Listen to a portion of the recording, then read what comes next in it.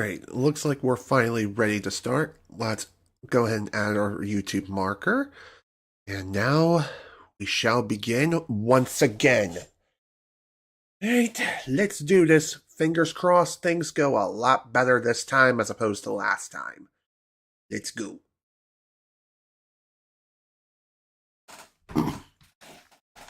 Hello there, everybody. This is General Snivy, and welcome to my next stream playthrough. And this is take number 67. Yes, I just said that. Bite me. Jeez.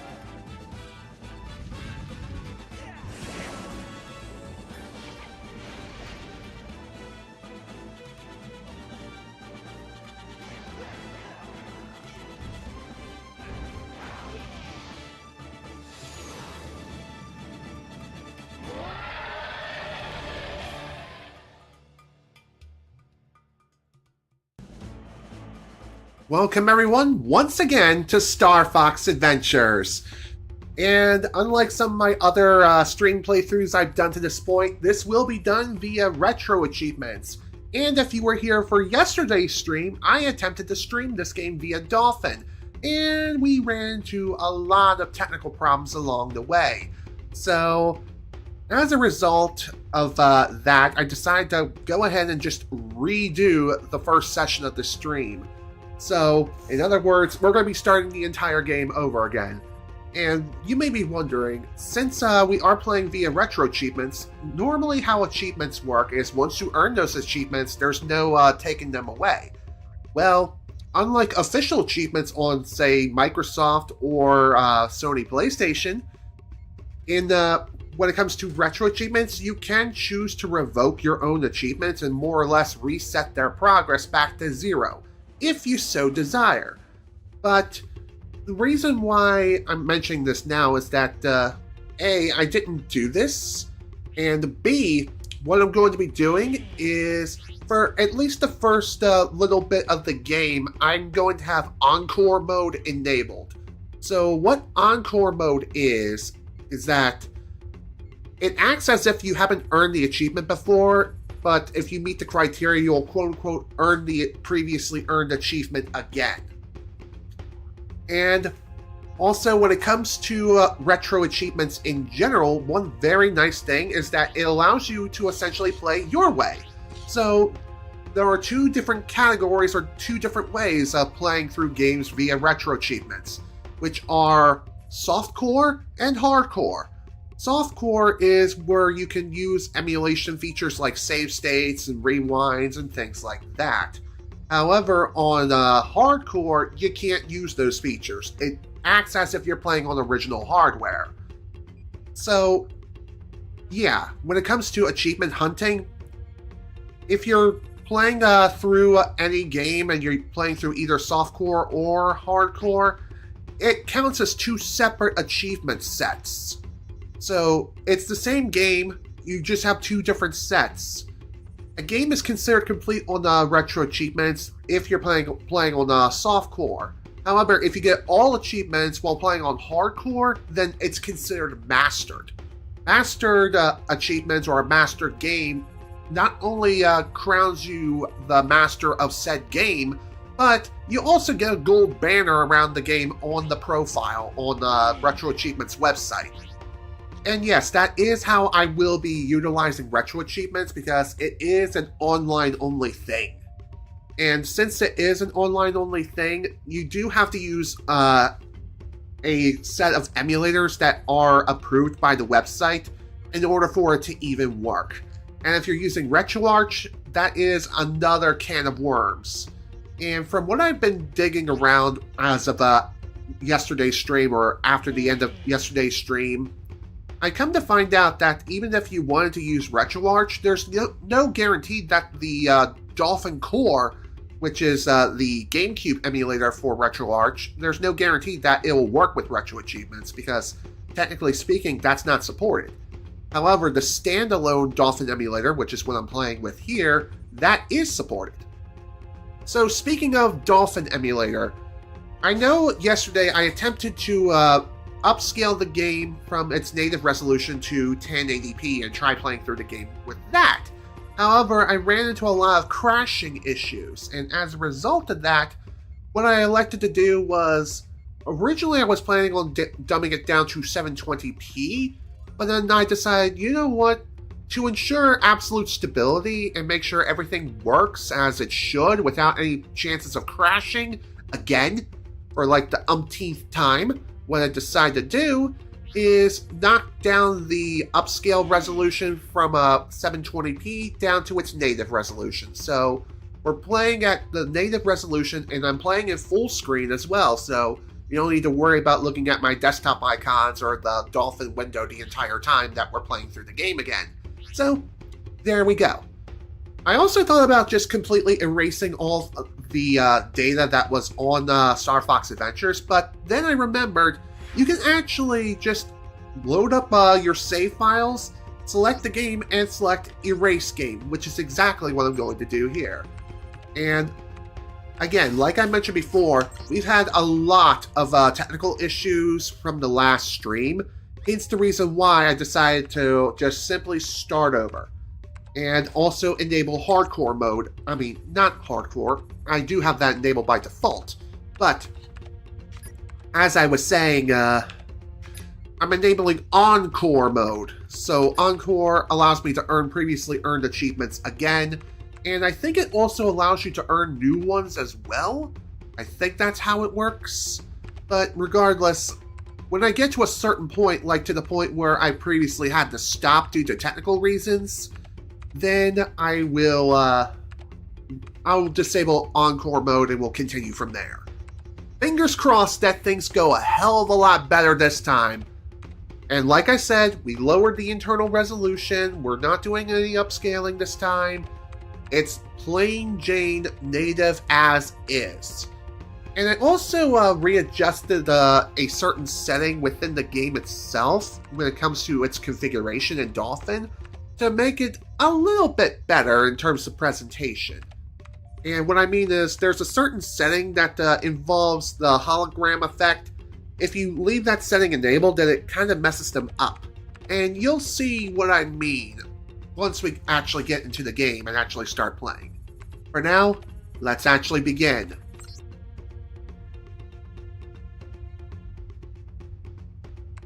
Yep, there we go. Okay, time for another take at Star Fox Adventures. And like I was saying in the first attempt at this session, I've not played this game since I was a young kid, like over 20 years. Yeah, it's been a very, very long time. Now then, let's dive right on in. And also, if you couldn't tell, I am using the Wii U to GameCube controller adapter. From the depths of space, a girl named Crystal searched for the truth of her parents' death. Finding herself in the lost corner of the Lilac system, she receives a distress call from the world known as Dinosaur Planet. Being the kind nature she is, she answers the call. I think that's what it says.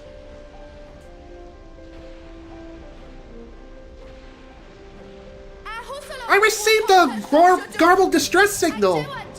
It said something about a mountain hidden in a storm. Whoever they are, they sound in great danger. Whoa! Hello. My staff! And also, unlike the previous session where I just let the voice acting go via Dino Talk, which is the made-up language for Dinosaur Planet, I decided, you know what, we're just going to read the subtitles for the characters.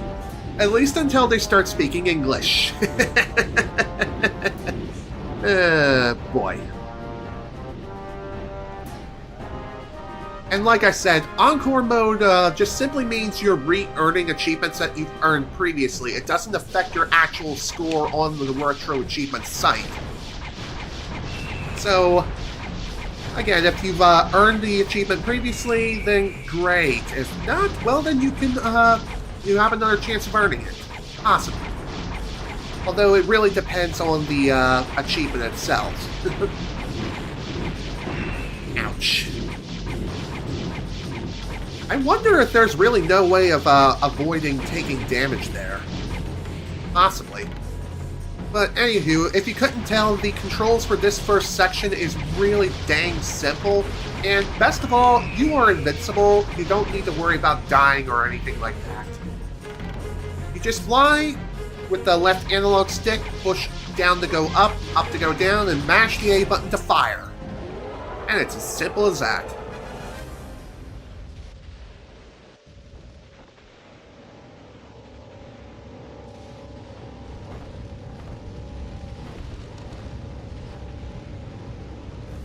Thanks for the ride, buddy.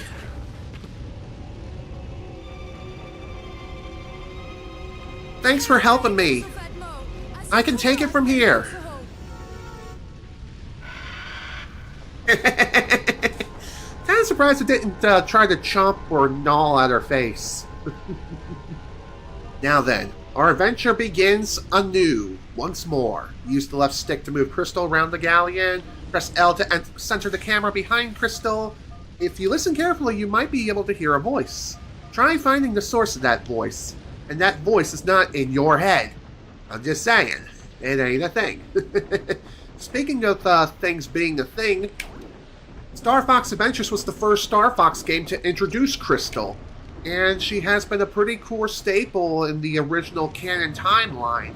However, the timeline has been rebooted officially twice now, with the advent of Star Fox Zero, as well as the new Star Fox remake on Nintendo Switch 2. And I am really looking forward to that game. When the A button appears, check the A button display. This will tell you what the A button can do at that time. Okay. By pressing A, you were able to talk to me. When A button appears again, check the display, as this button can do many different things.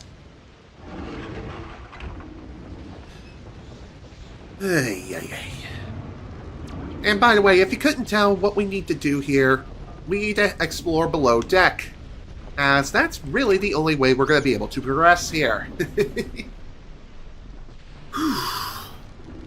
Alright, looks like everything is hunky-dory. So far, so good. Everything is running smooth as it should be. Oh, and one more thing I will mention here. After this is the key from the Krazola Palace. When you pick up an item, it will be placed in your C-Stick inventory. Move the C-Stick in any direction to display your inventory. Then push the C-Stick left or right to rotate the inventory. Each slot will hold different types of items. Very true. So, anyway, back to what I was saying, though. In terms of other settings, I have it so obviously I'm playing the game in full screen. I'm starting in full screen mode. I also have VSync enabled. And hello, Super Colex! Welcome to the stream! Glad you can make it! And as you can see, we are restarting our adventure here in Star Fox Adventures, because that last session, I just want to say, didn't happen. Because it was poo-poo garbage. Alright, let's move on now, shall we? Hey you, how are you doing today, Super Colex? Hello there! This crock is on frickin' fire! General Scales. Ruler, tyrant, and dictator of Dinosaur Planet. What brings you to my world? I'm not here to fight you. I'm only here because of a distress call. A distress call? This whole planet is in distress.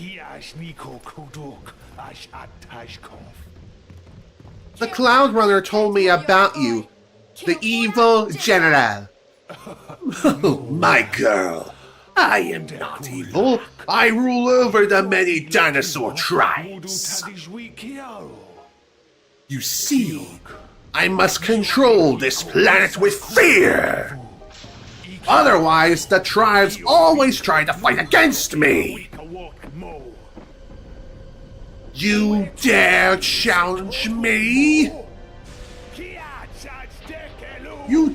No one can defeat! Am I keeping the original session? Yes, I am. I am keeping the original session. It's just under a slightly different title versus what this one will be. Bad luck, General! Maybe next time! This is not over! Let's find the source of the distress signal! And we're going to leave the little guy to die, apparently. I wonder if this is where the distress signal is coming from.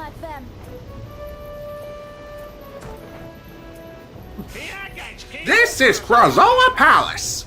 If you go inside, be very careful. This is the dinosaur's most sacred place. Good luck out there. Toodaloo. You have arrived at Krazoa Palace. When you want to save your game, you must have a memory card inserted into slot A. Press the start button to pause the game and display the save quick options. Highlight the required options by moving the left stick left or right, then press A to select. Don't forget that you can save at any time. This is very true. And of course, I will be saving my progress now. Well, hello Meatoid, welcome to the stream, glad you can make it. Already made part 2 better with the voice acting. Thank you, I really appreciate that. I definitely should have done that from the get-go, but alas, I was an idiot. The King Earthwalker sent us to protect Krazoa Palace. It's not safe for you here. If you find yourself in danger, press X to roll out the way. Sure. And believe me, I was getting ready to roll around at the speed of sound. When the C-Stick is displayed, you can use an item from your C-Stick inventory. Move the C-Stick in any direction, and it will automatically go to the correct slot for you. To use the item, simply press A. And by the way, you do need to move the stick in any given direction before the correct item will be highlighted. There we go. Feeling hungry. Ooh, piece of candy. These are tasty puck-puck eggs, a sharp claw delicacy. Don't worry, they are not dinosaur eggs. They come from huge puck-puck birds that the sharp claw breed just for this tasty snack. Sheesh. Walk over the egg to collect and recharge your energy. And believe me, we're going to be eating lots of these. This is a fuel barrel generator. It has been left here by General Scales, who uses the fuel to power his sharp claw army. Each time you use a barrel, another will be generated at this location. And by the way, they'll only start spawning once you find the initial barrel, at least here within the Krazoa Palace. So be sure to keep this in mind. So anyway, I haven't really gone over the whole inventory thing very much, like at all in this session, or this attempt in this session. So, if you couldn't tell, the red category are for your key items, so like your keys and your pocket items and other important necessities. For some reason, James Woods isn't on Family Guy anymore. Wow, that's interesting. Maybe something's going on with him. Maybe there's some sort of scandal going on. I mean, it wouldn't be the first time. I have heard that James Wood isn't exactly the nicest guy on the planet. So anyway, getting back to what I was saying, red category, key items. Yellow category, this is for something else entirely. Since we don't have our staff right now, we don't really have access to this category. And also blue category, that will come into play in a little bit later. Or a little bit later, rather. Can I English today? That's the million-dollar question. There is one other thing worth mentioning here, and that is, yes, you can defeat enemies and send them to the Shadow Realm, but they will respawn after a set period of time, so keep that in mind. General Scales and the Sharpclaw army attacked. We tried to stop them, but there were too many. To safely look around before you enter an area, press Z to see from head view. In other words, first-person view. First-person view really isn't all that useful in this game for some reason. I mean, it will come into play much later, but that's not here or there. You should leave this place! Scalus has brought a great evil into the palace. To be extra safe, sneak around corners by holding down L and move the left stick in sidestep mode. Why do I keep saying left stick? I guess I got PlayStation on the brain. But I suppose that can also apply to Xbox as well, but hey, it is what it is. And by the way, if you couldn't tell, Crystal does indeed have a health bar, as indicated on the top left-hand corner of the screen. If she takes too much damage, try to recover her health by picking up eggs. And like the game mentioned before, they're not dinosaur eggs, so don't worry about committing cannibalism. So, there you go. The other thing, too, is if you happen to perish and go to the Shadow Realm, then you'll have to respawn from the initial area where you started in. So you're going to be going back quite a ways. So be sure to keep this in mind. There we go. Also, ow. Well, to be fair, I kind of walked into that one like a frickin' idiot. Good job, me.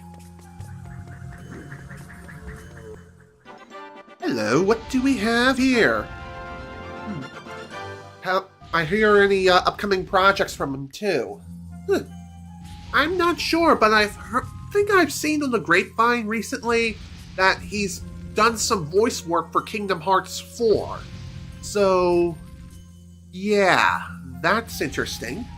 I'm looking forward to that. You mean don't? I'm not sure what you mean by that, but... Oh, come on! Seriously? We have a crash already? Let's see. FIFO is overflowed. CPU thread is too fast. Let's try ignoring for this session. Okay. So, I don't know what that's all about, but apparently that is what was causing the crashing from before. So, I'm going to try to ignore that error and see if things work out. If not, then we're going to have problems. Anywho, we collected ourselves another little egg. It's a delicious fruit found only on Dinosaur Planet. We'll find them in sharp claw baskets and crates or hanging in dumble-dang trees. Even baddies will sometimes drop them. Again, I don't know what the heck that was all about. But anywho, remember before when I mentioned there's like a bit of a strange problem when it comes to the game's hologram effects on the pause menu? Well, if you disable a certain setting within the game's properties, then you'll be able to get it to emulate properly. Although, again, I don't know what the whole crashing issue was all about.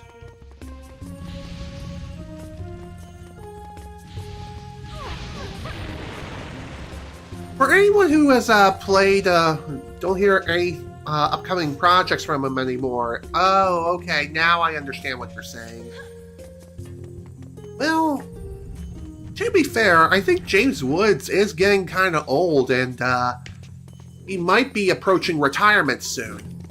Which, yeah, that happened to another actor not too long ago, another voice actor, and I cannot remember the name off of the top of my head, but he was the voice actor behind Professor Utonium in the Powerpuff Girls cartoon way back in the day.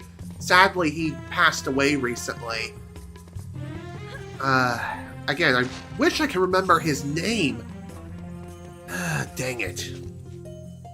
Even so, it's still really sad that he had that happened. Why am I laughing? That's not funny. The Krazoa need your help. They are dying. Tom Kane, that's it. Thank you. Was it you that sent the distress signal? We were attacked. I signaled for help. We were massacred. But what were you doing here? The King Earthwalker sent us to protect this sacred place.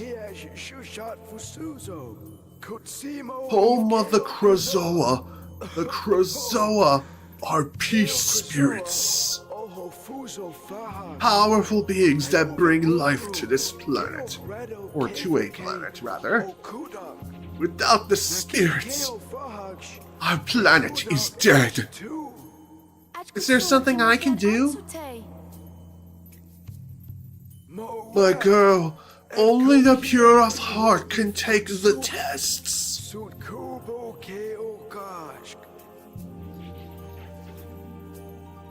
Enter the crown. Thank you. Once inside, complete the spirit's test and await your reward. If you succeed, then return to me. I'm not going anywhere.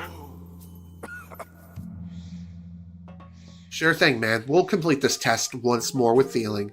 The King Earthwalker sent us to protect the Krazoa Palace. Not safe for you here. Okay. We already know this dialogue. Thank you very much and have a good night. Oh boy. Now then. This is a Krazoa Shrine entrance warp. Stand in the center and press A to enter the shrine. Okay. Oh, and by the way, you don't have to stand on the exact center point. So long as the A button prompt appears while you're on the shrine, whether you're on the edge or towards the very center, you'll be able to, yeah, Tom Kane suffered a stroke in 2020, forcing him to retire. Yeah, I've heard about that. It was really sad. You have found your way into a Krazoa shrine, and within lies a Krazoa spirit. The spirits have been hidden as they hold great powers. Power that, if in the wrong hands, could bring terror. But in the right hands, the spirits can bring peace. There are 6 spirits to find and return to Krazoa Palace. If you can find the spirit within this shrine and complete its test, then it will be yours. Yeah, strokes really stink. Like, they stink about as much as cancer. I mean, seriously. I swear, it just seems like many of our beloved voice actors are taken from us way too soon. It's really sad. It honestly is.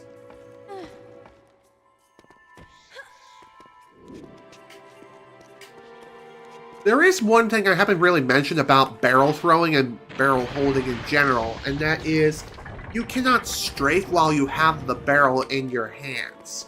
So be sure to keep that in mind. You can still use it to center the camera though, so that's good. But even so, still something to keep in mind. Yeah, it seems to me that one error that kept popping up in the... Nice job. Okay, screw it. We're just gonna go for it. We're gonna run. I'm gonna run. I'm gonna go. Whew, okay. Honestly, this first trial is nothing at all. In fact, we're already here at the test of the Krazoa Shrine, so let's go ahead and save progress. And let's begin. Test 1, the test of observation. Watch closely where I hide. When the urn stops moving, you must show me which urn I have hidden in. Find me 3 times in a row, and I will be yours to return to Krazoa Palace. But wait, aren't you already in the Krazoa Palace? Why are you testing me now? Why don't you just go back to your resting place where you belong? Yeah, we lost Catherine O'Hara, the mother of Home Alone, in January at 71. I know. That was another sad one. And also, fun fact, she also was the voice actor for Sally in The Nightmare Before Christmas. And I also believe she reprised a role for the Kingdom Hearts games she appeared in, too. Which, yeah, that is also really sad. Eh, boy. Still, to be taken from this world oh too soon. Granted, 70 years is like the average human lifespan, but even so, it still doesn't make it any less sad.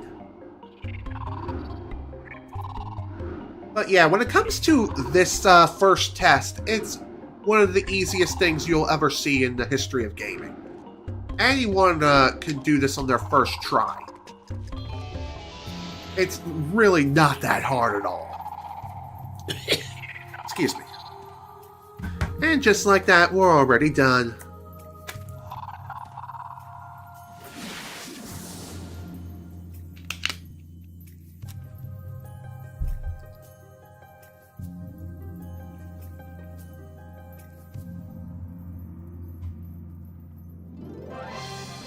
You did it! We collected the first Krazoa Spirit! Still makes me laugh how easy this minigame is. That's true!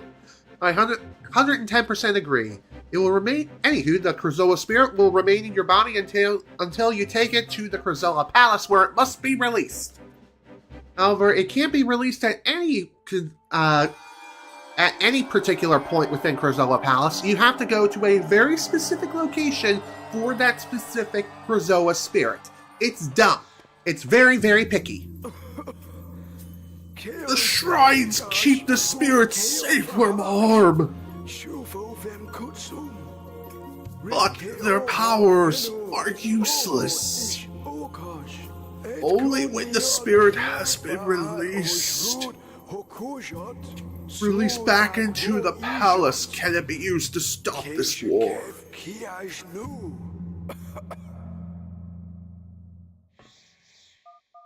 King Earthwalker, okay, we've already seen this dialogue before. We don't need to read it again, okay? Okay. But yeah, back to what I was saying, the release of the Krazoa Spirit is like, it's like, they want food, but they don't specifically say what kind of food they want. And you say, can I get you something from McDonald's? They say, sure. Okay, you get them a Chicken McNugget meal. And guess what? They don't want the Chicken McNuggets, they want a Big Mac. So, what the heck? Don't I want to pet the Triceratops' face? Yes, I do. I want to pet him on the head. There we go. Ooh, what the heck is watching us right now? It's like we're watching Predator. By the way, Predator is another movie I have not seen. One of the classic Arnold Schwarzenegger films.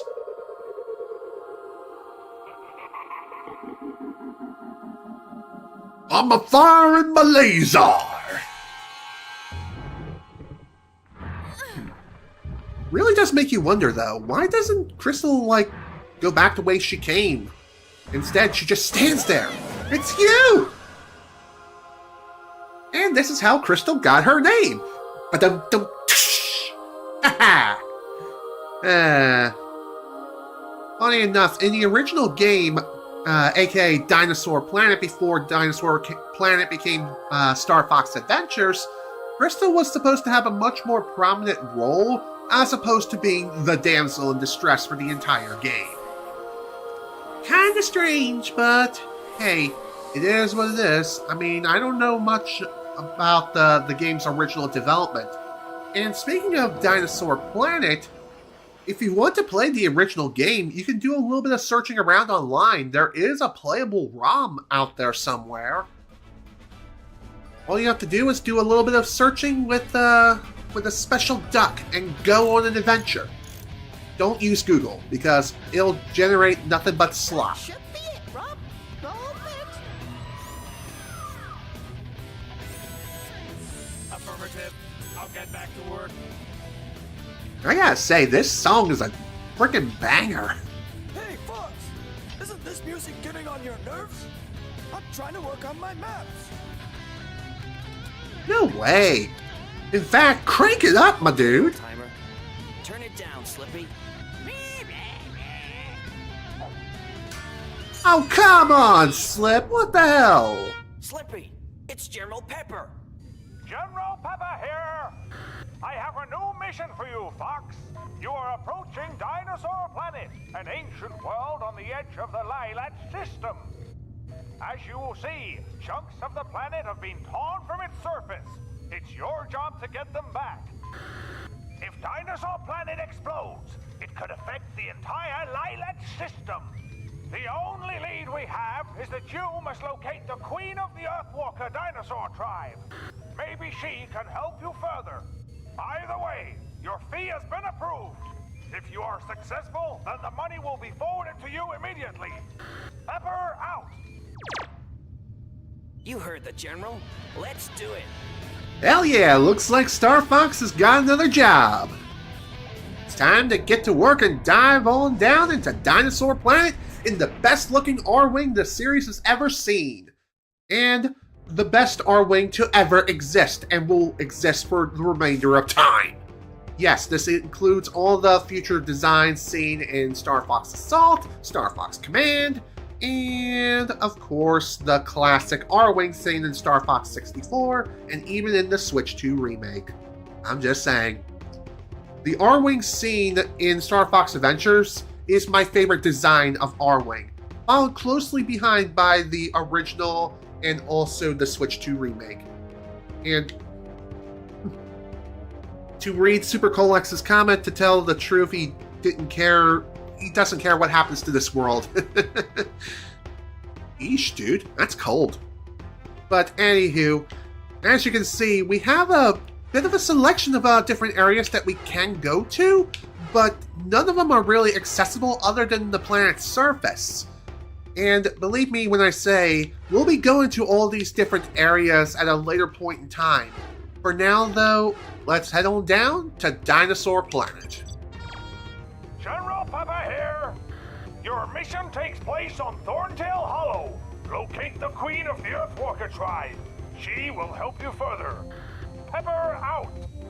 Let's go! Fly through one gold ring to reach Dinosaur Planet.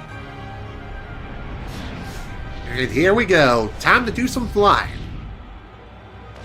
Now, the controls for the flying section, or really the R-Wing section in this game, is similar to that of Star Fox 64, but not entirely. So, unlike the original R-Wing, which had the ability to charge up its laser and lock on to multiple enemies at once, in this game, you have to mash the freaking A button in order to fire your lasers. Sure, you could hold the button down if you want like a slow auto fire rate, but again, you can get a much faster fire rate just by simply mashing that freaking button. Seriously, if you have a turbo controller, you can really crank up the fire rate as if you're firing a complete death laser that never overheats, which is kind of crazy.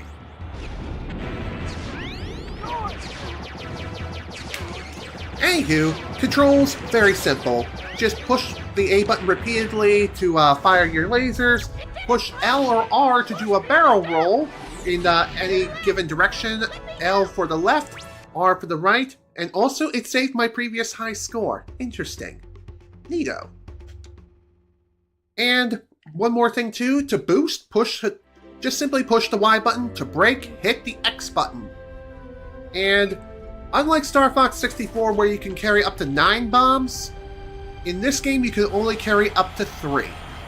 Why 3? Because smart bombs in this game are overpowered AS. I'm just saying. Don't worry, 06 reference.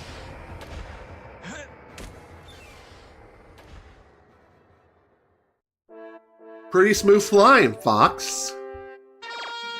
Great flying, Fox. For a moment, I thought you weren't gonna make it. Very funny, sir. I know. Now, on to business. By pressing the start button, you will open your communicator. Choose who you wish to speak to, and then press the A button to contact one of us. Each team member will give you different information. It's not being tested in action, so give it a try as soon as I finish. And don't forget, you're looking for the Queen Earthwalker. Try talking to those Thorntail guys. Slippy is preparing a translator device, but until it's ready, he'll translate for you. Okay, General. But what about a weapon? Why couldn't I bring my blaster? It's always always the same with you, Fox. Shoot first, ask questions later. This mission is about saving the planet, not blowing it up. It requires a different tactic. Try using your head. Yeah, very funny, sir. Fox out. Okay, question. I know that Star Fox technically is a mercenary group, and the General, aka General Pepper, is their employer. But why didn't Fox just disobey General Pepper when it came to bringing this freaking blaster? It just doesn't make sense.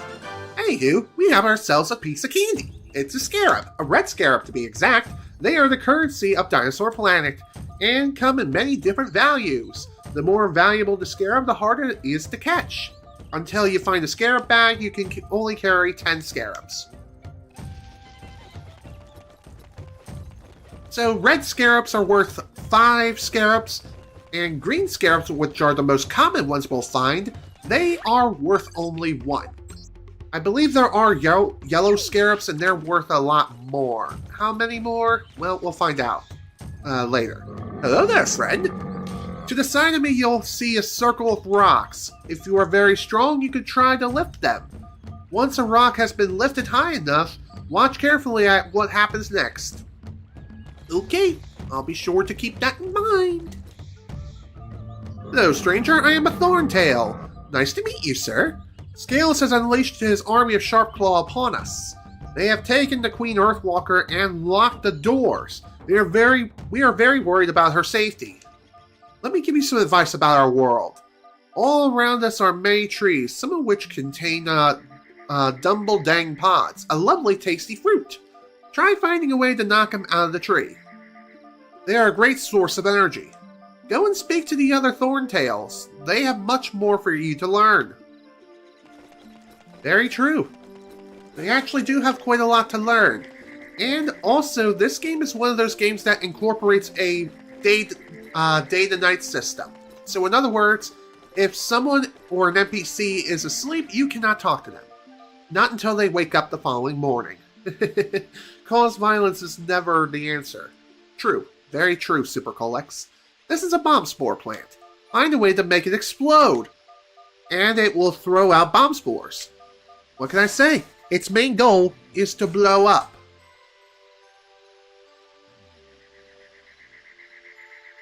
Also, the reason why I was checking my phone was because I saw that I got an email through Gmail, and I made a forum post on the Retro Achievements site to see about a certain burning question I had on my mind.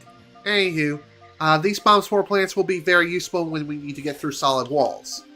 Though, when you plant a spore, it will not throw out any new spores. So in other words, the spores we plant won't make new ones. But the ones that you find out in the wild, like this one, they will produce plants. So, there you go. And also, another thing that kind of boggles my mind is that Super Smash Bros. Melee came out roughly the same time as Star Fox Adventures, if I recall correctly. Then again, I think that came out in like 2001. I don't remember.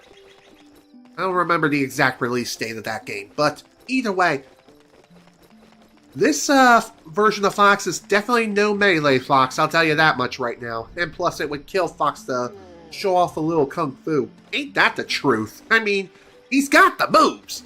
And hello, Monster Boy. Welcome to the stream. Glad you can make it. How are you doing today, my good sir? I'd like to help you, but the Queen Earthwalker told me that I must not move. Only invited guests can visit the Warp Stone. Well, thank you for letting me know that. I mean, one of the Thorntails did inform me that we need to go and save them, so that is something we're going to need to do. But before we do that, there is something I kind of want to check out here. And, yeah, this place is not really that far off the beaten path. Say hello to the Thorntail Store, aka one of the best stores to ever exist in gaming. Welcome to my store.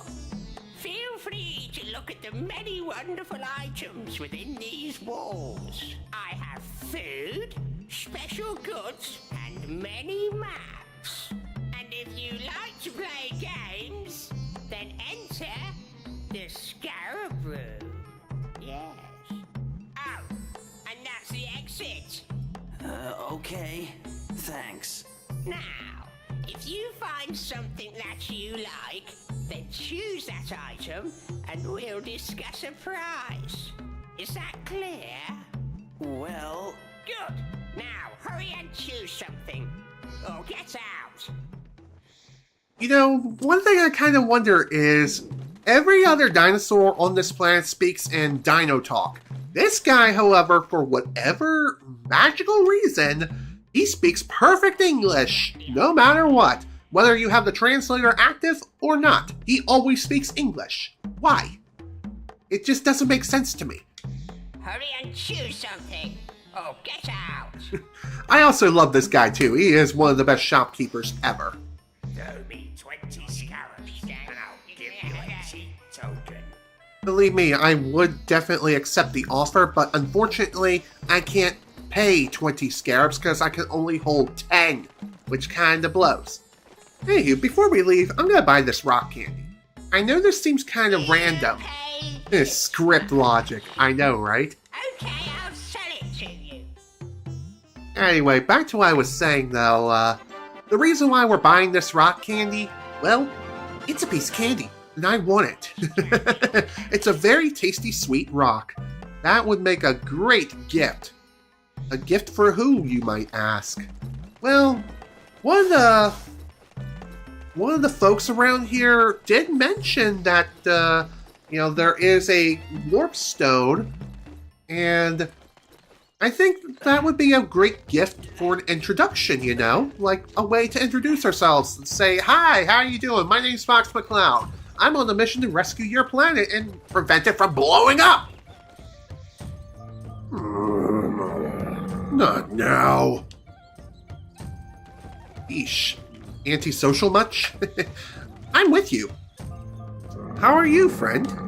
Do you like my magic plants? They will give your staff energy to allow you to use its extra abilities. You do have the staff, don't you? Anywho, chop them down and collect the energy that they drop. And don't worry, they'll soon grow back. You'd rather have chocolate. Hey, same here. Same here, my dude. Same here. Although, when it comes to me and chocolates, I prefer chocolate and peanut butter mixed together like a Reese's peanut butter cup. AKA, the best combination to ever exist. Ooh, what's this? How mysterious. Let's grab it. I'm sure nothing bad will happen. Ooh! If you're receiving this message, then I am in great danger. The staff you hold in your hands is a powerful weapon. You must learn to use it wisely. It will give you guidance when its power can be used. My staff's main use is in combat, and in time, your skills may grow. Try different actions to unleash its powerful attacks. You can also use it to explore the world around you. Try lifting rocks or knocking items out of trees. I'm sure that you will find it very useful. Take care of my staff and it will take care of you. Yummy indeed. And also, of course, I am saving the game again, just in case another error pops up. Not saying it will. Could he understand her? I don't know. That, I don't know for certain. Perhaps he heard the message and it was sounding like gibberish and he just felt, maybe, just maybe, this voice I'm hearing in my head is telling me something important. I can't quite figure it out right now, but perhaps with the power of the staff, maybe it will tell me something later down the line. Who knows? Anywho, we picked up a staff energy gem. They come in many different values and are used to power the staff upgrades. Once chopped down, walk over them to pick them up.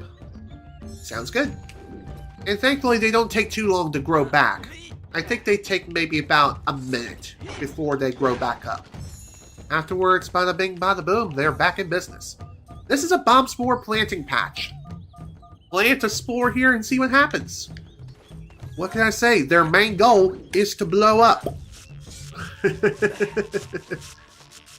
Also, speaking of crystal staff, I'll get back to that in a minute. Right now, we have another item, another piece of candy. This is a fuel cell. It is used to power the R-Wing. Rob has a few problems getting them down to the surface of Dinosaur Planet. That means they have been scattered around everywhere. You'll need them to enable you to fly to the floating worlds in orbit above the planet.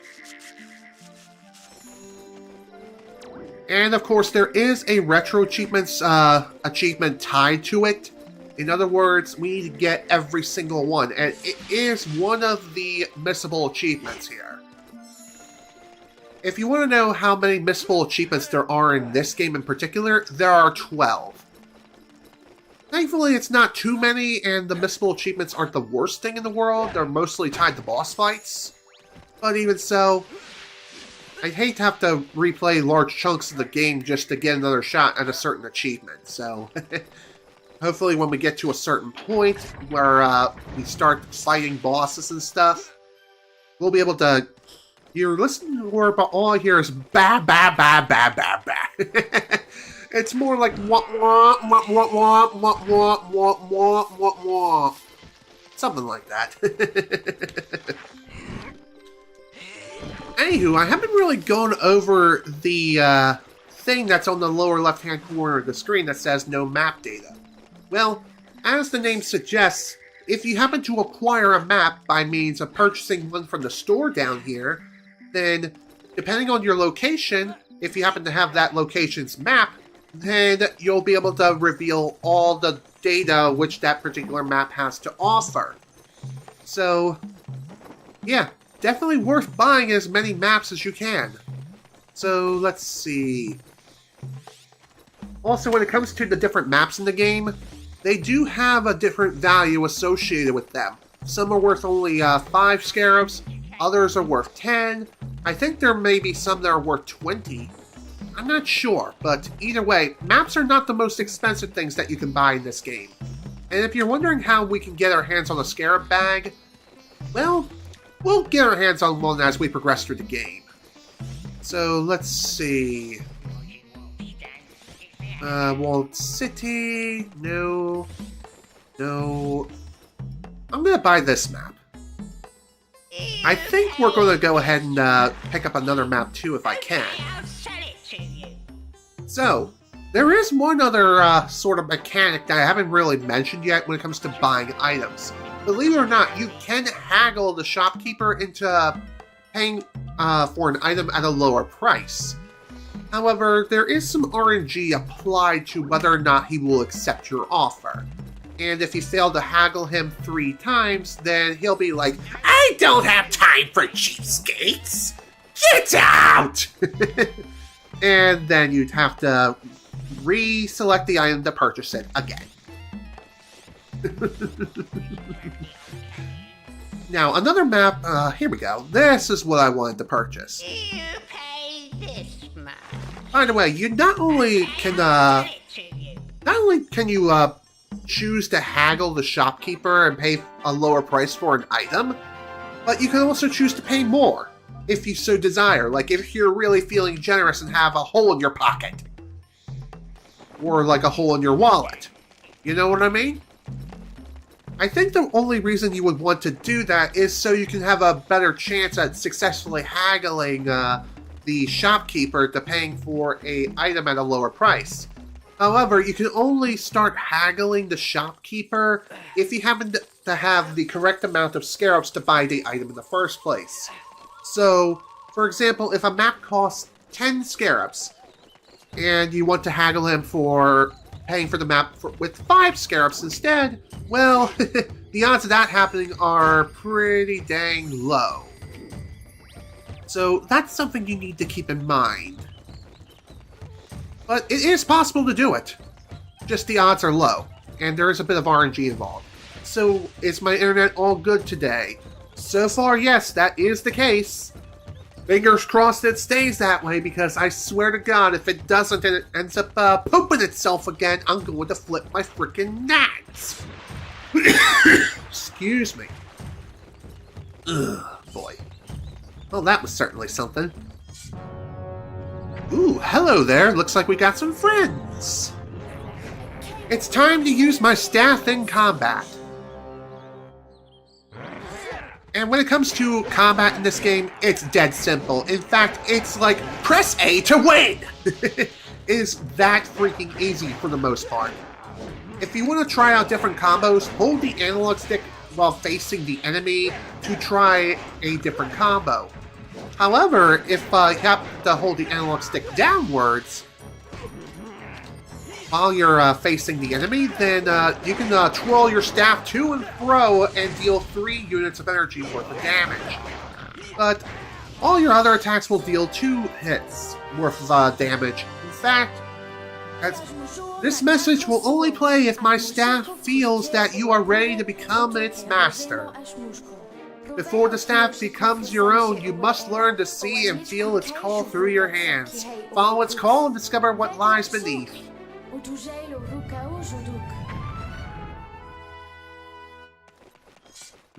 Interesting.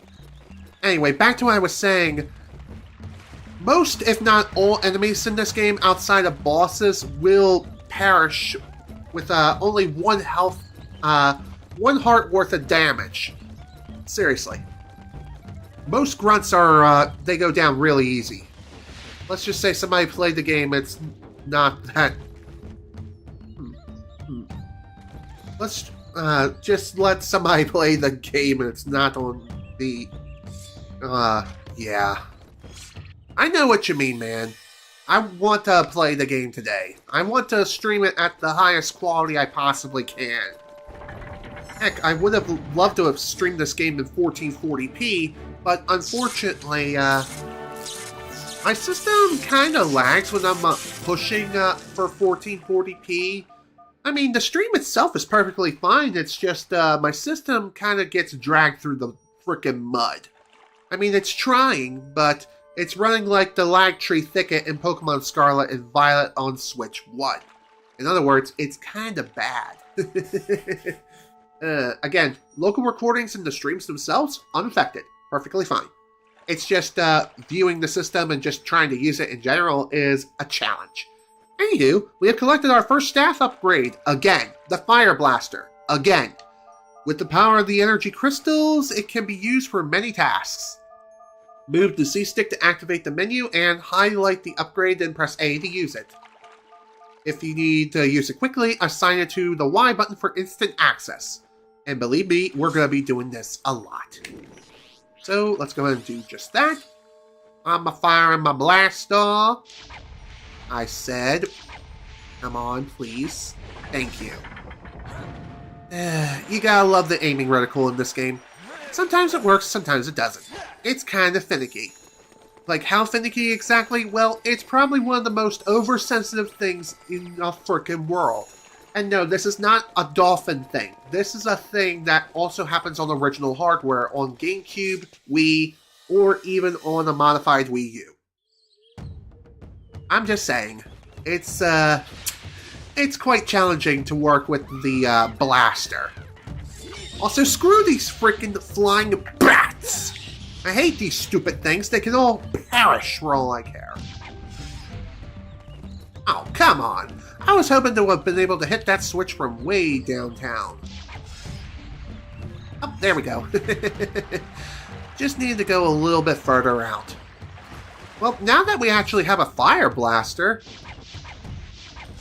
now we can actually start collecting bomb spore plants as soon as they slowly descend, as if you were holding onto a balloon and slowly floating down. This is a bomb spore. It's full of explosive goodness. Find somewhere to plant it and see what grows.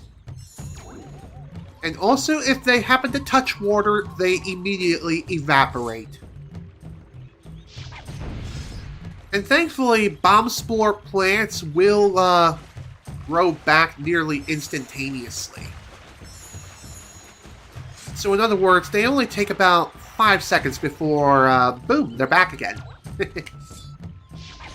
I'm not sure how many of these you can hold on to exactly. My guess is 9. So,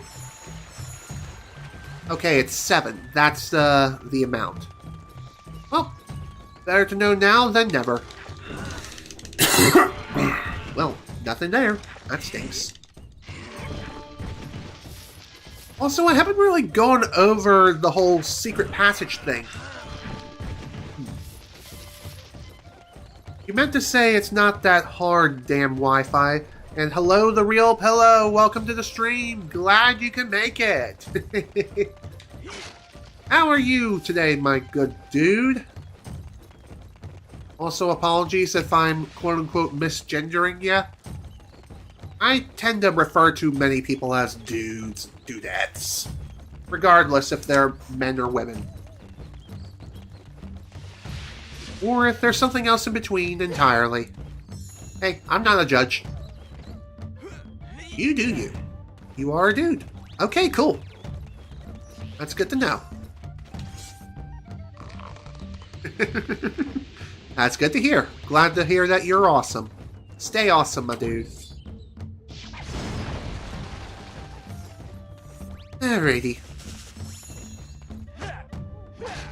Now, another thing I haven't really mentioned about the whole map system is you can zoom out of the map by pushing up or down on the D-pad.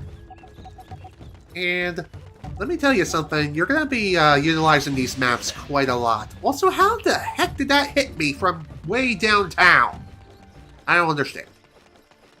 Anywho, if you push right on the D-pad, you'll exit out of the map mode and you'll get this weird indicator here. What this is that it will tell you where the nearest fuel cell is. So if you happen to be searching for fuel cells, which is what we're going to be doing throughout the course of this entire playthrough, be sure to have this on practically at all times. This way it will tell you exactly where all the fuel cells are, and once you collected all the fuel cells within a given area, it will tell you that it's scanning the area. So, oh, screw you, my dude. Also, stutter, Batman. Jeez. And also, the faster the arrow blinks, that means you're closer to... The faster the blinking, the closer you are to the fuel cell. So be sure to keep that in mind. One more thing worth mentioning too when it comes to the fuel cell indicator is that it will also point to the nearest fuel cell through walls. So if you're running towards a wall, you never understood the non-binary thing or wanting the pronouns. Not a lot of people understood it either, but hey, whatever makes you happy. Are you okay? My name is Fox McCloud, and you must be the Queen Earthwalker. No lurud no kadu, ve uwe, moje, Prince Tricky Keog Roots Kehot Rokio Sharp Claws. English, Earthwalker, do you speak it? Did you get that, Slippy? You've got to go to the Ice Mountain and rescue her son, the Prince Tricky. Nice name. Okay, lady, I'll bring your son back to you. Can you give me some directions?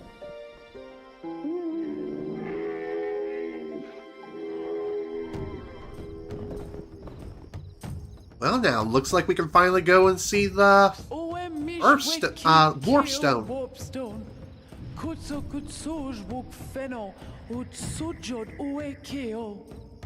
You've got to talk to that big stone guy. She called him a warp stone. That's all I need to know. I'll be back soon, Queen. Don't you worry. Haven't you finished that translator yet? It's nearly ready, Fox. I just need a bit more time. Slip me out. You know, one thing I kind of wonder here is, I wonder if the folks here on Dinosaur Planet understand the native language of which Fox and even Crystal can speak. Excuse me. If they can understand it, then that's kind of crazy to think about. And if you're wondering why is it that Crystal had during the Crystal section we had subtitles when the folks were talking in Dino Talk, but we don't have them here, well, my theory is that Crystal learned to understand the people of Dinosaur Planet, and so she can not only speak the language, but she can also understand exactly what they're saying.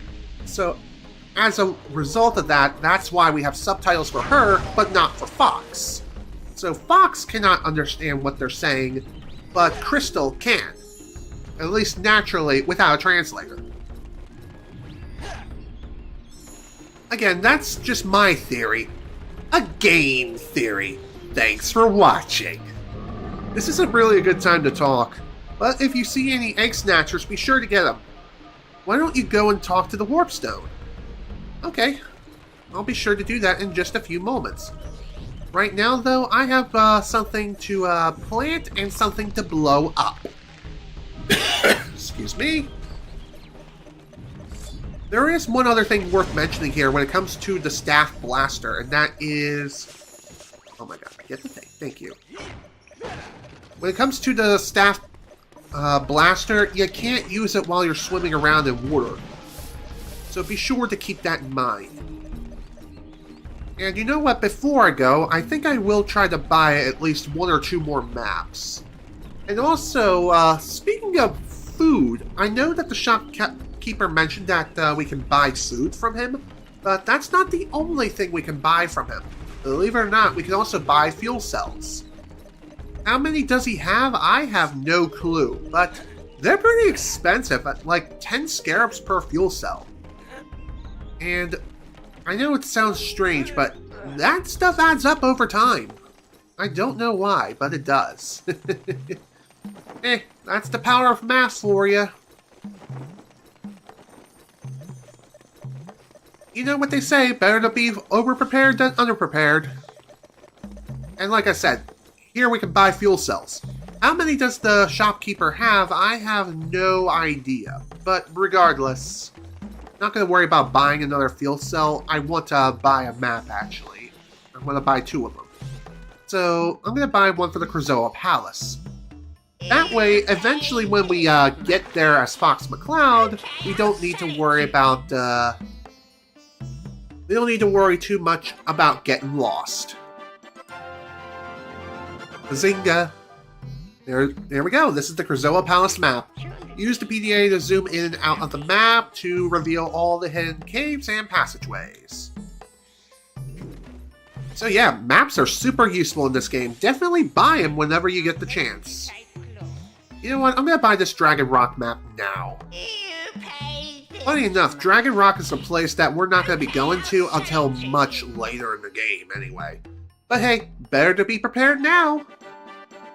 And honestly, when it comes to buying maps, it's always a good idea to buy every map as soon as you can. Just saying, you never know. You never know when it'll come in handy. Sure, they can be a bit costly, but they are well worth the investment. Trust me. Well, now that we have our maps, we have a couple of new maps. Now we're ready to head on off to the Ice Mountain, I think that's what it was called. And we're ready to talk to the Warp Stone. I'm sure this guy is quite a friendly young man. Who knows?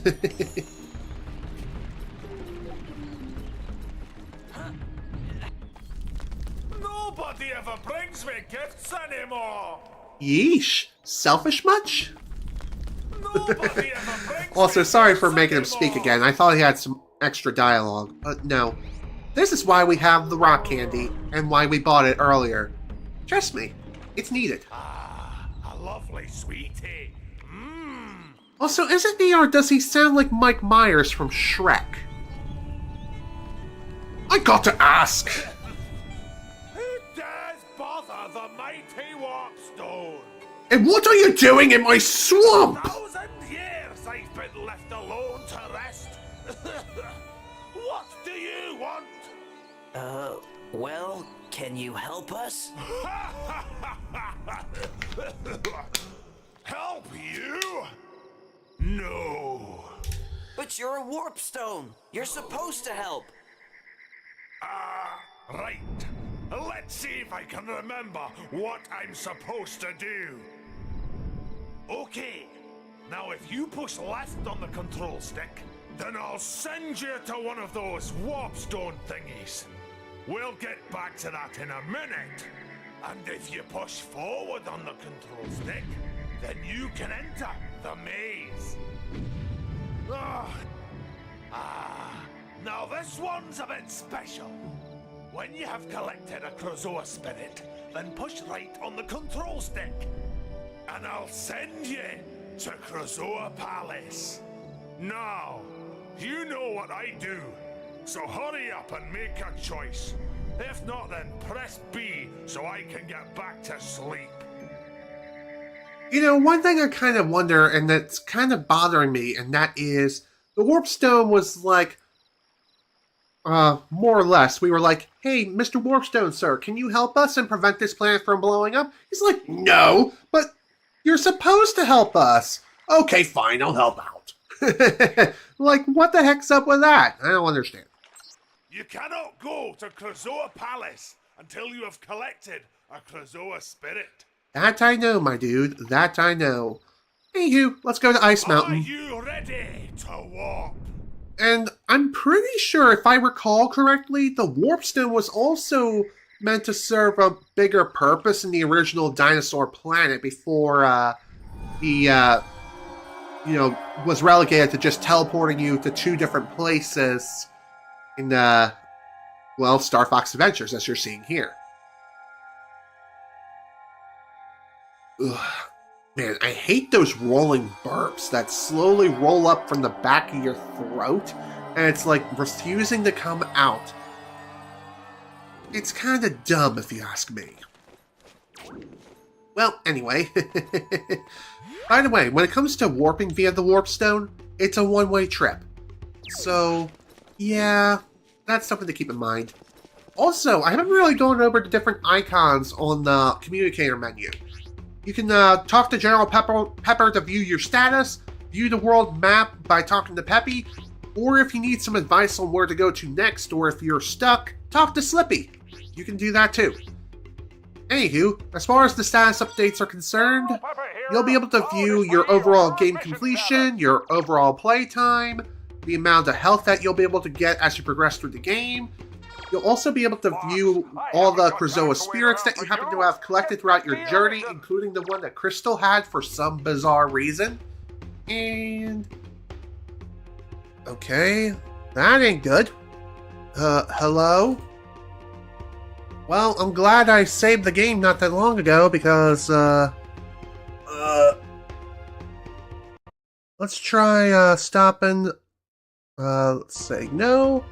And resume the game. No, I don't want to stop the current emulation. Hello? Alright, screw it. The game crashed. Great.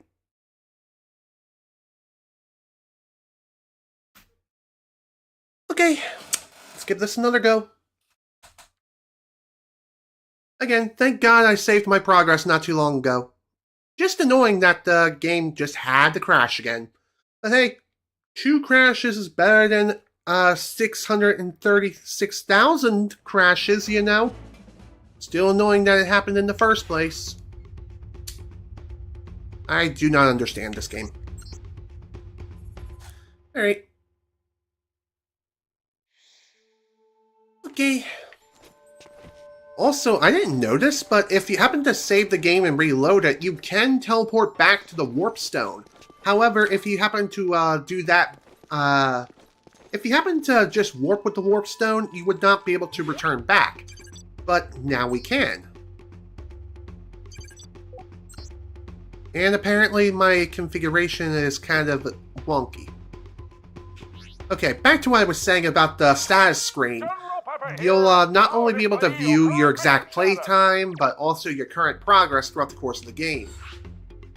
And on the other side of the menu, if you push the C stick to either... So yeah, you'll also be able to view all the different spells and abilities that you've acquired throughout the course of the game.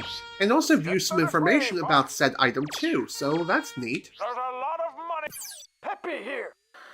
I'll display the world map. So, yeah, like I was saying, if you talk to Peppy, you'll be able to display not only the world map, but if you acquired any maps, you'll be able to view, Yet, Fox. If you're stuck, contact Slippy. Okay, thank you.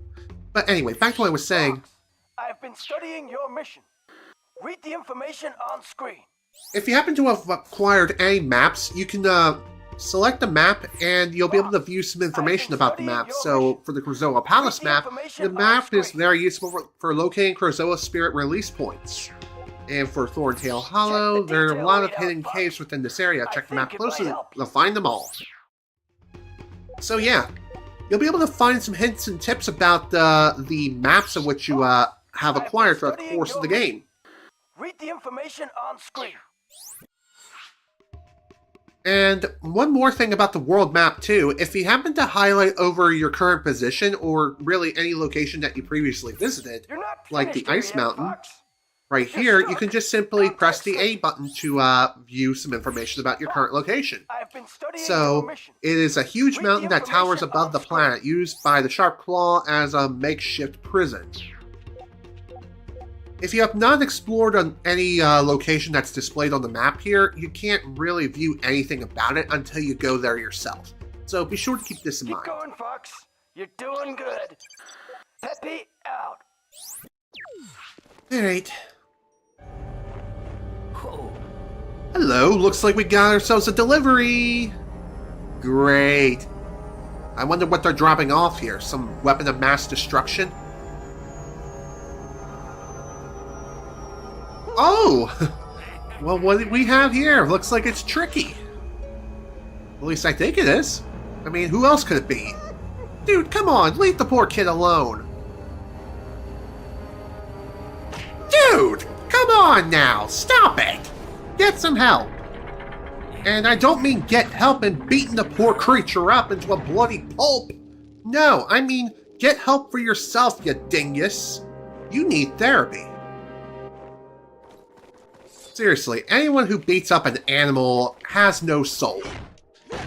If they hurt an animal or worse, kill it, then yeah, you got problems. You're dead. You're just simply dead to me.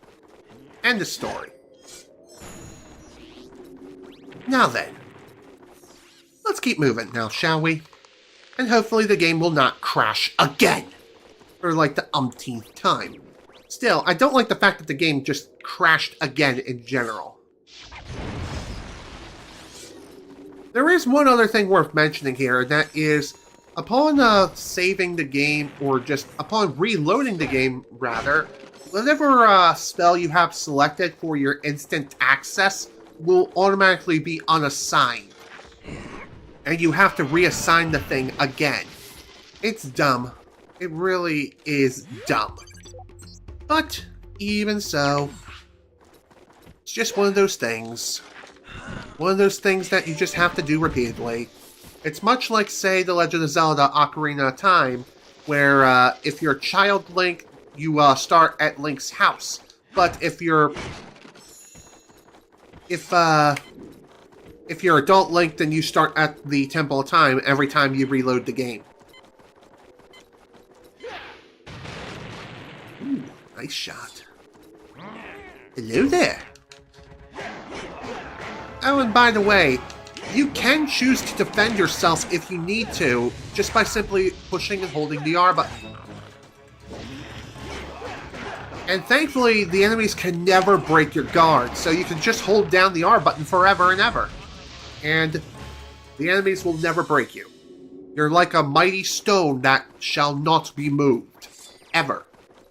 Which is pretty dang sweet. Just saying. You can also hold the R button in general to deploy a little magical shield, which doesn't deplete your energy, thank God, but upon putting your staff away, or upon deactivating the shield, you'll automatically put away your staff, so be sure to keep this in mind. Why does it do that? I have no idea. Even so, still kinda dumb if you ask me. Now then, let's actually open the door, and deal with these fools. Come here! Hey! Ass face! Over here! Pick on someone your own size! I am Fox McCloud, lead pilot of the Star Fox team. I've come to take the prince back to his home. Well, that's one way of making a quick escape. Oh boy. Looks like we're going to be beginning our pursuit. At least I would say that if there wasn't the fact that we have a fuel cell left to pick up here. So I'm going to go ahead and save the game. We're going to go ahead and quit, and we're going to reload our save file. Oh, speaking of reloading our save file, every time you happen to load the game, you'll not only get a general percentage of how far you are into the game, which at this point is 9%, but you'll also be able to view how many Krazoa spirits you collected, how many spell stones you collected, which will come into play later, but you'll also be able to view your overall playtime, and also figure out what 3 major actions you've done up until that point, which, to summarize, at this point, we planted the bomb spore, gave a gift to the warp stone, and rescued Tricky from Sharpclaw. So, it really doesn't tell you a whole lot exactly of what you've done. Anywho, the reason why I'm choosing to reload my save game here is because if we don't, then it's going to be a while before we're able to come back here and collect the fuel cells that are within this part of the level. Now it's time to go snowmobiling against the Sharpclaw here. Now, when it comes to these snowmobile sections, these are some of the most fun sections in the entire game, in my opinion. Our objective is simple. We just need to beat these Sharpclaw to the very bottom of the mountain.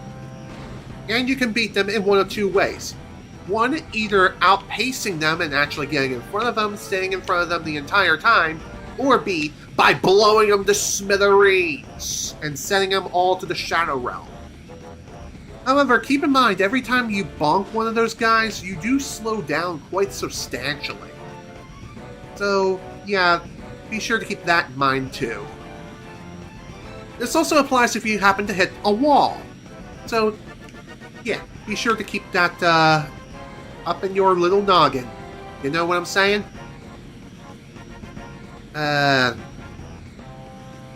There was something else I was going to say, and now I cannot remember what it was, or what it is. Dang it. Well, whatever. This section's easy. Whoa! Ah, there's Tricky. Looks like he's safe. Ooh! That's gotta hurt. You'll be feeling that one tomorrow.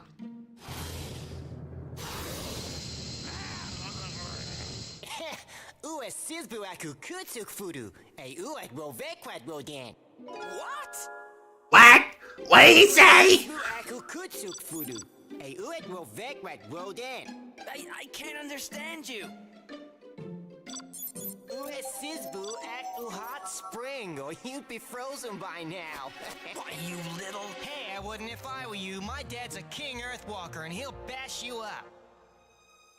I don't think he'll be doing any bashing. He's been captured. That's why I've been sent to rescue you. He's been captured? That's right. It was your mother that sent me to find you. Is she okay? She's hanging in there, but just fine. yeah, But she'll we be need to get him fine. home. She just needs some rest. She needs some time to recover. And thankfully, it shouldn't take too long for her to recover. Even so, say hello to our traveling companion that we'll be having throughout the course of the game. In other words, it's a near game-long escort mission. But unlike a certain girl who shall not be named right now, Tricky can take care of himself fairly decently. These blue grub tub fungus are an Earthwalker's favorite food. Problem is, they're too hard for me to catch. Try stunning them with your staff. I'm feeling really hungry. I'm feeling hungry. That was easy. Makes you wonder, why isn't that he can't catch these things on his own? Anywho, these things are an Earthwalker's favorite food. Yay. Way to go, Fox! Now when I am near, you can feed me the grub tub fungus using the C-Stick inventory. Highlight the fungus and press A to feed me. Feed me! Feed me! Feed me! Dude, come on. Feed him.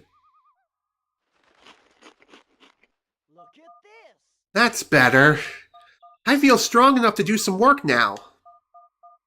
First, you need to look around for a crack in the ground. Then open the C-Stick inventory and access the sidekick menu, which is the blue menu. That's the one with my picture on it. Highlight the icon that displays Find Secret, and then press the A button. Maybe I'll uncover something cool. Uh-huh. No doubt in my mind you would be able to do something like that. And by the way, Tricky does have another command too that you can have him do just by selecting the Stay command. If you happen to have Tricky stay, then he will stay at his current position. Or if he's standing on like a switch or something, then if you select stay, he will stay on that switch until he magically teleports to you. Okay, question. How the hell is, why isn't that Tricky even got captured in the first place? You know, if he has the ability to teleport, why didn't he teleport himself out of danger? Granted, I know when one is scared, they are not thinking in their right state of mind. I get that. I get that way too, and I panic far too easily in real life. Trust me. Getting into those kinds of situations is not fun. See that crack in the rock? Give me my Find Secret command, and I'll see if I can get us out of here. Sure, but before I do, eat up, little guy. You're going to need it. Tasty. There's something near. Anywho, when it comes to feeding Tricky, you can feed him up to 5 fungi at once. And trust me, you're going to need as many of these things as possible, because there are a lot of secrets only he can uncover. So be sure to keep that in mind. Anywho, now that we have our map for Snowhorn Waste, we'll be able to view exactly where everything is.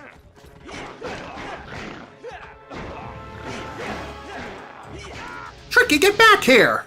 Come on, man! Don't be that guy! Well, like I said, thankfully Tricky cannot get hurt, unlike a certain girl in a evil residential neighborhood. You know what I mean? Dude, come on. Whack him, please. Thank you! Eesh. Oh, and by the way, you only deal full damage to the enemy upon completing a combo. If a combo is like half complete, then the damage doesn't really count. Oh, hello there. Dude, come on. Okay, I don't know how the heck I got stuck there. What is around here? Hello?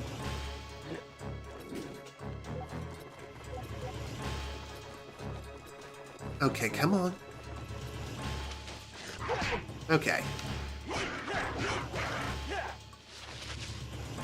Are you serious, dude? You just had to do that? Oh, wow! I never seen him block that attack before. Probably because I whiffed partway through and I hit the frickin' tree. That's a rarity. Out of the 20-some years I've not played this game, that was a first. One other thing worth mentioning when it comes to combat, too, is that if you encounter a group of enemies, only one enemy will attack you at a time. Just leave the sharp claws to me. Okay, I'm sorry. Hey, Fox, if ever you need me to come back, you just use my heal command, and I'll be right with you, okay? Sounds good. Kinda wish I had access to this command earlier, but oh well. It's fine. Better late than never. Also, one more thing worth mentioning too is that the heal command will not always work. Fine. The reason why is because there are some situations where Tricky is like, I'm not doing it. And there are some situations where I say, okay, that's fine, that's perfectly understandable. However, there are other times where it doesn't make a whole lot of sense whatsoever. Which is kinda dumb. Oh, hello there. Okay then. Well, that guy's done for. Fine. Oh, right. Oops. I know, Tricky. I didn't realize that you were hungry. Sorry, little guy. Don't worry, I'll fill you right up. Just give me just a minute.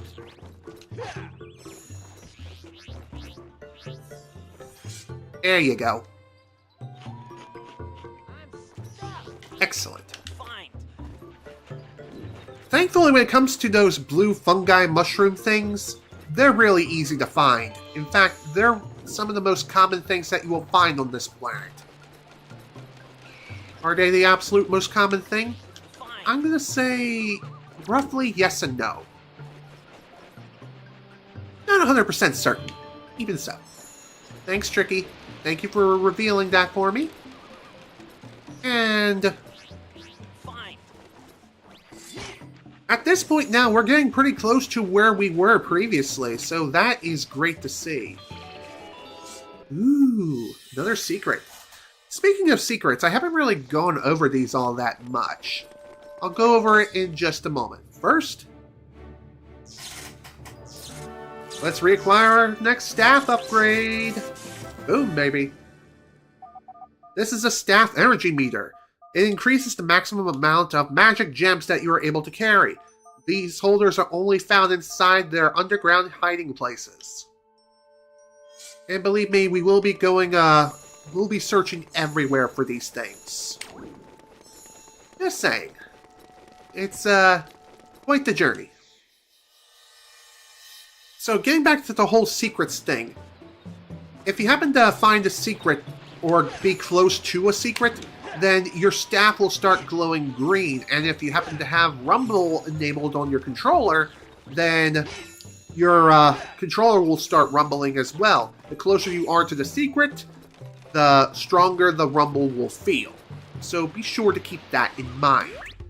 So at this point now, I'm going to go ahead and save the game, and I'm going to go ahead and end this emulation just for a few moments. This way, I can, I'm going to go ahead and disable Encore Mode because we have successfully returned to this point in time.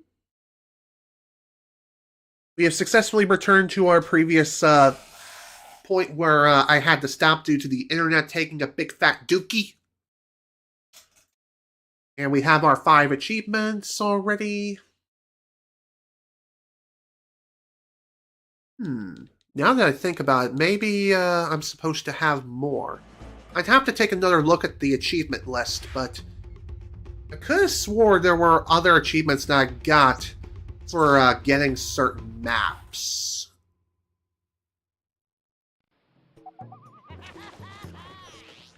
Alright, Tricky, I'm gonna go ahead and fill you up right now. If you happen to have any spare mushrooms on you, and you feel like you're going to uncover some secrets relatively soon, feel free to feed Tricky. You don't have to feed him right away. It's not like he's going to starve himself to death. Honestly, you can just wait until he is completely hungry.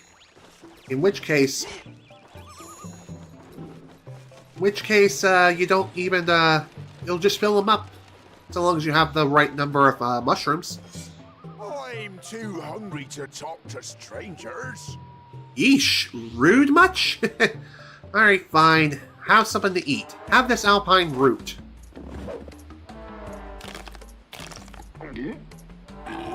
That's better. I tell you what, young'un, I'll help you out. Here you are, my boy. This is a scarab bag. By collecting scarabs, you'll be able to buy many useful items. Neato! That's awesome to see. So, we have ourselves our first scarab bag, the small one. It allows us to carry up to a maximum of 50 scarabs. Yeah, during this part, Super Colex, there was a lot of freezing. It's not freezing now, is it? Because if it is, I'm gonna be sad. I mean, it looks fine on my end according to OBS. Anywho, when we get back to Thorntail Hollow, we'll pay another visit to the store and see what we can buy. Good. I'm glad that the game, or really the stream, is not freezing again like frickin' Frieza. Just saying, that was awful. Boom, baby, boom! This block can be pushed, pulled, or moved sideways. Press and hold A to grab the block. You can then move it around in any direction.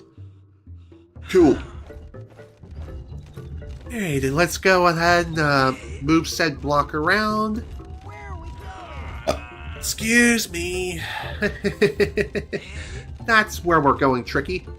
My burps. It's for the burps.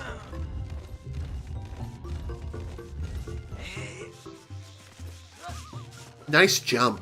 Can we please jump in the right direction, Fox? That would be fantastic. You knew you weren't crazy when that there was freezing. Believe me, I believed you. I believed you. How the hell are you phasing through the block of ice, Tricky? What the hell? It's as if he's a ghost. He's a ghost dinosaur. Ooh, spooky. I don't get it. Well, anyway, let's continue now, shall we? Well, we're kind of going to push this block over here, my boy. After that, we're going to go for a climb and hop, skip, and jump over to our next destination. One more thing worth mentioning when it comes to feeding Tricky is if he's full, he won't accept any more grub mushrooms, so keep that in mind. The water looks very cold, Fox. You better get out quick if you fall in. So, yeah. The water around here is freezing, and Fox can most certainly suffer from hypothermia real quick if you're not careful. Let's see. Yeah, it looks like that block of ice there is supposed to rise or something. Hello there. Oh, what a sad day. My golden root has been stolen. Oh dear. You know, now that I think about it, I remember seeing a gold root at the shop not too long ago. If you're wondering if we can get our hands on the golden root, we most certainly can, but not right now. We won't be able to get our hands on it until much later in the game. Oh my god, Fox, come on, get out of the water. Thank you. I think you can only stay in the water for about a couple of seconds before you start taking damage. Thankfully, it's nothing too crazy, like you are constantly draining health or anything like that. It just, Oh, okay, here we go. Here's a switch. And that's how the platform has risen from the grave, as if it was Jesus. What do we have here? Nothing! Dang it. Also, don't worry about losing Tricky. He'll instantly teleport to your position if need be. So be sure to keep that in mind. It does make me wonder, why doesn't Fox just carry Tricky from place to place if he needs to? Like, if he needs to make a series of jumps, why can't he just carry him? I mean, it makes sense to me. What do you think? Follow the path to Thorntail Hollow. Okay, I'll be sure to do that. But before I do, I kind of want to explore a little bit before we return to Thorntail Hollow. Ooh, what do we have here? This is a Baphomet. I'm probably saying the name wrong, but that's what it is. A Baphomet. It is a magical creature whose powers can restore life. If you have collected a Baphomet and die, it can be used to restore you back to good health. And another error. Great. Okay, ignore for this session. Thank you. Anywho, until you buy a Baphomet holder, you can only carry one at a time. So think of those guys as if they were a fairy from the Legend of Zelda Ocarina of Time, or really any Legend of Zelda game for that matter. You know what I'm saying? In other words, as soon as you kick the bucket, then those weird creatures will resurrect you from the dead. And they will also restore you to full health, just like a fairy does in The Legend of Zelda. So, that's neat. Can I talk to you, please? The sharp claws have captured our leader. I see. That's rather unfortunate. When I was talking about Mike Myers, did I hear about the development of Shrek 5? No, but I have seen the initial trailer, I think. It's either the teaser trailer. Yeah, it's the teaser trailer. That's what it is. I've seen the teaser trailer, but I haven't heard anything about the development of it.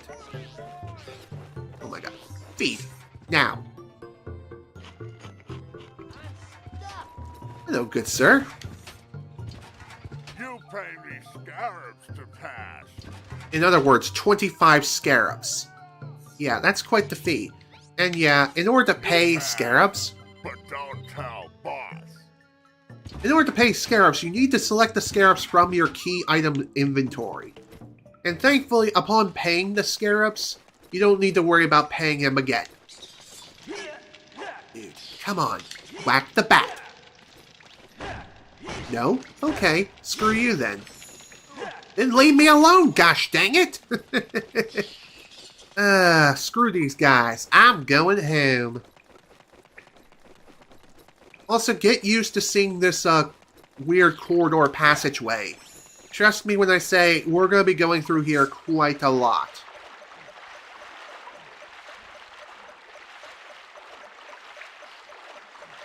And I know that the fuel cell indicator is going off right now, but yeah, we can't really do anything about it at the moment. They're already talking about making a Shrek 6. Huh. Interesting. I didn't think they would be doing that, but here we are. We'll just have to wait and see how things turn out before we can say whether or not Shrek 5 was considered a success or if it was a big fat stinking mistake. That's my mom! Dude, get back here! Tricky, I get it. I know you're worried about your mom, but come on, man. We need to approach this rationally. Okay? Okay. Okay, goodbye. Stupid freak. Cocky little freak. Jeez. Oh dear. Well, looks like we have some trouble brewing here within Thorntail Hollow. It does make me wonder, though, why is it that Sharpclaw are just simply patrolling around and these Thorntail folks are just sitting here, just going about it as if it was just another Tuesday? Why are they just sitting here? Why aren't they retaliating? Or hell, why aren't they hiding? What's up with that? Maybe they're just trying to stay in line and be like, as long as I don't piss off these guys, then I will be okay. Also, wow, look at that thing bounce. Whatever. Not going to worry about it. There are plenty of other opportunities to get more stuff. You're glad that Cameron Diaz came out of retirement for Fiona in this film. I didn't know that. Neato. Oh, hello there, my good sir. Please, sit the hell down and listen to my lecture for the next 6 hours. Thank you. Have a nice day. I'm here, guys. Mission accomplished. Contact General Pepper so we can get paid. She is gonna be okay, isn't she, Fox? Are you sure you finished down there? The planet's not back together yet. Yeesh. The Queen needs my help. Fox out. Is there anything we can do for her? We need to find white grub tubs. My mom gives them to me when I'm not feeling well. It looks like she'll need a lot. Let's take a look around, see what we can find. Sounds good. And by the way, I'm pretty sure we're getting close to one of those places where we could potentially miss out on an achievement. Which, yeah, like I mentioned, there are 12 missable achievements according to this achievement set. And I believe one of them is going to be coming up relatively soon. But before we do that, there's some stuff I would like to buy, but then again, I don't think I'm going to have enough scarabs to buy what I need, so looks like I'm going to be doing a little bit of exploring before I can do just that. Hello there. Would you kindly sit the hell down and listen to my lecture? Oh. Just another one of those weird creatures, huh? That's cool, I guess. Again, too bad I can't carry any more than just one. Once we get our hands on one of those bags, then we'll be able to carry up to 10 of them.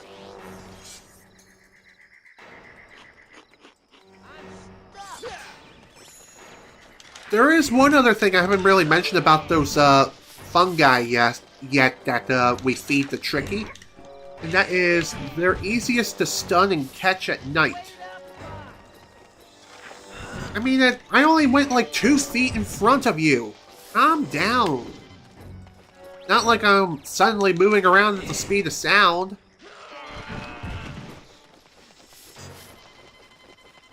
Alright, we're up to 50 scarabs. Sweet. Alright, well at this point it's time to do a little bit of shopping. Did I hear that Fox appears in the new Super Mario Galaxy movie? Yes, I have heard about that, and speaking of the Mario Galaxy movie, I've actually seen it recently. About a week or so ago, my sister came over and she and I worked together to mow the lawn, and I think after that we ended up watching the Super Mario Galaxy movie together. So that was a lot of fun. Anywho, I'm gonna buy this Firefly lantern. Trust me, there is a reason for my madness. I just have a feeling we're going to be needing this. Okay, I'll sell it to you. Anywho, my overall thoughts on the Mario Galaxy movie. Yes, the pacing is a bit all over the place and goes way too dang fast. But it's still a fun movie in its own right. Anywho, if you find yourselves in dark caves, open the lantern to release a firefly and your path will become clear. Don't forget that the lantern is useless without fireflies inside it. Yeah, thank you. Anywho, bathroom dad holder. This is what I would love to have right now. It is 20 scarabs. Okay, I'll sell it to you. Anywho, with this, we can now hold more of these creatures. It's more bathroom dad bleh. It allows you to carry a maximum of 10 bathroom dads. Also, you can choose whether or not to use a bathroom dad if you so wish. If you don't want to use it, then you can just respawn at a checkpoint. Also, I'm going to buy a fuel cell. Just to clean my pockets. Okay, I'll sell it to Now that I think about it, I probably should have bought a map or two instead, but not a big deal. Again, I'm not too sure how many fuel cells you can buy from the shop here. I have to assume it's at least 5 or 10. And again, I'm not 100% certain if they count towards the completion goal for retro achievements or not. I have a feeling that they sort of do, but who knows. Okay, let's keep moving along now, shall we? Now, I am aware that there is a secret passage I've yet to uncover. And I know I could have bought a cheat token with 20 scarabs over at the one well. And to be honest, I probably should have bought that. I hope the queen will pull through. Oh, don't worry, young lady. I'm sure she will. So all you have to do is have a little faith. I'm sure she'll be fine. Okay, after I grab these scarabs, I'm gonna save the game again. There we go. Doesn't look like there's anything else around here I need to worry about. Ouch. By the way, as far as I know, I don't know if there's any way to prevent fall damage or not. There might be a way if you happen to push the X button at the right time.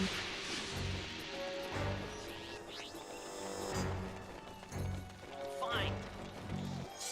Prince Tricky Our thoughts are with your mother. Oh, thanks, man. Fine. Alright, Tricky, find the secret, please. After that, I'll fill your belly up once more. Huh, here we go. Another one of those things. Cool. Oh my god. Feed him, please. Thank you.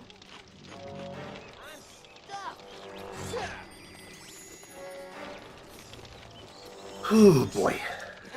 Well, this was certainly something.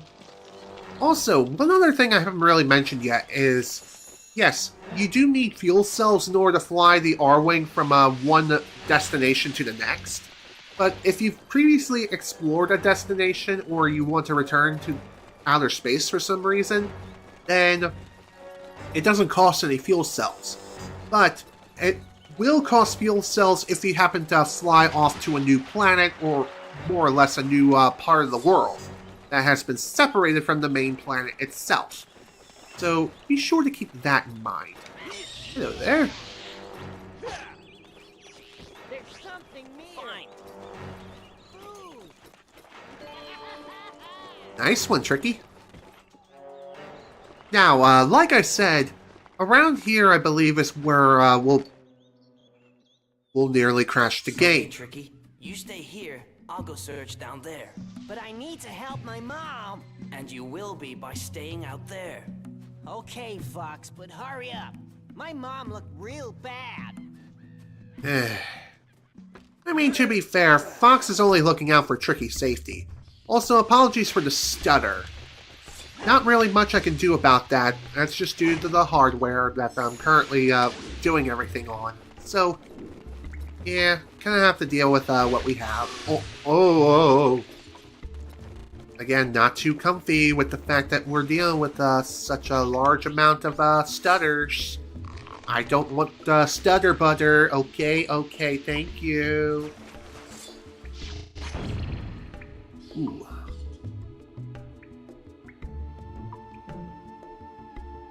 Well, good news. At least we found ourselves another secret. I think the reason why the game is stuttering so much is because the area that we're in is covered in dense fog. And here we go, another achievement.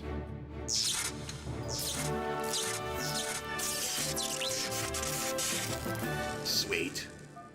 This is the staff rocket boots, or rocket boost. Not boots, my god. Look out for special boost pads on the ground. They are used to give your staff extra rocket power, to lift you off the ground and onto ledges above. In other words, we'll be able to traverse a lot more places now. It's going to be great. Of course, when it comes to utilizing that ability, it does cost energy, so be sure to keep this in mind. And I believe the amount of energy isn't very much, but it does add up over time. Alright, I'm going to go ahead and save the game just in case. You never know, because the game did attempt to send itself to the Shadow Realm earlier, which is annoying. What can I say? Sometimes the hardware be like that. I don't know why. It just does. It just does what it does. One more thing I will mention here is when it comes to centering the camera around or behind Fox, rather, if you just want to do that without entering sidestepping mode, just lightly press the L button. You don't have to hold it down completely. If you hear the click on the trigger like a clickety-click-click, that means you're entering sidestep mode. Oh, hello. This is a rocket boost pad. Use the staff boost upgrade in your C-Stick inventory when next to this pad to boost up to the ledge above. Sweet. Let's go! Time to fly away. And again, like I mentioned, I believe it's the same amount of energy for each and every single one of those pads. So, yeah, be sure to keep that in mind. Whether it be a teeny tiny little rocket jump, or if you're blasting off at the speed of light. It does not matter. It's the same amount every time. Ooh. Again, not much I can do about the stutter. I wish there was something I could do. It's not like I can lower the resolution any lower than its native one.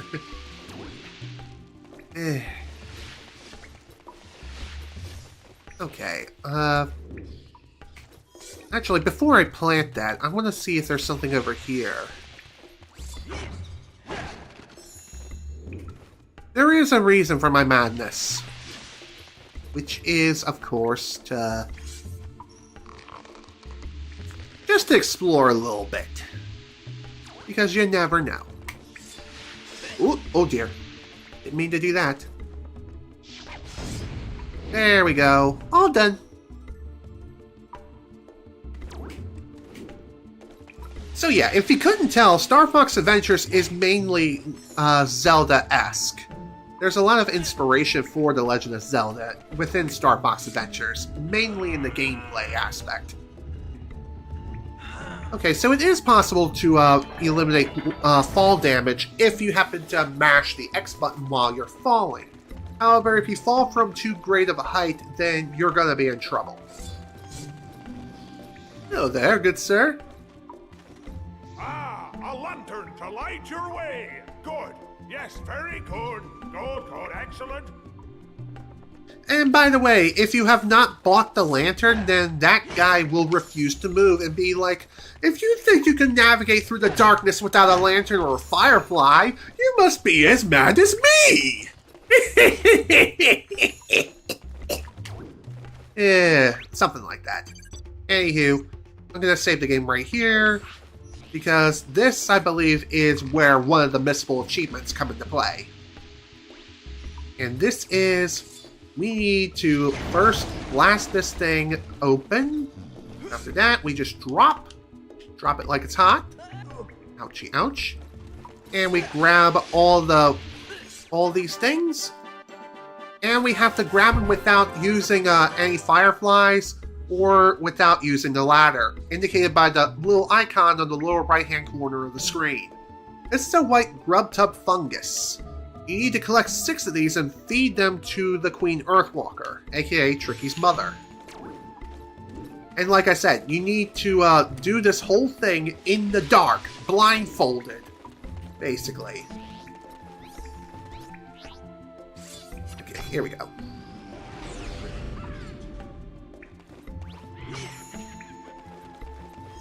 And here we have ourselves a firefly. By the way, I think if the icon disappears, then that means the achievement fails. Anywho, this is a firefly. It will be stored inside your firefly lantern. Let one out when you need to see in the dark. And we're not going to right now because, again, there's an achievement tied to this.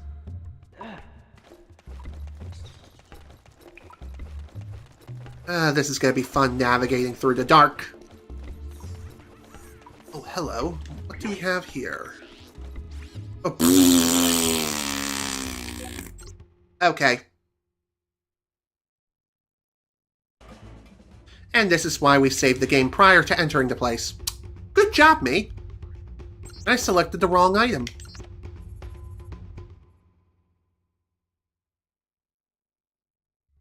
Okay, hopefully I'll have another chance at the achievement. Because I did not mean to do that whatsoever. Gosh dang it.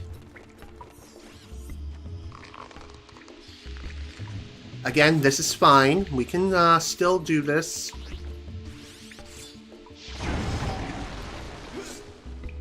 Alright, drop it like it's hot. Yep, there we go. Got another opportunity at this. Perfect. Alright, we know what to do. This is Peppy, you know what to do.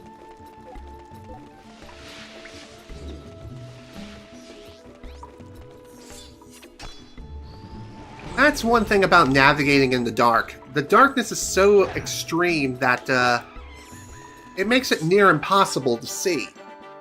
But I think if you crank up the brightness on your TV or monitor, then you'll be able to see without too much of an issue. Then again, you could be a boss and not worry about that whatsoever. It's entirely up to you. Okay. Nice. Also, when it comes to missable achievement sections like this, save prior to entering them. Because I think if you save during the section and you happen to fail the achievement requirements, then unfortunately you're kind of shit out of luck. You'll have to replay the entire game again just to get another shot. So, in other words, I think what I'm going to do is create a second save file, since I have no way of backing up my save data in this game. Well, actually, I think I can, quote-unquote, insert a memory card into slot B and copy my save data that way. Which, yeah, actually, I think I will do that after today's stream. Now that I know that everything is going to work properly. Okay, how many of these do we have? We have 4. Alright. 4 of those. Oh, hello. What do we have here?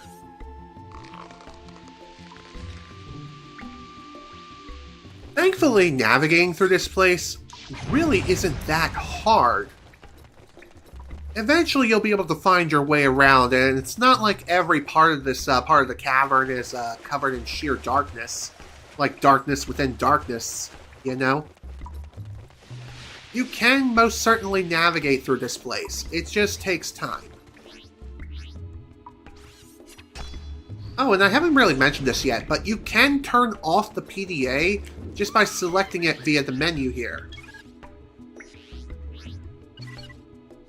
But honestly, you should always have it on at all times. The only reason you would want to turn it off is just to make things more challenging for yourself.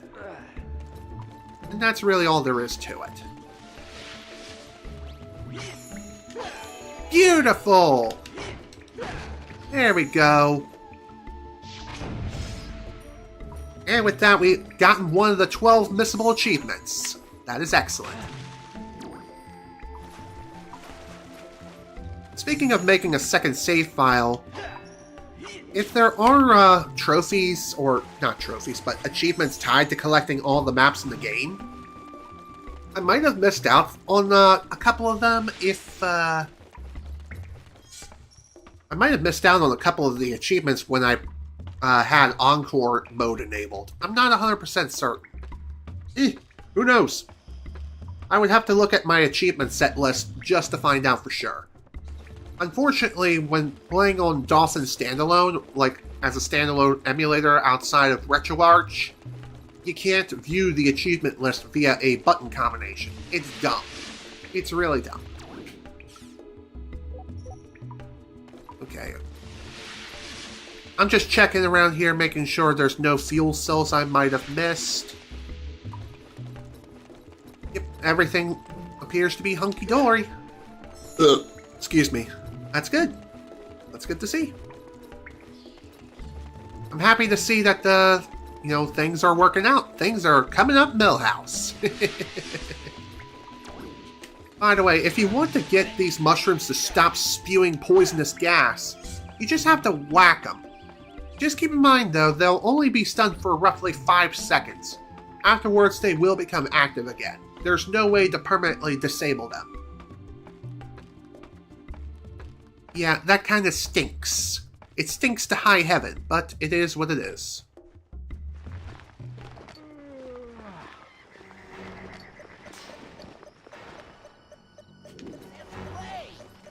Okay. I think he said let's play, which is interesting, because believe it or not, I don't have the item to allow to be able to play with Tricky. Speaking of playing with Tricky, as you probably undoubtedly noticed, one of the shop items is Tricky's ball.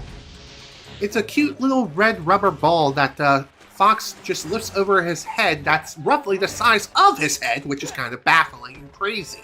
But anyway, back to what I was saying though.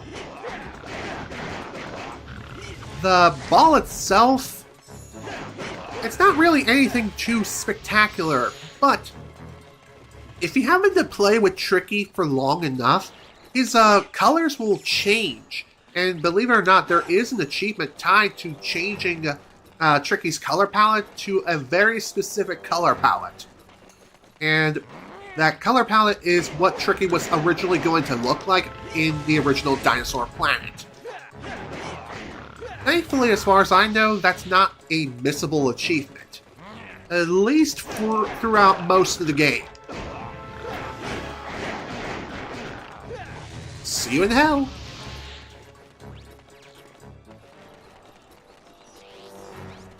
Okay, here you go, buddy. Eat up. This should put... Thank you, Fox. You're welcome. Thank you for saving my son and for saving me. Okay, enough of the thanks. Now I need some help from you. Can you just tell me what's going on? This is all the work of General Scales. He is the ruler of the Sharpclaw tribe. A nasty bunch of pirates who have always wanted to rule Dinosaur Planet. We have always been able to stop his attacks. But this time he somehow becomes stronger and defeated our army at the Krazoa Palace. Right, a bad guy. But how did the planet get in such a mess? Within the Krazoa Palace, he broke the seals of the Force Point temples.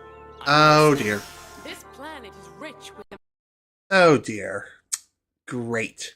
I think the game crashed again. Fantastic. And I didn't save after that little activity. Oops. Well, that stinks. Well, thankfully, losing save data does not affect losing progress. So once an achievement is earned, then it stays earned forever. Again, I do apologize for the amount of crashing that keeps happening. There's not really anything I can do. I wish there was, but sadly there isn't.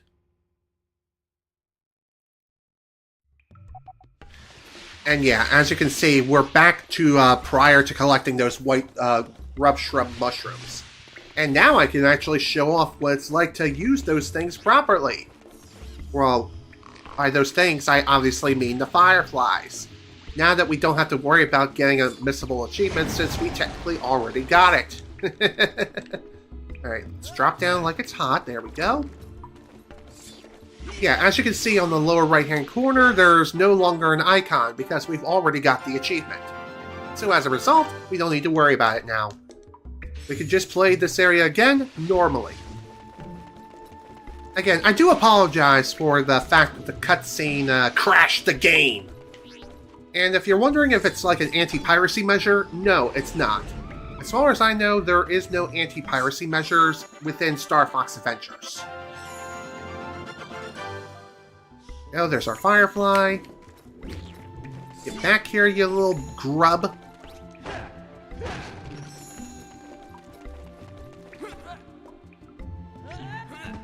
There we go. I suppose I could go after this again if I really wanted to. And if you're wondering how long a firefly lasts, I think they roughly last 30 seconds every time you release one. So that's neat. Stupid bat! Get out of here! Leave me alone! This is why we need to save frequently. Because I'm not sure if I mentioned this or not. Well, definitely not in this Redux version of Session 1. But, yeah, this is one of those games that does not feature an autosave. So, as a result, yeah, if you happen to freeze the game or crash it or soft lock it, then all progress that you made up to that point is lost, which is unfortunate.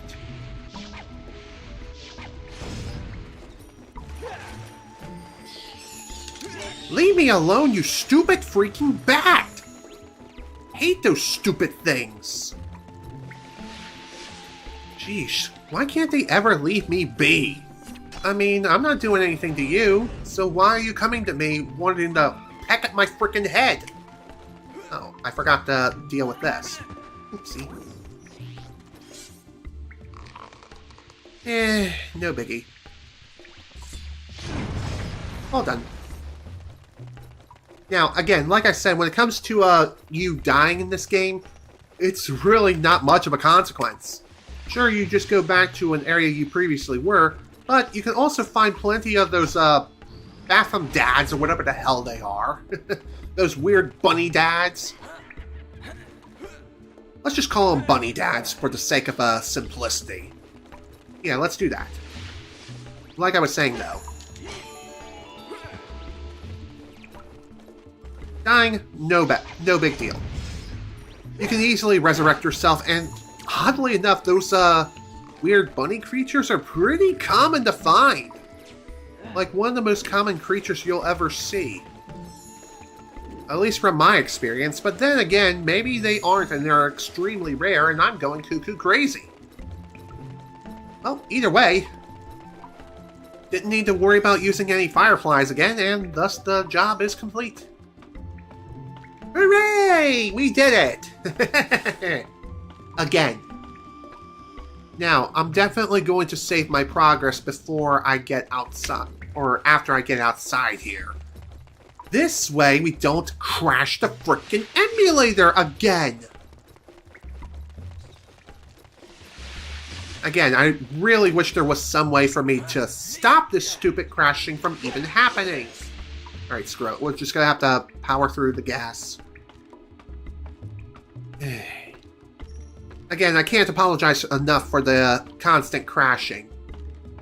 That's Dolphin for you. Sometimes it'll work perfectly fine and you can play for several hours without any issue. And then other times, BAM! Game's like, nope, I'm just gonna freeze and just be like, nope, I'm tired. You need to get off of the game and go play outside. I mean, I get the fact that the early 2000s was not exactly a time where people were, you know, on their phones and stuff because smartphones were not really a thing yet. Even so, just saying though. Sit down, son.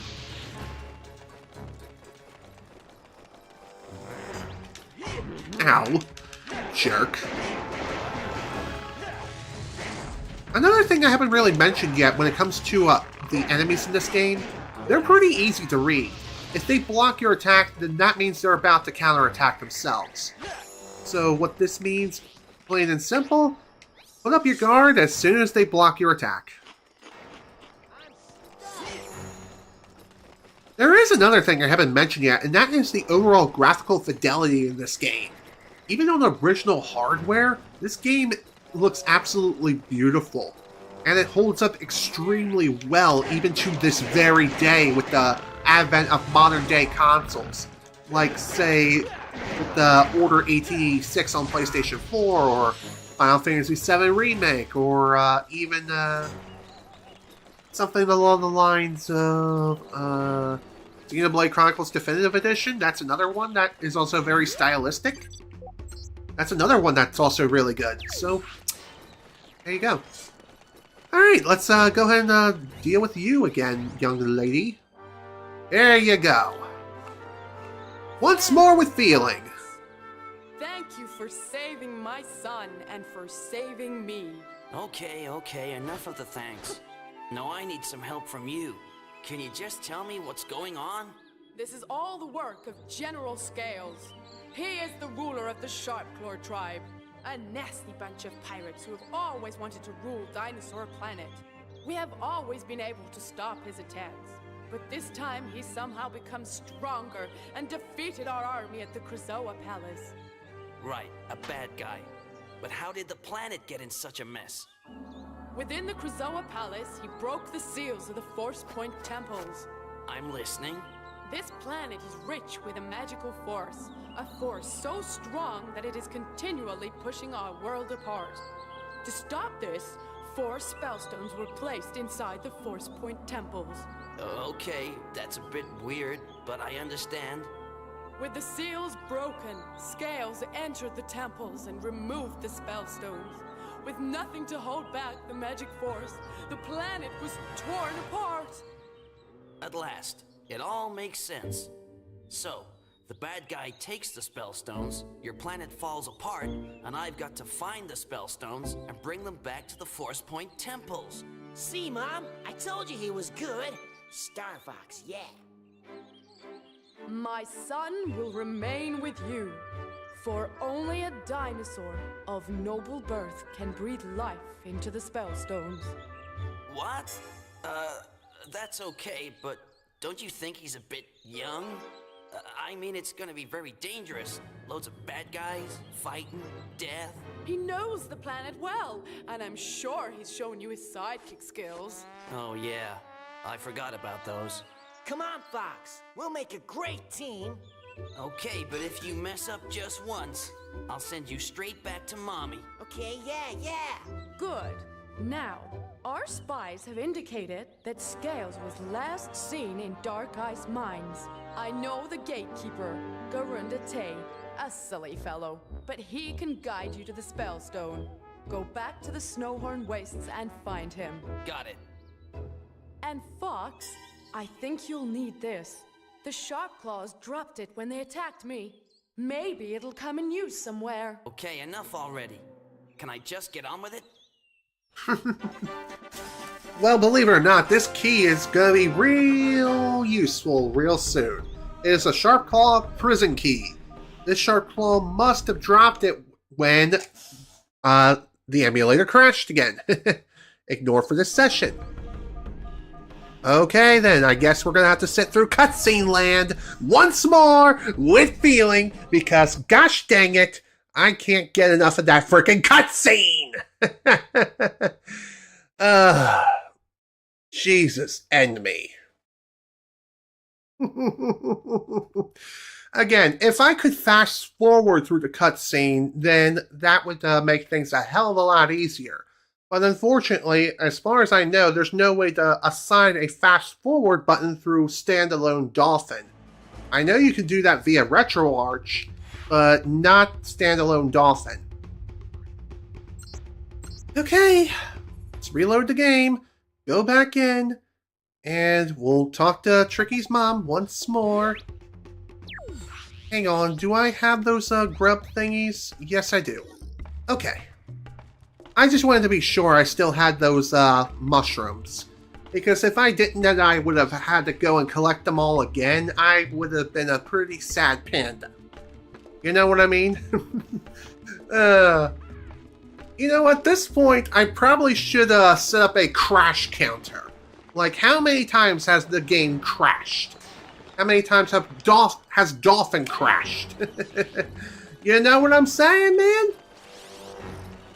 This is really starting to tick me off. Jeez. Alright, let's just leave you be. There you go. We'll get the lore dump yet again. Thank you, Fox. Third time's the charm, gosh dang it! Okay, Again, if anyone has any experience with Dolphin, do you have any ideas of how I can go about fixing this issue? He is the ruler of the Sharpclaw tribe. Okay, I think the next time that error pops up again, I'm gonna try to take a screenshot of it and see if I can post it on my Blue Sky. That way I can ask around, or maybe I'll even ask around the Retro Achievements forums and see if they have any ideas what I can do, how I can go about fixing the error. Because this whole error thing is really starting to get on my nerves. I mean, it's saying something about a CPU running too quickly or something, which that wouldn't surprise me. I mean, this is a pretty current gen CPU in the terms of Intel. I mean, it's not the most current. It is, I think, a 12th gen. And the reason why I went with 12th gen as opposed to 13th or 14th gen is because the 13th and 14th gens have a defect where they will constantly wear themselves out for drawing too much power. However, that doesn't apply to the 12th gen or earlier, which is really dumb and really strange. And I think eventually that got fixed via a BIOS update on any motherboards for that particular generation of Intel-based CPUs. that's but okay. I could be wrong. Don't you Then think again, it's a maybe I'm just no? going crazy, but I mean, it's still, gonna be very I could have dangerous. swore I've Loads of read bad online guys numerous fighting times dead. that He knows the the planet 13th and well, 14th and gen I'm sure he's shown you Intel-based his sidekick CPUs are skills. just, Oh, yeah. you know, they're a I ticking forgot time about bomb. those. They'll eventually, Come on, Fox. We'll make they'll it a eventually great just team. die on their own within a Okay, very but short if you period of mess time, up like just within the once, first 2 I'll send you years, straight back to probably. Mommy. Okay, yeah, Well, then yeah. again, maybe I'm completely wrong. I'm not an IT technician. So who's to say? I mean, I took IT in terms of learning how the hardware and all works, but even so, just saying. Again, I wish I could skip the freaking cutscene, but alas, I cannot. You'll need this. The Sharp Claws dropped it when they attacked me. Maybe it'll come in here somewhere. Okay. Okay, enough already. Can I just get on with it? Yeah, no kidding. I mean, we've already had to sit through this cutscene twice. Okay, Sharp Claw Prison Key. It's a Sharp Claw. It is sharp, it's a claw, and it goes, ouchie ouch. Okay. They obviously dropped the key when, they attacked the Queen Earthwalker. Hooray! We were able to save the game! Again, I really wish this game had an autosave. That would make things so much easier and a lot less stressful, but alas, it is what it is.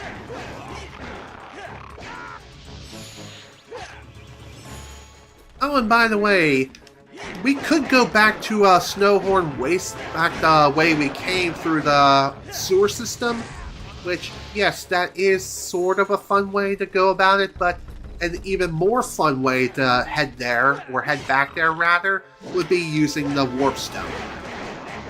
And there's a reason for my madness, which is, if you guys recall, one of the fuel cell locations also hosted a well where we could have purchased a cheat token. Unfortunately, I didn't have enough scarabs at the time to buy the cheat token. And after we acquire our scarabs, the scarabs I want to get, there we go, 25. That's more than enough, but it's still a good idea to finish off these rocks here. There we go, 45. It's a funnier number than 24. Beautiful. There we go. Now, before we continue... Oh my god, seriously, dude. Please, bugger off to the frickin' sun! Bye!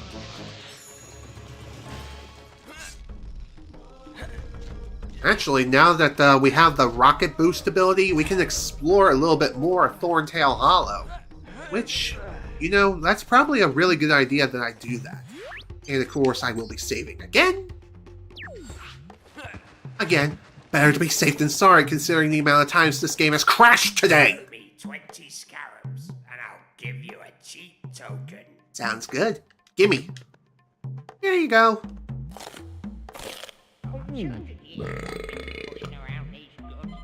You have collected a cheat token. Now take it to the maze. Of course, when it comes to the cheat tokens, I don't know if they're tied to achievements or not, but even so, still worth buying anyway. 15 scarabs for that. At least it's not as bad as before. True. That is true. I'm able to play for a lot longer before the game eventually crashes on me and decides to shit the bed for no reason. So, there we go. And here is Tricky's Ball.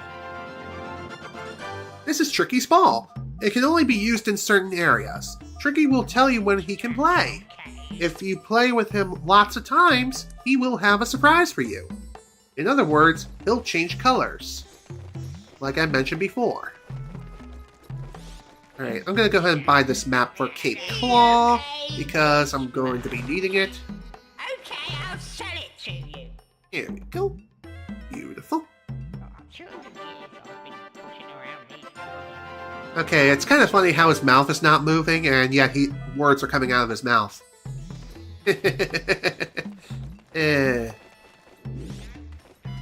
Ocean Force Point. You know what? I'm going to hold off on buying that map, because now I have an opportunity to show off the little game that we can play here. And that game involves going down to the shopkeeper's basement. And here we are. We're here. How about playing a little game? Choose how many scarabs you wish to gamble.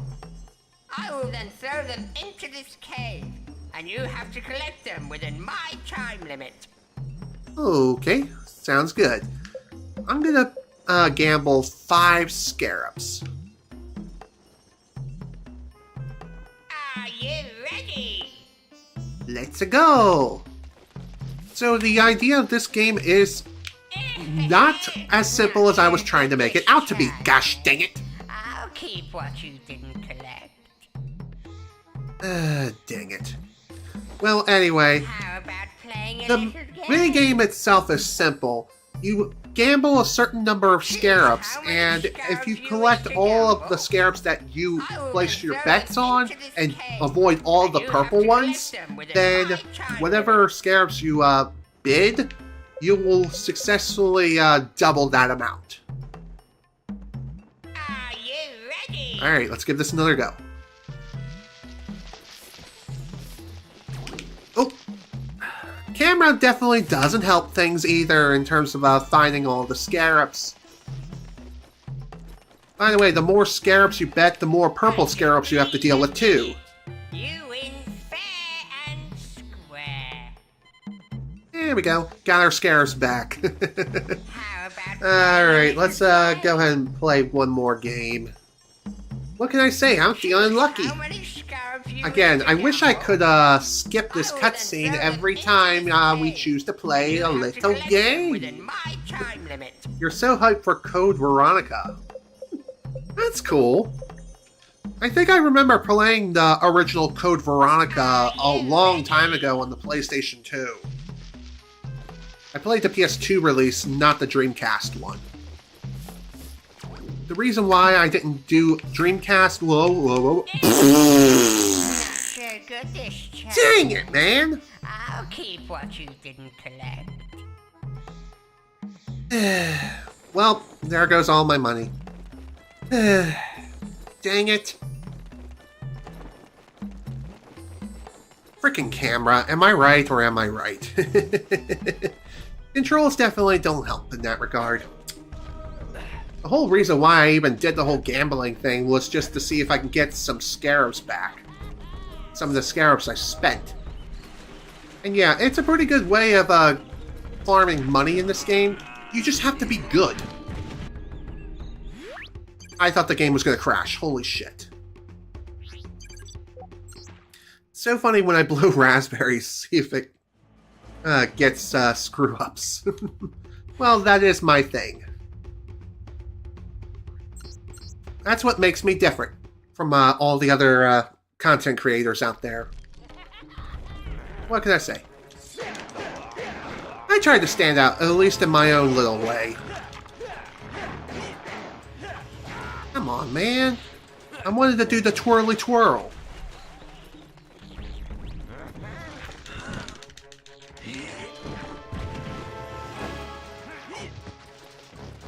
I haven't really mentioned this yet, but believe it or not, you can roll around in combat as well just by pushing the X button. Albeit, I think you can only backflip, so be sure to keep that in mind.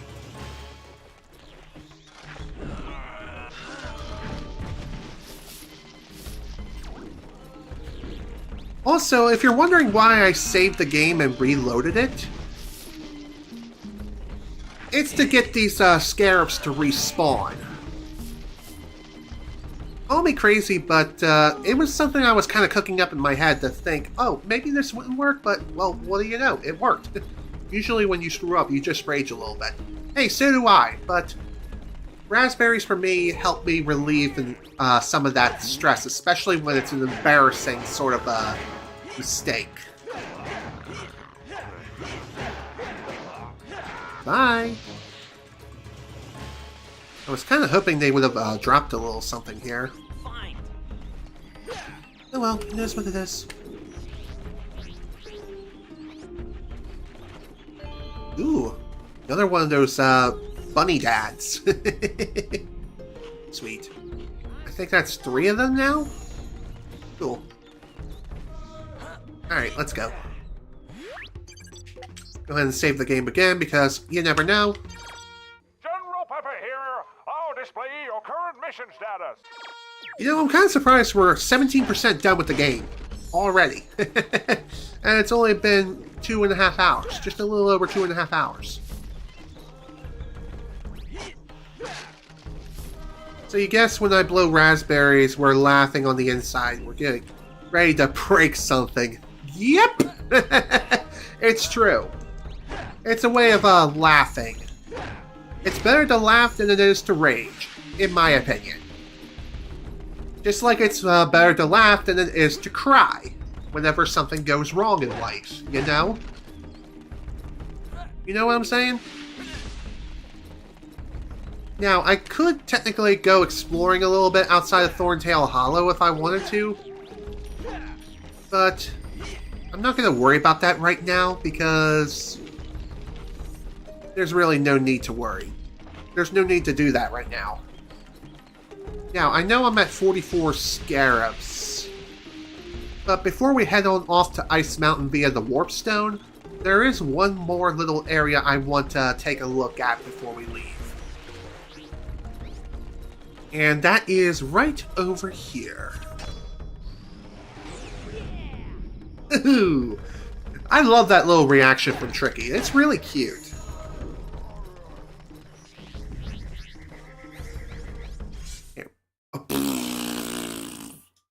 Here we go again. Okay. No big deal. The game had a little bit of a oopsie whoopsie. But thankfully, it did not crash right now. But it is a sign of things to come, which is why we're saving so frequently. Ooh, gimme. Alright, what do we got here? Let's find out.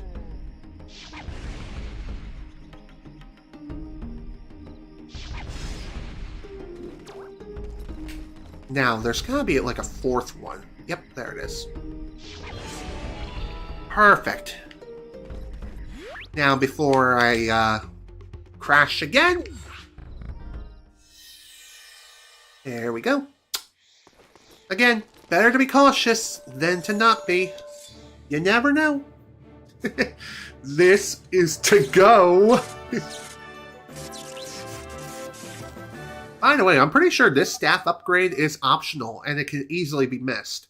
Another staff energy meter. It increases the maximum amount of magic gems you are able to carry.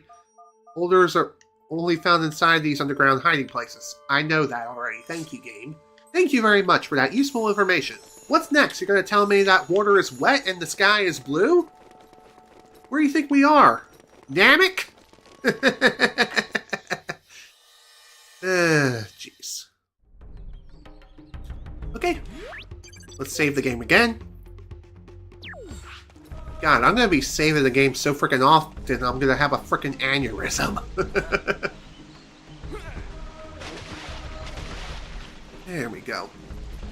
Hey, better to be safe than sorry, because as I've clearly been demonstrating throughout the course of today's session, we've crashed at least 5 times today. Where will Scales appear next? That is the $1,000,000 question. Now, are you going to move or are you not going to move? I'm sure she'll move later down the line.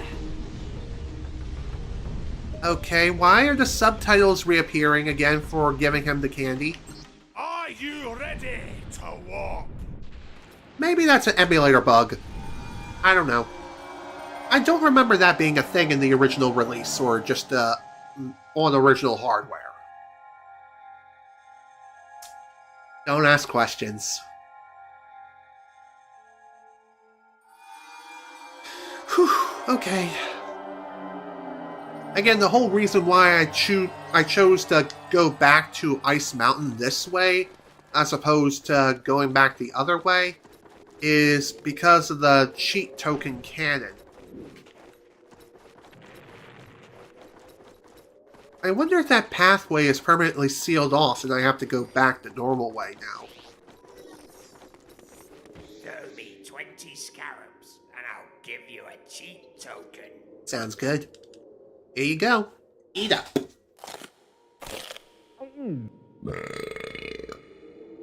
There we go. Another cheat token added to the collection. Okay, it looks like there are achievements tied to collecting cheat tokens. So that's something we're going to need to keep in mind at this point. Because if we miss any, then... oh dear, that's going to be rough.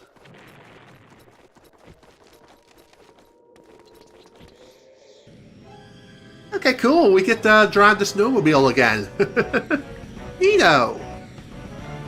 Now, as far as I know, the minigame of beating the Sharp Claw to the bottom of the mountain, that still applies even if you choose to play it again and after clearing it once before. So that's something you need to keep in mind. So you need to clear the win condition again. But honestly, if you cleared it once before, then it's really no big deal. The overall difficulty of this particular minigame isn't that bad. You just need to take the turns nice and tight. And there are a few shortcuts that you can take. So, that's pretty cool. At least I think so. And again, we don't really get to see these sections often enough in my opinion. So, any opportunity to drive a snowmobile once more with feeling, it's a breath of fresh air in my opinion.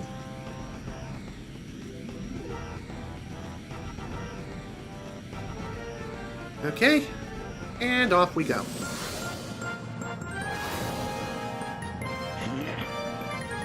Hell yeah! Okay, question. Why is it that Sharp Claw didn't just hit us in the back? Oh. Okay, I thought I would have been able to jump back down and head that way, but no. Apparently, I gotta go back the way I came. Hey, you learn something new every day.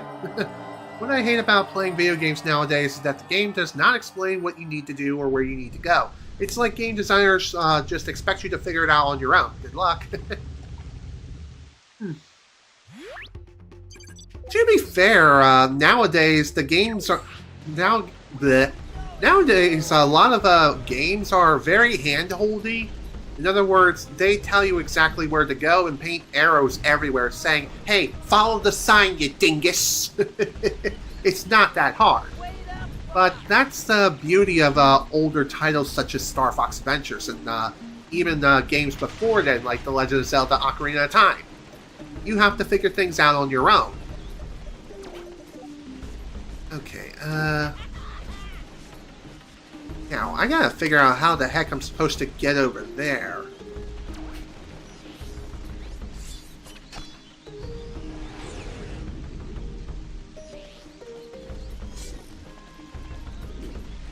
According to the map, there should be, like, some sort of passageway or someplace that, Alright, save the game again. What can I say? I'm paranoid. Oh boy, here we go again. Go away, stupid freak.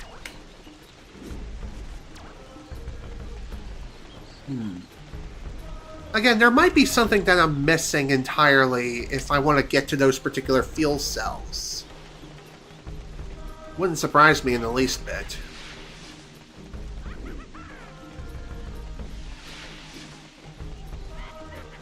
I don't know if I mentioned this yet or not, but Tricky is invincible, so you don't have to worry about him taking too much damage and dying or anything like that. I mean, if that was a thing, then that would be a problem.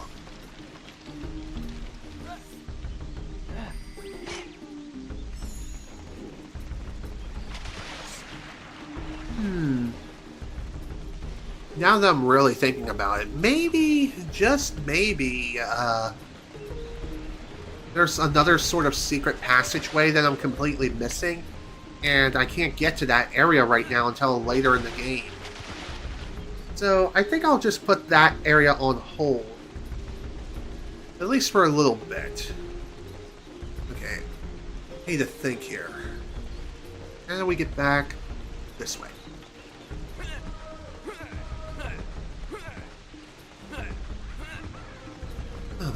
These guys again? It just seems like they instantly respawn upon killing them. Go away! Please, leave me alone! I am not your friend, buddy! Not your buddy guy. Not your guy friend.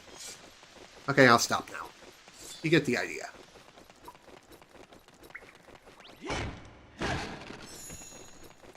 I'll tell you one thing right now. When it comes to the current scarab count, 50 scarabs at this point is just not enough in my opinion. It honestly isn't. Stay. Okay, this is fine. Yeah. Like I was mentioning earlier, we're going to be going through this place rather frequently, so get used to seeing this area fairly often. Alright, come on, Tricky. We need to go.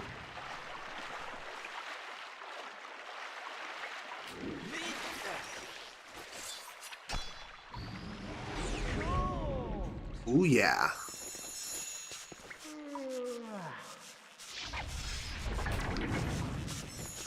There we go. All done with that. And of course, I will save the game one more time because, what can I say? Paranoia.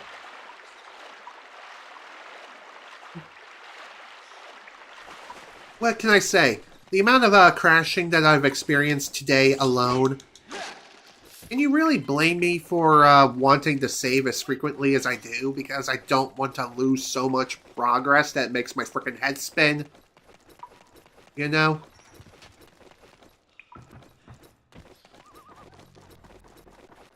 Okay.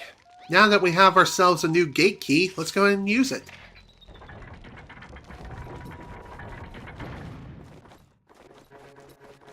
Oh, hello. Sounds like someone's in trouble. But we'll worry about that in a minute. Right now we have some icicles to ride on. And we also have a secret area that we kind of want to look into. Leave me alone, you stupid creature. You creature from hell.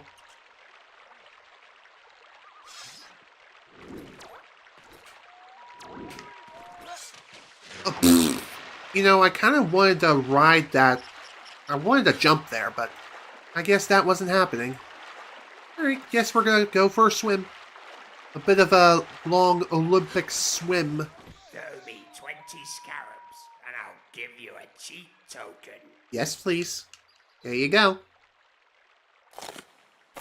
If you're wondering when exactly I'm going to be turning these cheat tokens in, I'll tell you.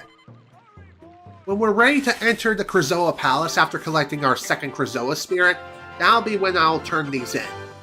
Or at least turn in the ones that I've collected up to this point.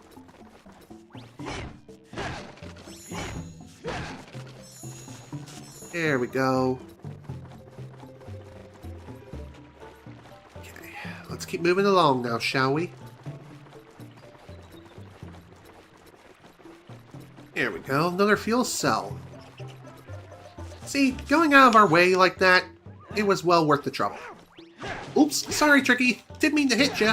I thought you were the enemy right there.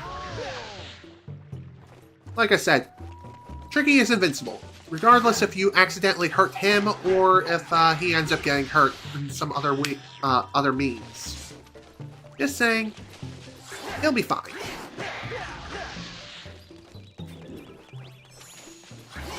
Oops. Get back here, you freak! You cocky little freak! Ouch.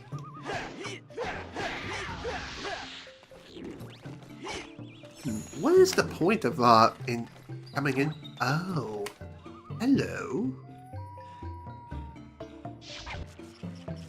Ah, okay. Seems like, hitting that switch summoned a couple more fuel cells above us, right? Yes, above us. Alright. I know that swimming through this frigid water is not exactly the most ideal way of getting around, But you know what? It is a faster means of travel, and I will gladly take it in a bag of chips. Thank you very much. Be the thing. Thank you very much. Ow. Okay. I definitely should have known better than to have done that. Okay, let's see. Anything else in here of value? No. Okay. Now we just need to head back and hopefully not fall into the water again. I said not fall into the water again. Oh well, no big deal. This is fine. Now, you may be wondering, how exactly do we go about increasing our health? Well, just like in The Legend of Zelda, we have to more so, okay. I'm explaining this wrong. What I'm trying to say here is, if you want to increase your health in this game, you have to progress far enough. Then, once you complete a major event, that'll be when you'll be able to increase your health. Ooh! Never done this before. Also, for those who haven't figured it out, yes, you can most certainly take those little creatures out by shooting at them. Shooting at their point of origin. It doesn't matter if their eyes are glowing or not. So long as you shoot them, you'll kill them. There we go. A couple more fuel cells added to the collection. Like seeing that. You know, one thing I really wish you could do is just jump off of climbable ladders and things like that. That would just make things so much easier. Hell, I wish you could just let go of a climbable wall upon grabbing onto it. Like you can just simply slide down a ladder after you grab onto it. But no, you can't. You can't do that in this game. Alright, before we deal with this guy who's trapped under the ice screaming, "Hurry, boy! You have to get me out of here!"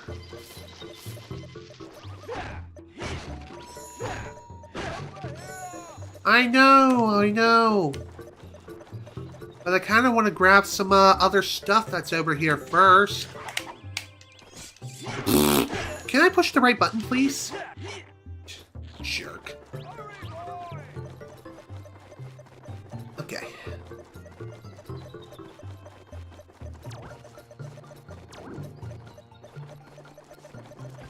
It looks to me that there is another area that we can go inside of. I mean, it doesn't look like it because of the cave over here, but then again, maybe it's more so pointing towards fuel cells that are out of sight up there above the area.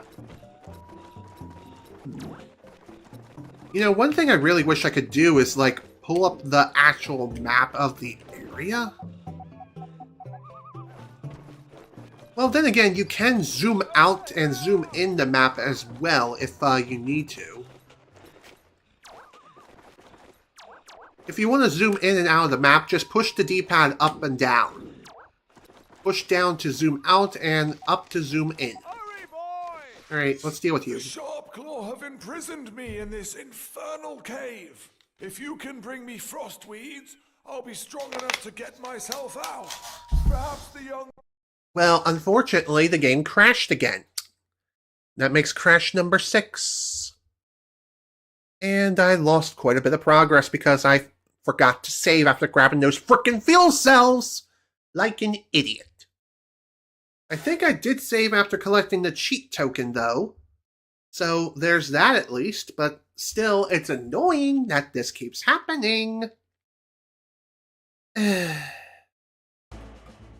Alright, let's reload the game and go back in and try again.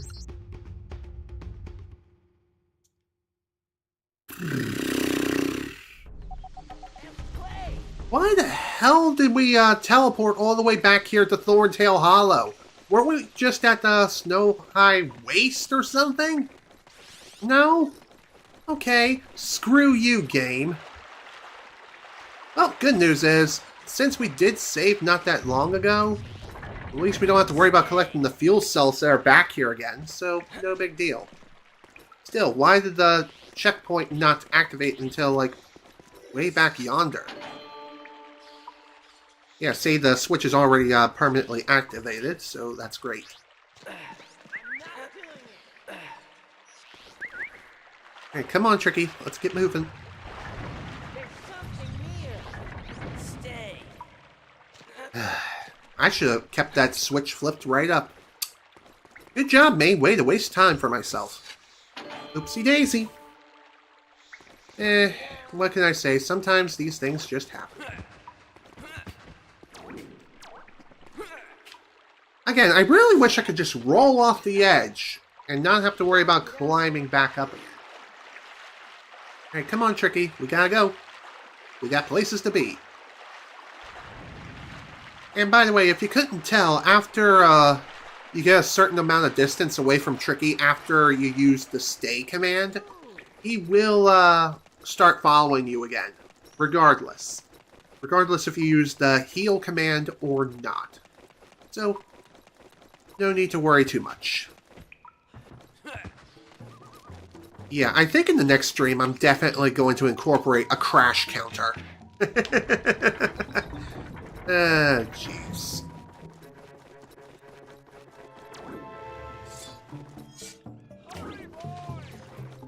And yeah, the fuel cells that I was not able to collect before, or I collected before, are gone.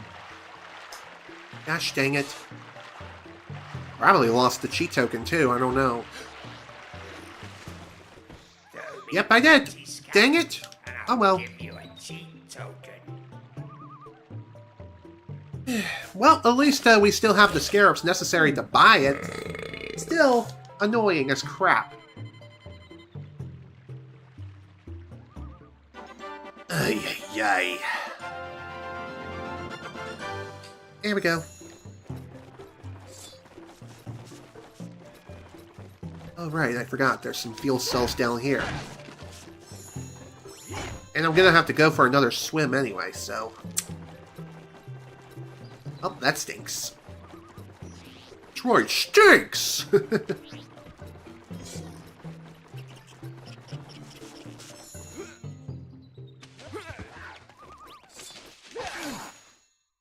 Jerk. They always tend to hit me first. And of course I got caught at the very end of a combo.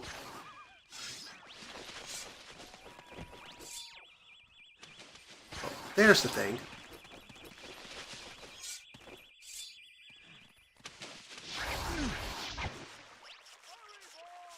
Whew, okay. Got that. Now we just need to go for another Olympic swim of a lifetime. And hopefully not die in the process.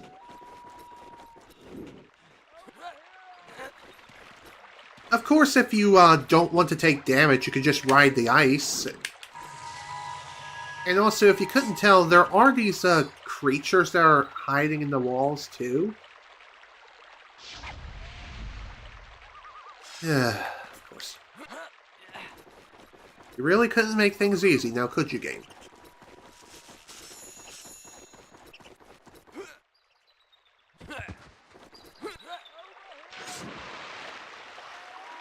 Alright, let's get out of the water.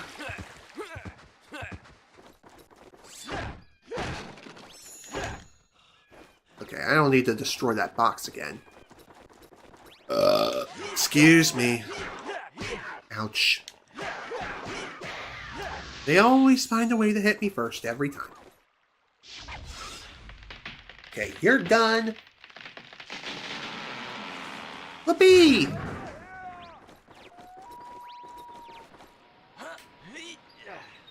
Oh, boy.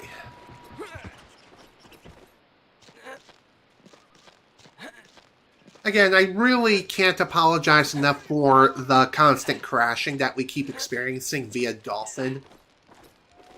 Hopefully I'll be able to get this sorted out in the next session. If not, then, Ripperoonie on the Poonie. Well, that's one way of, skipping, that. Crash the game. Ignore for this.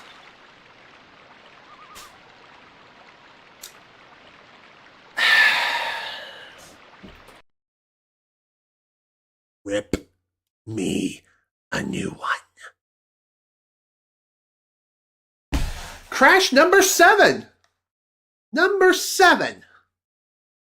I think we're up to 7 crashes now. And it's not like I'm doing anything that intensive. It's like, for whatever bizarre reason, it's like... I don't understand. I don't understand this at all. I think it has something to do with the CPU going too fast, running the game too quickly. Maybe I need to do a CPU override within the Dolphin settings or something. I think that's what it's saying. I need to underclock the CPU while the emulator is running. Maybe that's what it's saying. Oh!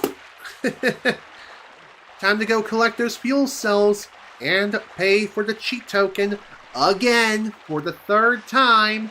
And hopefully this time we'll be able to keep the stupid freaking thing.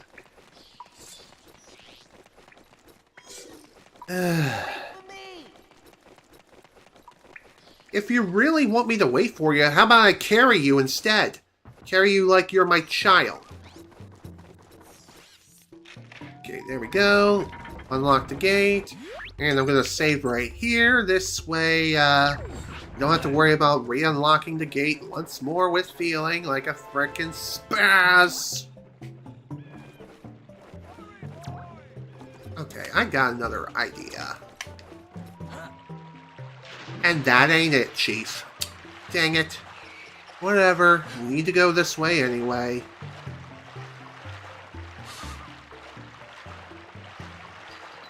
So, other than my unfortunate events that keep happening every so often, like, seems like every 20 minutes. I swear to God, I'm not kidding.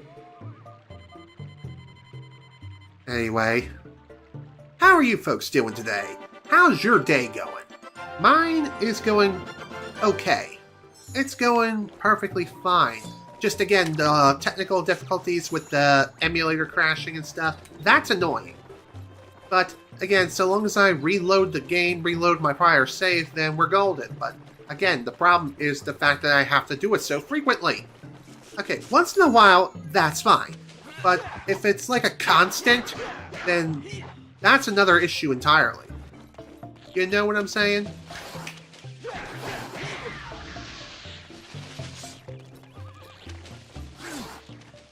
Seriously, screw these freaking dinos.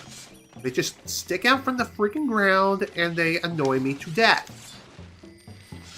Okay, I need to get back a little bit further. Oh, there's another secret here. I guess it was a good thing that,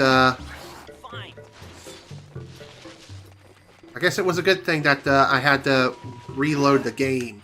Because I didn't even see this! But it's not really anything all that spectacular. It's just another bunny dad. It's very bunny. Jeez.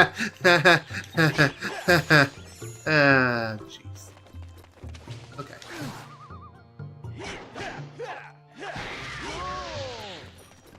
Okay.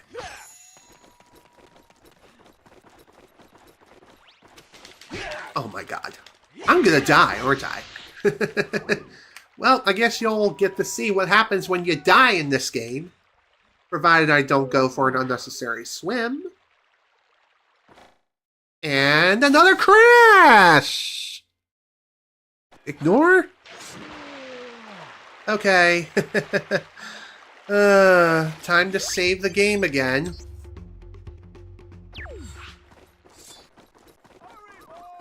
Okay, we're literally one hit away from death. Whew, much better. Now then, I'm going to grab these fuel cells, and then after that, I'm going to save the game again.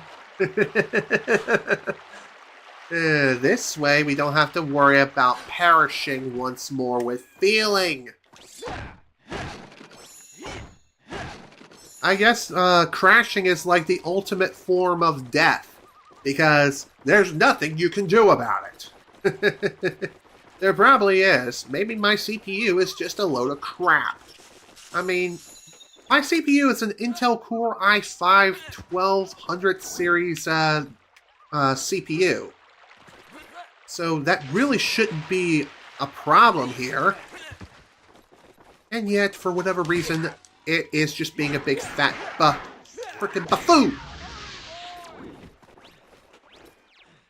Alright, shoot the tree. Shoot the creature in the tree, make it go to the Shadow Realm. After that, we're going to save again. One more time. Once more with feeling. There we go. Wrote to the memory card. AKA the virtual memory card within quote-unquote slot A. And bada bing, bada boom, we are climbing. We are a freaking boss, ladies and gents. I know this is getting repetitive, but trust me, I'm about as annoyed as you are.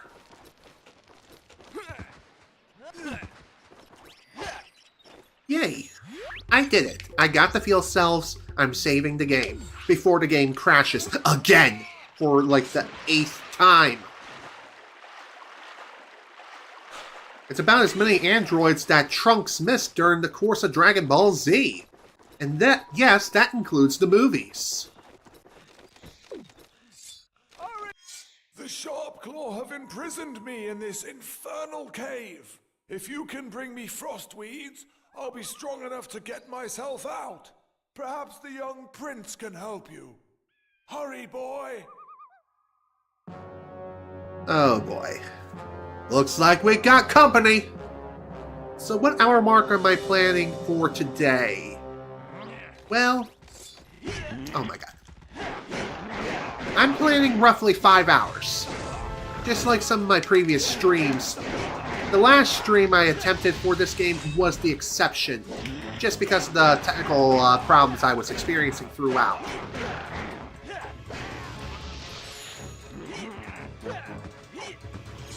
Now, when it comes to this particular activity, this is one where you want to ignore the enemies rather than fight each and every single one until everyone dies. And the reason why is because they will keep coming at you endlessly.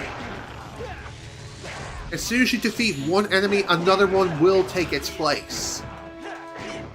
Only up to 3 enemies will spawn at a time, so keep this in mind.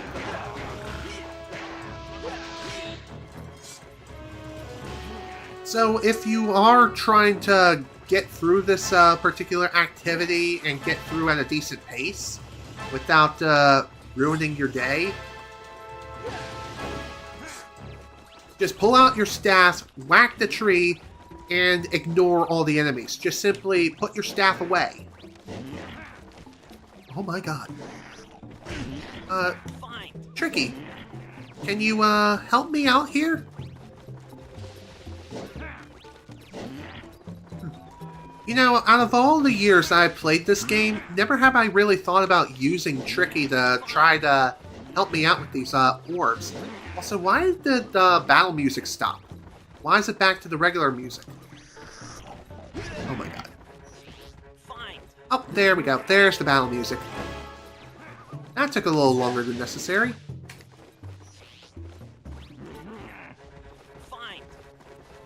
Okay, I think I understand the intention of this mechanic.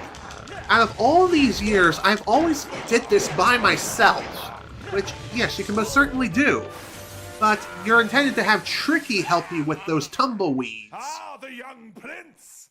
Who is this with you? This is my friend Fox McCloud. My mother sent us to find you. Well, I am Garunda Tay, Spellstone Gatekeeper of Dark Eye's Mine. We're looking for a spellstone. A spellstone?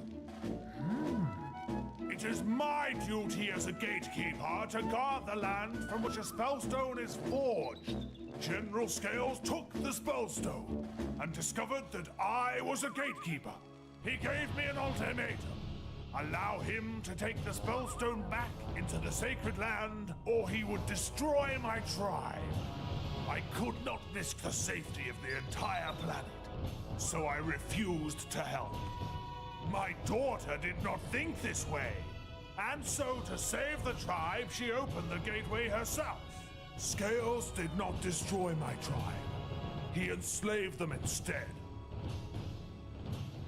My daughter dishonored me. You must search for the Spellstone within Dark Ice Mines and return it to the Volcano Fourth Point Temple. Only then will the Spellstone's power be returned. I will open the gateway. Ooh, pretty. But, oh, hello. Hey, Fox, check out Peppy's Dinosaur Planet map to see where to head next. Okay, thanks, Slippy. Come back when you need me. Slippy, over and out. Hi, Fox. World map downloading. So yeah, if you're trying to figure out exactly where you need to go to next, look at the world map, and if you see an area that is currently blinking, then that means that is where you need to go to next. So, that's neat. I hope my information is helping you, Fox. Peppy, signing off. Thanks, Pep. You the best. Around. Another little secret area down there, huh? Well, that's definitely worth investigating. That's for sure. Makes me wonder how the hell I'm supposed to get down there in the first place.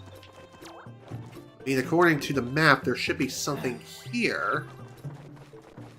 I mean, if logic is pointing in the correct direction, that is, which it's not. But yeah, in order to get to Dark Ice Mines, what we need to do is return to Thorntail Hollow and fly up there in our R-Wing. And one really cool thing about the R-Wing here is, for some weird reason, it has like a little traveling compartment perfectly suited for Tricky. So, in other words, he can hop right on in without us having to lift him up first. I mean, can Fox even lift? That's the million-dollar question. You know I've been mentioning how Fox should be able to easily lift up Tricky and stuff like that, but now that I'm really thinking about it, maybe Tricky is a lot heavier than he looks. So in other words, he may be small, but he's probably heavier than the frickin' gun safe. Who knows? I mean, I'm not one to judge one's weight. Trust me, that's not my place.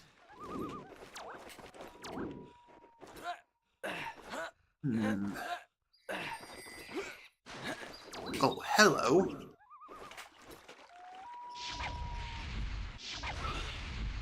Okay, that did nothing. Nothing but waste my time. Oh, hi. Again, I wish these aiming controls worked a little bit better. Like, they weren't so snappy and so sensitive, you know? But hey, it is what it is. Maybe we'll be able to do something about those hidden areas a little bit later on in the game. For now, I think we should start heading back towards Thorntail Hollow. Just saying. I want to try something. And if you're wondering what I'm thinking about trying here, I want to see if I will just warp back to Thorntail Hollow via saving and quitting. If it does, great. If not, then okay then. Looks like we got a bit of a trek to make. Oh well, it is what it is. Is it a big deal? No. Better than crashing any day of the frickin' week. I'll tell you that right now. Oh my god, drop it like it's hot.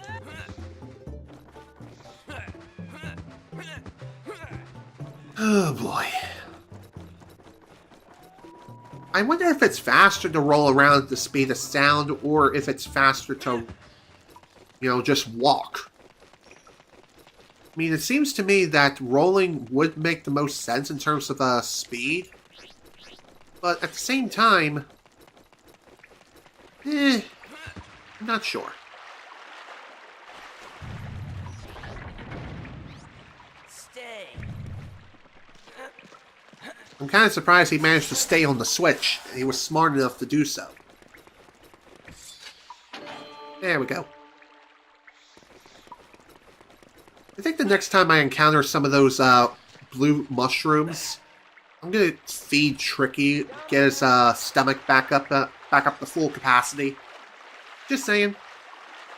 Better for him to be full and fully prepared than to be a starving Marvin. You know what I mean?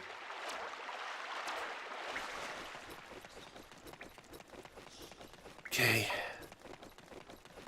Almost to our destination, almost back to the R-Wing, which is excellent. Also, you may have noticed some stutters entering new areas. This occurs on the original hardware too. This is not a Dolphin thing. So, yeah, that's something worth mentioning there.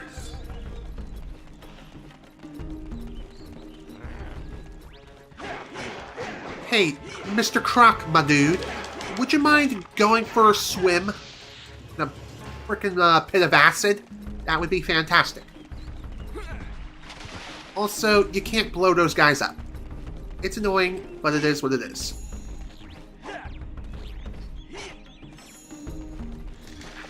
Okay.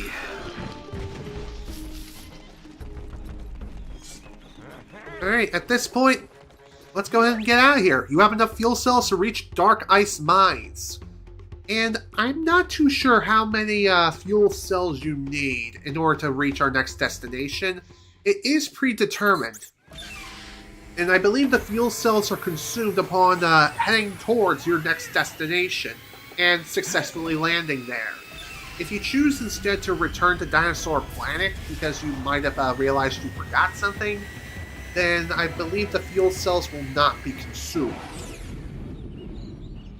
Well, actually, now that I think about it, maybe I should return to Dinosaur Planet to pick up a map. Where are you going, Fox?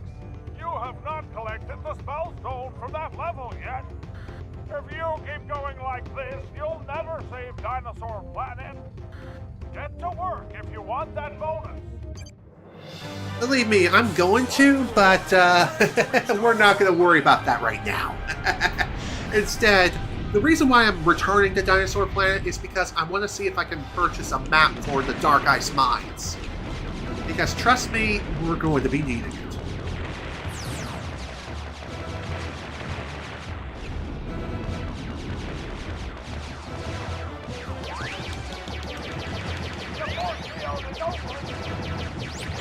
It does make me wonder, though, why is it that the Dinosaur Planet even has a force field in the first place? Oh, speaking of force fields, when we eventually start heading out to Dark Ice Mines, for whatever bizarre reason, that place also has a force field, just like Dinosaur Planet does. But unlike Dinosaur Planet, where you only have to fly through one gold ring in order to reach our destination, here, or within that particular place, one thing you have to worry about is collecting a certain number of gold rings. It is different for each destination. So, what I mean is, in order to reach Dinosaur Planet or return here, you just have to pass through one gold ring. And yes, even if we've completed the flight before, we have to do it each and every single time. This is one thing I'm really hoping for if a remaster of this game does happen, is you can skip the flying section upon completing it once before. Okay, so the fuel cells were already consumed. Interesting. I think I've had 30 fuel cells by the time I finished, or by the time I entered space. I'm pretty sure that's how it works. So once the fuel cells are consumed, then you don't need to worry about using any more of them until you need to get to your next destination. Okay, let's see. We need a map for the Dark Ice Mines. Now, I could buy the high-def telescope, but I think it would be a better idea to buy some maps instead. Let's see here. Boom Pass, Lightfoot Village. Here we go, Dark Ice Mines. Perfect. You pay this much. I'm gonna try haggling, see if this works. No? That's Okay, never mind. Okay, I'll sell it to you. Well, that sucked. Oh well. Maybe haggling will only work if it's in a single session. I don't know. Either way, might be a good idea to buy as many maps as we can. So let's buy one for the Cloud Runner Fortress. You pay this much. Okay, I'll sell it to you. Excuse me? Excuse me again. Good lord, I have been burping a lot today. But not as much as the game crashing on me and shitting the bed. Just saying. I'll tell you this right now, the game does not crash at all on original hardware. This is purely a Dawson issue. And I think this is more of an issue on my end. Not so much just Dawson itself in its current version. Still, doesn't make it any less annoying to deal with, you know. Sure, I could download one of the more nightly builds to see if that could fix the issue, but I'd rather stick with a more stable build. This way, I know for certain that the emulator is just going to work 100% of the time. Because you never know when it comes to nightly builds. Nightly builds are like brand new builds released on a nightly basis, as mentioned previously. Okay, I think I have enough for one more map, and that ain't it, Chief. Alright, let's see what we got up here. Haven't really had a chance to look yet. Hello, looks like we got an extra scarab. That's neat. Looks like the shopkeeper has been holding out on us. And again, maybe this is his secret stash. Albeit it's not much of a stash, but still. Pretty neat. If you want a few extra scarabs, there you go. At least now we have more than enough scarabs to buy this map right here. You pay this much. I want to see if I can haggle him. No, Of course not. too low. Okay, I'll sell it to you. I was really hoping to have gotten a little bit of a discount. Alas, it is what it is. Now, I think I have enough scarabs for maybe one more map. Sure, I could do some gambling. I think I bought this. Yes, I did. I did buy this cheat token not too long ago. Good job, me. Let's see. There's one more map right here for 10 scarabs. I was kind of hoping to have been able to maybe... Shoot. I was hoping to have been able to buy that particular map. Sure, I could go outside and maybe try to farm a few more scarabs, but I kind of want to try playing that one minigame again. See if I can do a little bit of gambling. Alright, since we only need 3 more scarabs, I think what I'm going to do is just bet that many scarabs. Choose how many scarabs you wish to gamble. We're just going to play it safe for this round. I thought about maybe trying to go for a few more scarabs, like bet all 7, but no, I'm going to go for 3. Are you ready? Alright, let's go.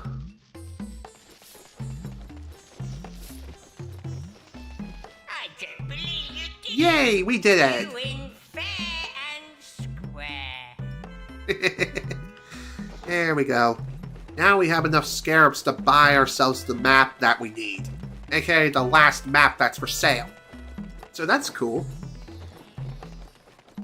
So I believe at this point now, we'll have all the maps in the game. Fantastic. You pay this much. Okay, I'll sell it to you. There we go. Planet Cartographer. Another achievement unlocked. You get this achievement for buying every single map in the game. Sweet. Alright, that was worth it. That was well worth the return trip, that's for sure. I know that we are currently flat broke. We're broke ass hoes. But we should be able to get more scarabs soon enough. In fact, I think some of them are going to respawn within these rocks just before we head off to Dark Ice Mines. Yep, there we go. Go, 10 more scarabs added to the pocket. I will, just give me a minute.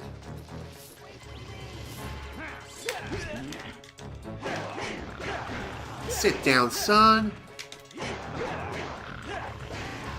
Now, as far as I know, I don't think you can use an attack as well as dodging around, unfortunately. This isn't Legend of Zelda Breath of the Wild or Tears of the Kingdom. You can't do that. You can't do that fancy footwork stuff. Kinda dumb, but hey, this is 2002. You gotta give the game a little bit of a break. Alright, let's return to orbit now. And now that I think about it, I should save the game as soon as I return to orbit. Because you never know. You never know with me and my rotten luck.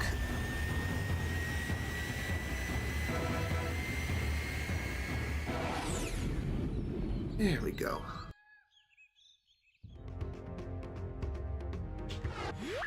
Alright, let's save the game. Thank you very much. There we go. Dark Ice Mines. Let's go. The Snowhorn tribes are in great danger. General Scales has enslaved them to work in the Dark Ice Mines. If you can locate the gatekeeper's daughter, she will be able to help you. Free the Snowhorns by finding that spellstone. It's up to you, Fox. Slippy out. Thank you, Slip. Fly through 3 gold rings to open the gatekeeper's force field. Hey, General Pepper, quick question. How do you know this? Wouldn't it make more sense if Peppy or Slippy knew about this sort of information? Of course, that's just me trying to question video game logic. And also, since this is a brand new course, we have yet another one of those achievements that we can get here for getting all 10 gold rings.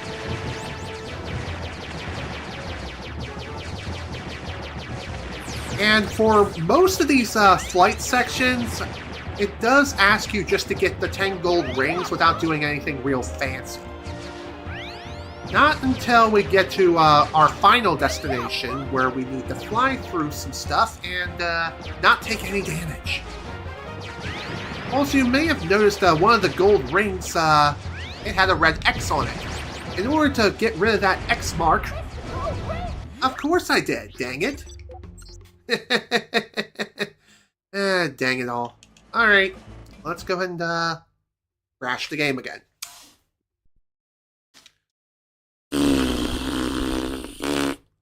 Add to the counter. Crash number 8. Well, good thing I saved the game prior to flying, because I knew the game was going to do that again. More or less Dawson, not so much the game itself. But you know what I mean, right? Crash number 8. Whoa. Alright. Back again. And about time too. And this time, I'm not in the mode. I thought the game was going to crash again already. We just started back up. Hello? We got places to be. Let's not miss any gold rings like an idiot. Please and thank you. Again, this is why I have been saving frequently, like after every major milestone. Or after any milestone for that matter.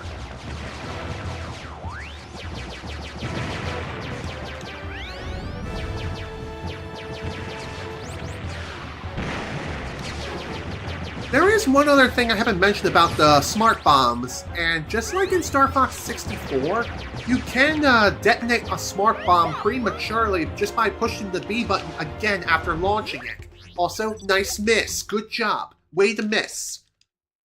What did I miss? Everything.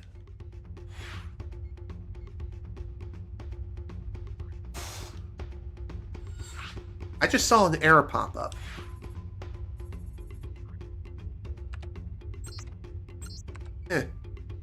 Maybe it had something to do with retro achievements, saying something along the lines of I'm not sure. Find through 3 gold rings to open the gatekeeper's force field. Okay, here we go again. Once more with feeling. We only just started, Peppy.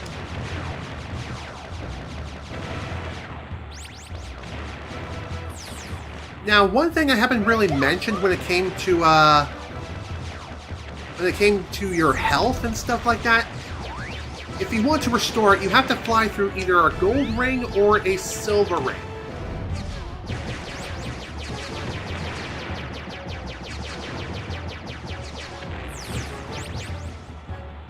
Okay, let's lock in and not be a frickin' doofus.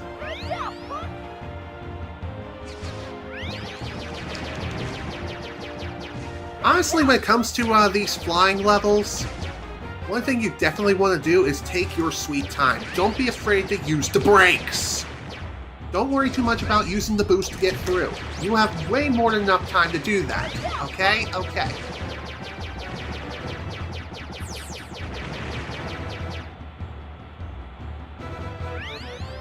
There we go. Achievement unlocked. There we go. Perfect. Done and done. Sure, the score is kind of trash, but who cares? That's not what I was going for. All I was worried about was just getting all 10 gold rings, getting the achievement, and landing safely. Phew. That took longer than necessary. But hey, at least the deed is finally done. And now I'm going to save my progress yet again. Because you never know. We're going to Neverland! Come fly with me, my boy! Okay. Now, I definitely want to have the fuel compass up and running practically at all times while I'm here. Because once you clear this part of the planet, then you are not going to be able to come back here ever again. Because the entrance is going to be sealed off. Yes, you'll be able to land, but you won't be able to do anything else at all. I'm serious. Why is the game like that? I have no idea. I really wish you could go back to earlier parts of the game, just to explore around, see if you missed anything. And if you missed any cheat tokens along the way, then, well, if you missed them, well, it sucks to be you. Be prepared to play through the whole game again. Get the spell stone and save our tribe! What do you think I'm doing, huh?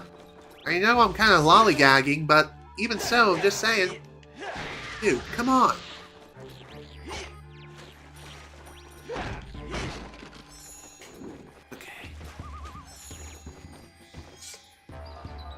Okay. Okay. You mind? Nice miss. Sit down, please. Thank you very much, and goodbye. Oh, hello. What do we have here? Another little secret. Now, like I mentioned before, when it comes to the fuel compass, I definitely want to have this open practically throughout my whole trip here. In other words, I won't really be able to use my map at all. Tricky, can you please just run away somewhere, hide, find someplace safe to be?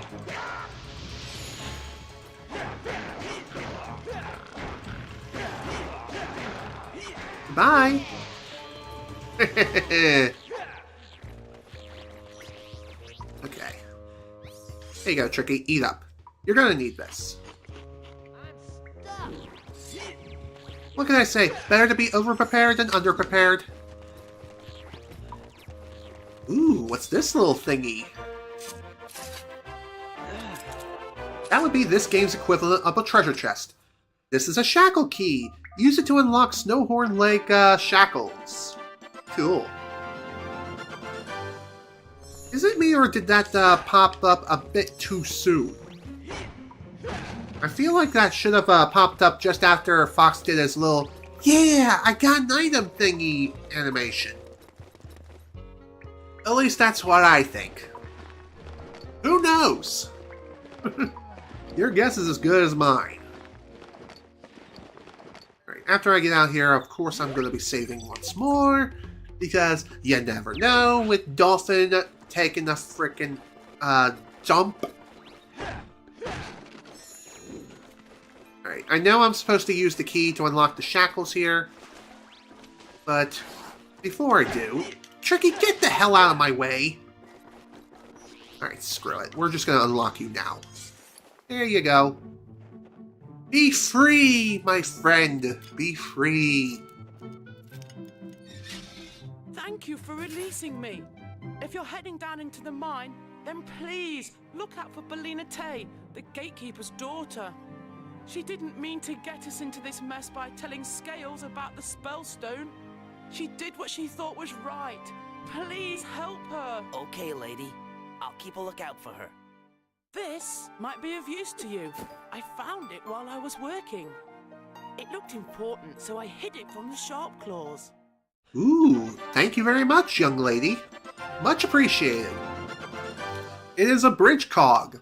If you find a matching, if you find a machine that it fits, then it'll sit. Then you'll be able to open a new route. Coolio. General Scales took the Spellstone down into the mine. Thank you. I kind of figured that out already. But even so, still worth the... Oh, hello. You're still here. Please go away. Thank you.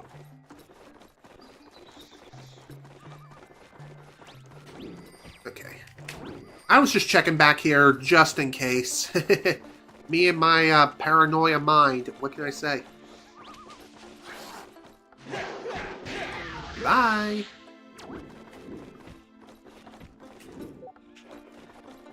Okay. Basically, at this point now, I'm definitely going to be saving after every cutscene I watch because, like I've mentioned and even shown off a few times, cutscenes are unskippable. Okay, thank you for the info. I already knew that.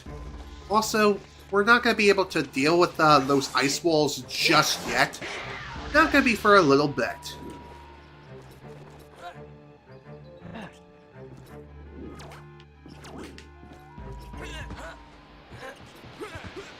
Hello, what do we have here? There's the machine. It is fit for a machine.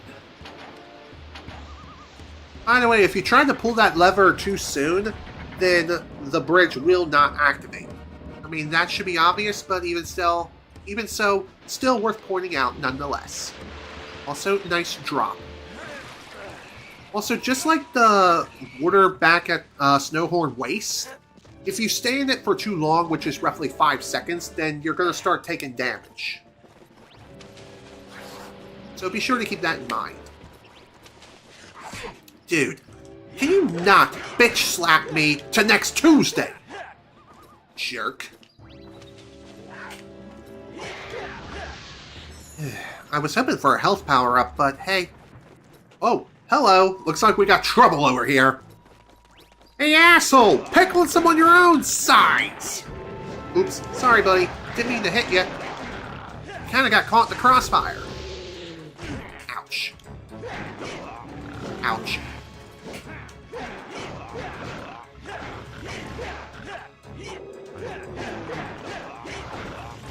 Sit down. I am forever in your debt.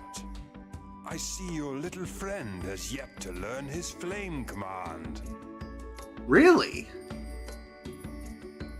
Tricky can breathe fire? Go on, youngster. Give it a go. Ooh. Looks like Tricky is secretly a fire-type Pokemon. So How cute. Exhausted, I could help you through the main gates. I need some food. Okay, boy, my dude. I'll get you your food. You'll just have to give me just a few moments. That way I can do a little bit of exploring, because exploring is fun, for 1. 2, I need to hunt down more fuel cells. And 3, I want fun! Excuse me? Okay, cool. We done? We done over there.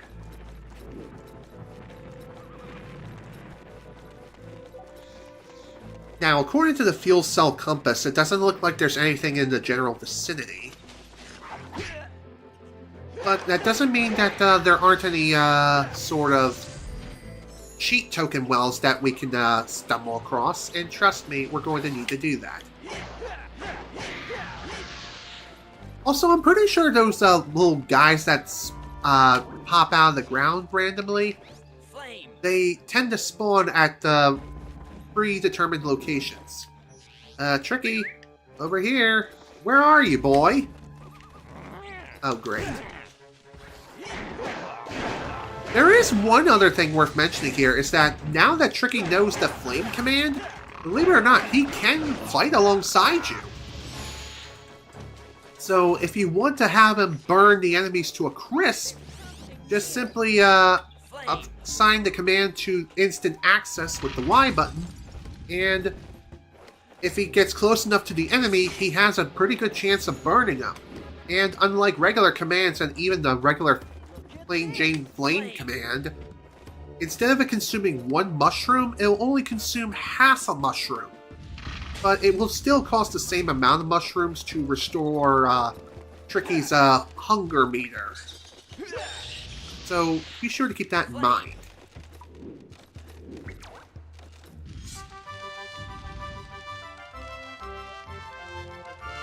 Aw, nice. Huh? What the hell? Uh-oh.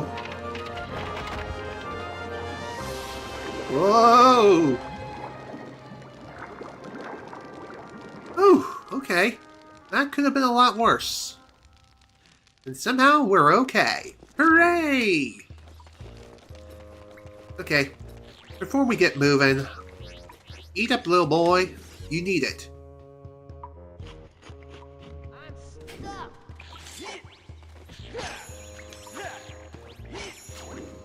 Okay. By the way, I'm pretty sure you do need to drain the water in order to progress forward through here. So that's something you need to keep in mind. There is one other thing worth mentioning when it comes to Tricky's flame command, and that is, it takes quite a while for him to start it up. And there is a pretty good chance that it will whiff. And it's because of that fact. It's because of that. It's why you don't consume a full mushroom every time you use the flame command. Only when it's guaranteed to hit, when it's is when it's fully consumed. So that's something to keep in mind. Also, apparently, Tricky can't get down here on his own. There we go. Come on, Tricky. We need to go. Oh, there you are. One more thing worth mentioning, too, when it comes to Tricky's flame attack. If you happen to walk into his flames while he's breathing fire, well, obviously, that's gonna hurt. And he can accidentally kill you if you're not careful. So be sure to keep that in mind. Oh, hello. Bye.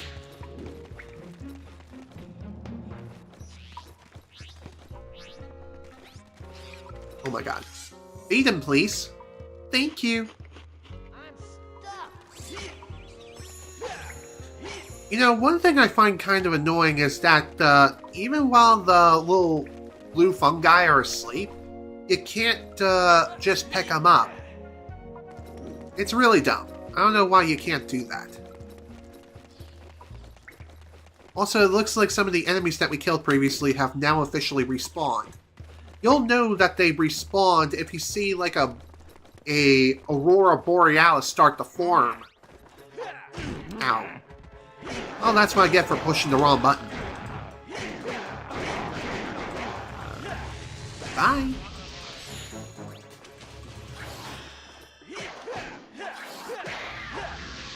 Also, whenever you see those little guys start popping out of the ground like frickin' gremlins, one thing to keep in mind is hold the R button, that way you can block their initial attack. This way you can start counterattacking yourself. And bada bing, bada boom, you should be fine. You can also try dodging the attack too. That works as well.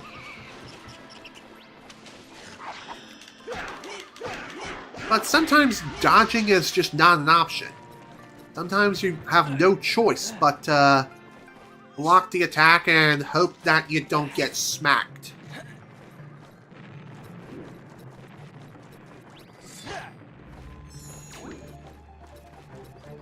Okay, let's keep moving along now, shall we? You know, you would expect I would have expected to find something up here other than more blue fungi, but alas, that is not the case. Flame. Hello? Can you burn this thing for me, please? Thank you. Fine.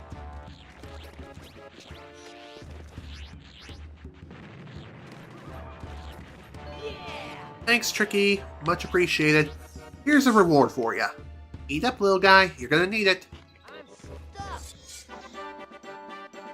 Ah, there we go.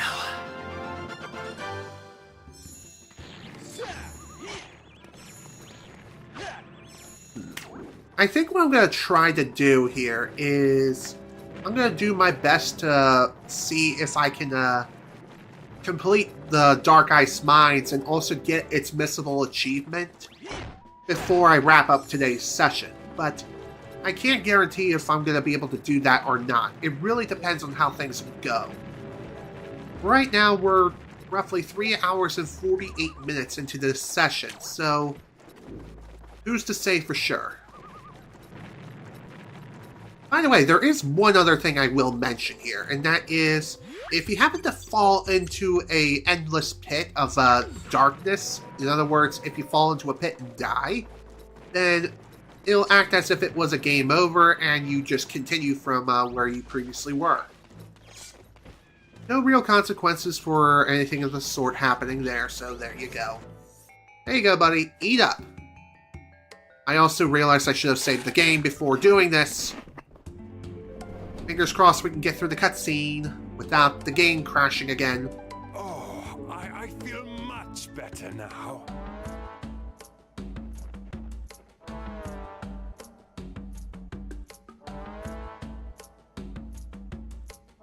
Get on my back. Let's smash those gates. Sounds good to me. But of course, before we do that, I will save once more with feeling.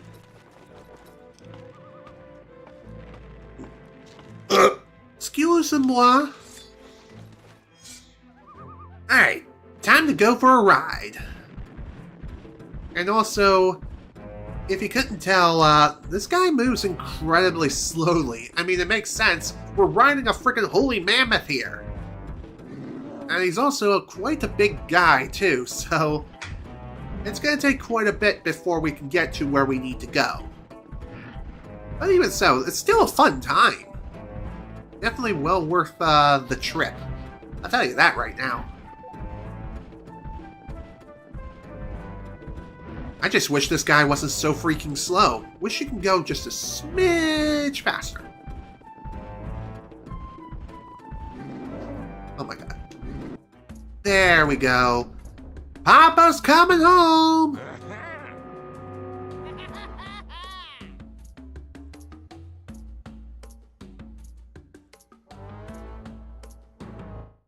Oh, great. More of this. Can I ignore and continue? That looks to be a yes. Just a sign of things to come. Unfortunate.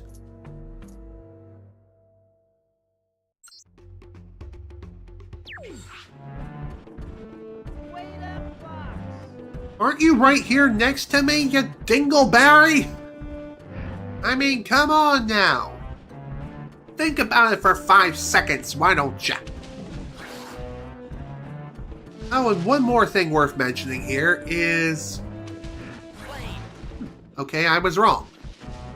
I was thinking that you would not be able to use any of Tricky's commands if you happen to be riding on top of our woolly mammoth friend here, aka the Snowhorn.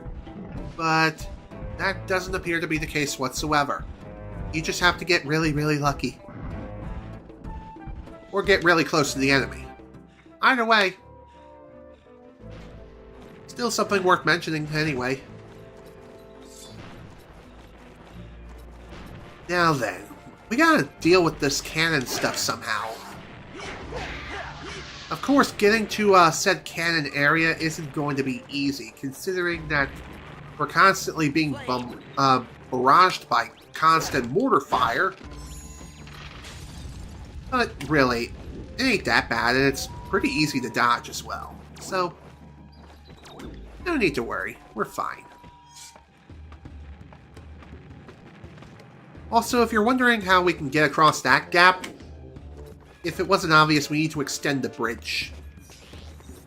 Looks like the bridge requires 3 cogs this time as opposed to 1. Makes sense. Although that sounds more like a major inconvenience for the Sharp Claw, if anything. But then again, maybe they have another means of getting around, and it's not falling down like a frickin' goob. Also, you may notice this weird spell-like door here. Well, that thing will not drop until all the flames go out. And you may be wondering how you get rid of those flames. Well, I've kind of shown that off back at the crystal section of the Krazoa Palace. You need to defeat the correct enemies. Once all the correct enemies have been defeated, then you'll be able to proceed. And the barrier will be dropped. Of course, finding those enemies can be a little bit of a pain.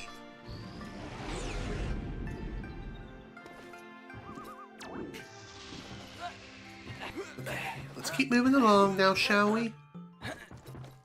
Oh my god, I almost fell again. That would have sucked major eggs. Hello there, pretty boy. Shall we dance?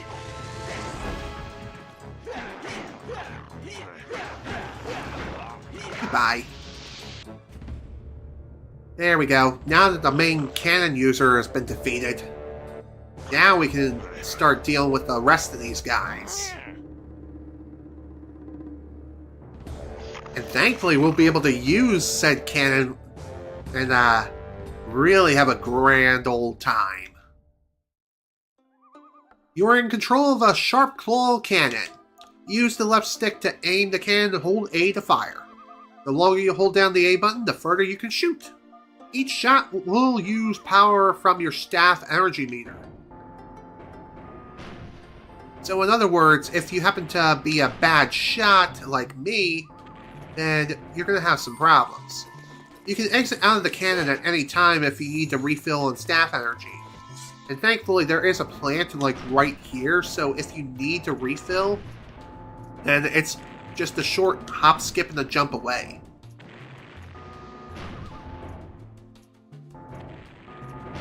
Wow, okay. Didn't even mean to kill that one target, but hey, it worked.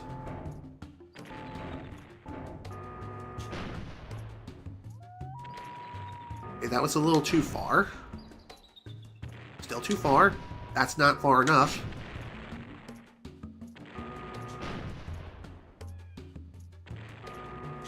If you're wondering what I'm trying to do now, I'm trying to blow up this wall that's right here. It's just figuring out the timing of exactly when to release the A button and fire the shot. There we go.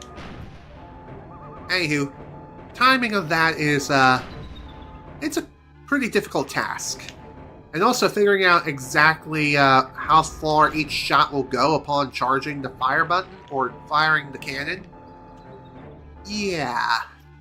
When it comes to just utilizing the cannon in general, it's a little bit of a pain. Takes a bit of trial and error to figure things out. But thankfully, it's not the worst thing in the world. And just like that, the barrier is down. Cool. Of course, you could have just jumped down and fought them normally if you so wished. It probably would have been faster, all things considered, but using the cannon is way more fun. Might as well try to use the sharp claw technology against them. Am I right, or am I right? Alright, let's grab our rewards. Which, here in chest number 1, we have another cog. Is it a cog of war? Probably. It is coming from the Sharpclaw tribe, so there's another bridge cog.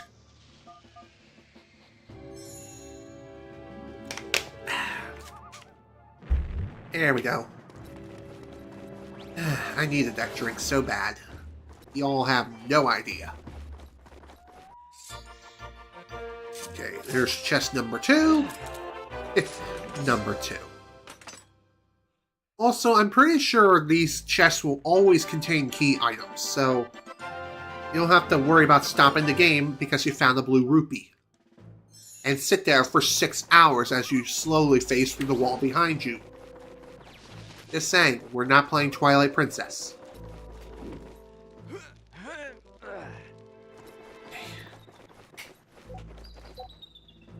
Oh, hello. What do we have over here? This is quite a mysterious place. And by the way, if you couldn't tell, there's like a massive snowstorm going on right now. And unlike Star Fox 64, where we had a device that could completely change the weather to make it more habitable, we can't do that here. No such device exists, unfortunately. And even then, you would be playing God, and God would most certainly smite you if you try to do something like that, because manipulating the laws of nature is a big no-no. Just like trying to resurrect someone. I mean, it's fine in like fictional media, but trying to do it in real life, that's not gonna be good. It'll be like Stephen King's Pet Sematary. In other words, it would be bad. It would be really, really bad. Here you go, buddy. You're gonna need these. Hey, now that we have all 3 cogs, now we can finally fix this machine and get the bridge back up and running. And here I thought the game would automatically select the right cog, but no! Apparently I pulled up the C-stick too soon.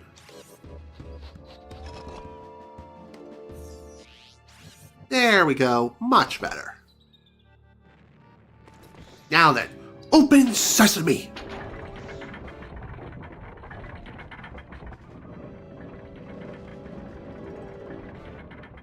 There we go.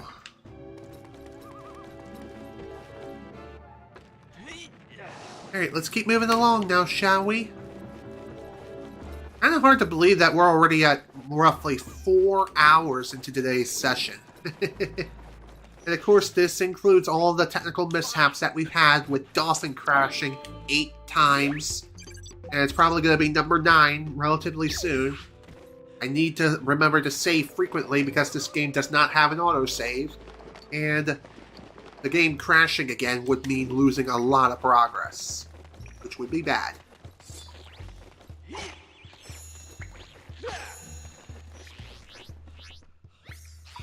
Oh my god. Beat him, please. Just because I was not directly in front of Tricky. What the hell? Okay. Now then. Oh, it would help if I had the right thing selected. Alright. When it comes to this thing, what we have to do, we have to use Tricky's flame command and light all 4 of the torchways. And we have to do so within a minute. So make sure that Tricky is fully fed before you do this minigame, or this particular activity. Otherwise, you're gonna be wasting a lot of time. Alright, come on Tricky, let's go. We got places to be. Great job. Nice work, my boy. You the best. Have a treat. Who's your good boy? What do we have here? Beyond the leap of faith lies an ancient prize. And I believe that leap of faith is right here. Whee! Ooh, would you look at that? An invisible floor! I'm with Tricky there. That's pretty awesome. Oh, and by the way, falling down equals death. That much is obvious. Hello? Can you burn this for me, please? Thank you.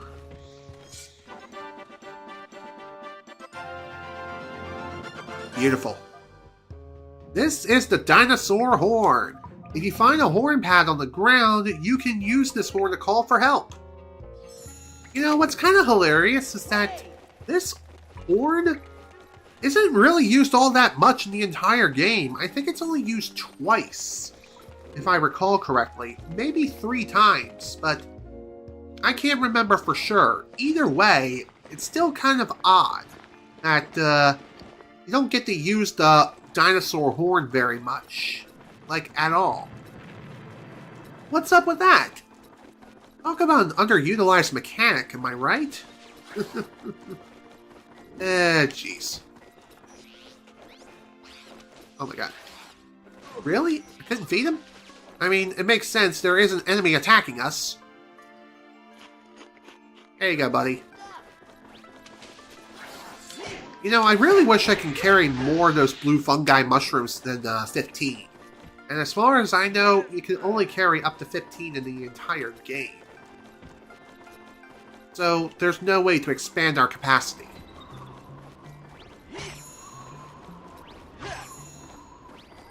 Okay. Remember this little tile right here? Well, time to blow the horn and summon reinforcements.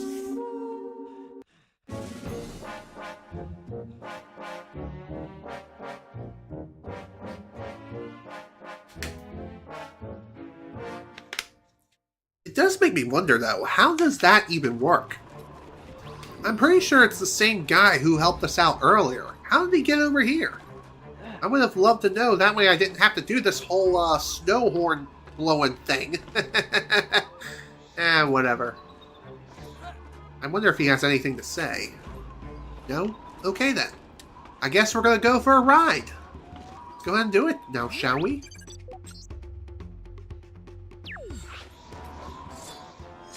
Let's go! Oh, and by the way, if you try to get through this place without the Snowhorn's help, yeah, you're just going to be sent back the way you came. To guide the Snowhorn through the blizzard, he will need to be fed alpine roots as you explore. Look on the ground and walk over them to eat.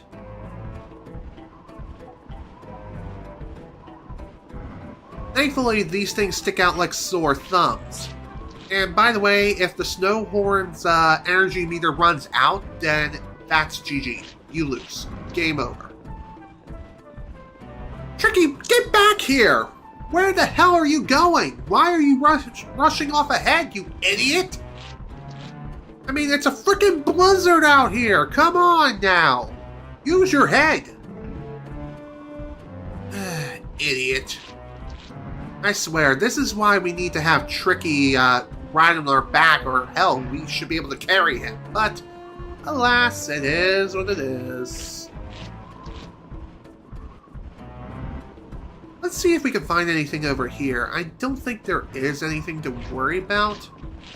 And also, these root things, they will respawn over time.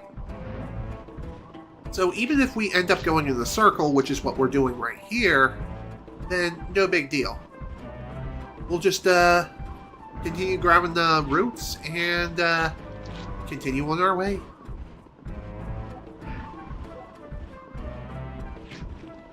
And also, if you couldn't tell, the energy meter drains pretty dang quickly when it comes to the Snowhorn's overall energy. Why that is, I don't know, but either way, still a bit concerning. But thankfully, it seems like whenever you eat one of these root things, your energy is fully restored, so that's nice. Now, I know it can be difficult to see through this blizzard, but the path forward should be pretty obvious, even without a map. If you feel like you're going around the circle in one way, try the other way upon looping back around. Also, don't bother trying to turn around. It will not work. You'll just waste too much time and energy. Tricky? Tricky! Your friend will turn up. They usually do. Maybe I can help until he does. I wonder how you would be able to do that, other than smash this wall right in front of me. There we go. Unfortunately, it doesn't look like he'll be able to do much else for the rest of the game. Oh, that was a fun ride while it lasted.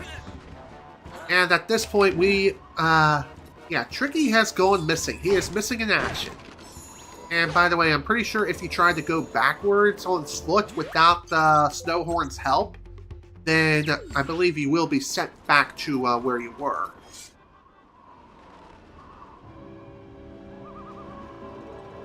Case in point.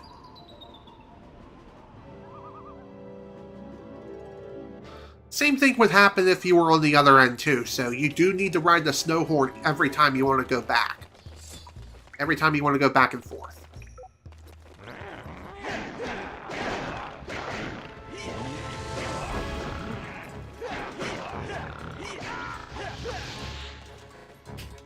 Okay, stutter much? That's not a good sign. Alright, after I deal with you and open the way forward, of course I will be saving once more. There we go. Perfect. What can I say? Paranoia is very much a thing here. Ooh, time to go snowmobiling again. I love these sections. I might have already brought that up before, but it's worth repeating ad nauseum. These are some of the best parts and the most fun parts of the entire game. And they don't come around often enough, in my opinion. I wish you could do this way more. Hell, I wish there was even a minigame tied to it where you have to race someone. Well, actually, there are minigames like that scattered throughout the course of the game. What I'm talking about is like an optional minigame that you can just play whenever you want. Actually, now that I'm even saying that, there was that instance earlier where you could do that. Whoa! Boom goes the dynamite. Oh dear. Oh boy. Gotta love running through the furnace. Oh, and by the way, dodging does not make you invincible. I wish it did, but hey, I guess that would make things even easier. Like an already easy as pie combat system even easier.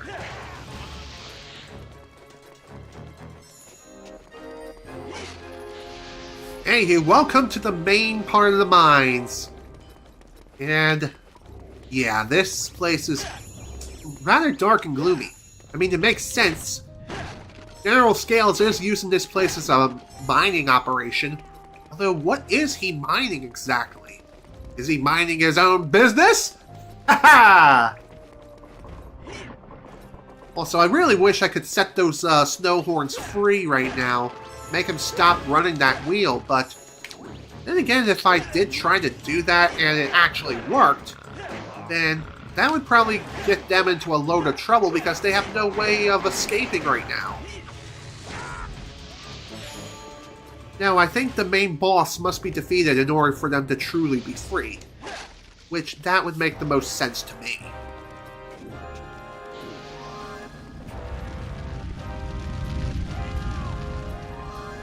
Oh dear. Well, it looks like we found Tricky, and somehow he got captured, as if he was Princess Elise from Sonic 06. God damn it, Tricky. I mean, you seem to be fine. You're just rolling around on your back, being all cute and cuddly. Don't ask. Oopsie daisy. Don't want to fall in there. That would be bad. Because that would be instant death.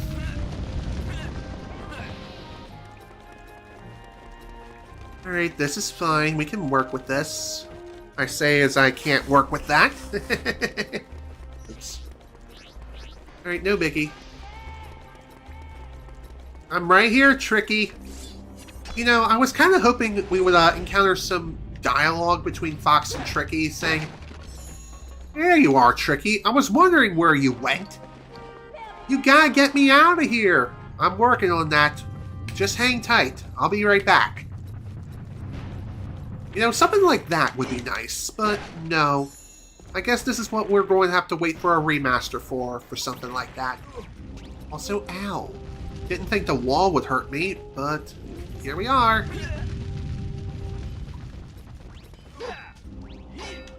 Oh my god. Can you please break the box? Thank you.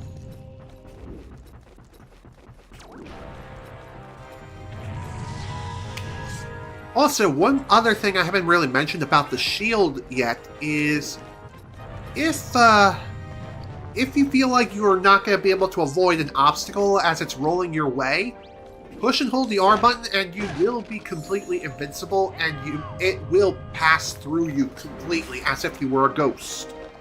How does it work? Why does it work that way? I have no idea, but who cares? At least it works.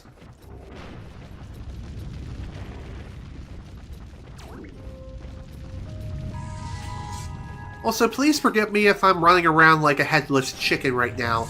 As I mentioned previously, it has been well over 20 years since I've last played this game.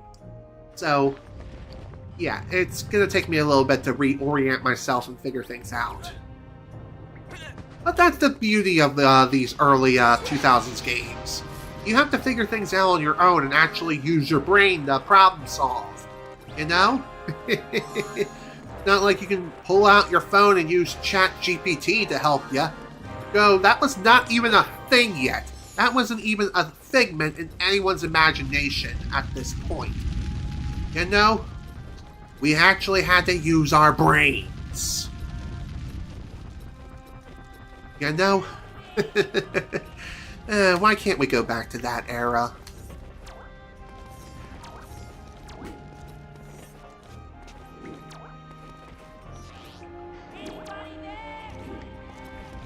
I'm right here, you dingleberry.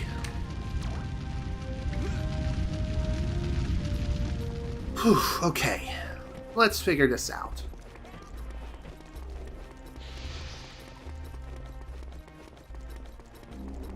Now, I know that flying up that way is not really a way that we're supposed to go. And you would think the map would help in this retrospect. Well, yeah, it could sort of help if you know how to read it. Let's see here. Also, get used to Tricky yelling ad nauseum. Unfortunately, we can't quite progress any further right now, but we'll figure something out. Now, there may be a switch or something that I'm missing around here. That wouldn't surprise me. You know, now that I think about it, there probably is something that I missed on that one area where all the boulders are raining down from. Okay.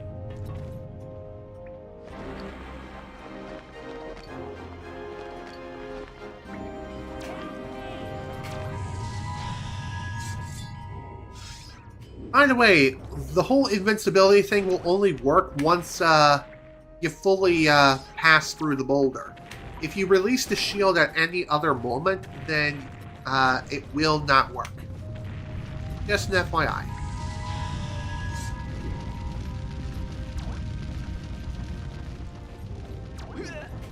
Again, I would love to get past that firewall. That would be fantastic, but unfortunately, I can't. Great. To be fair, I got stuck here as a kid too. So, even after 20-some years since playing the game, it hasn't gotten any easier. Oh, there it is. I gotta say, that really blended in really well. No wonder I couldn't find my way. Good job, me. What can I say? Sometimes these things happen. There we go. Sharp Claw Prison Cell Key. What'd you think it was? A banana? Well, now that we have ourselves a prison key, now we can finally free Tricky. You would think maybe we can use this key to free the other prisoner who is here. Which, of course, is another Snowhorn. And if I'm a betting man, that's the daughter whom we're looking for. And I also have a feeling this is not going to fit in that cell lock. Makes sense. Don't want to release her too early now.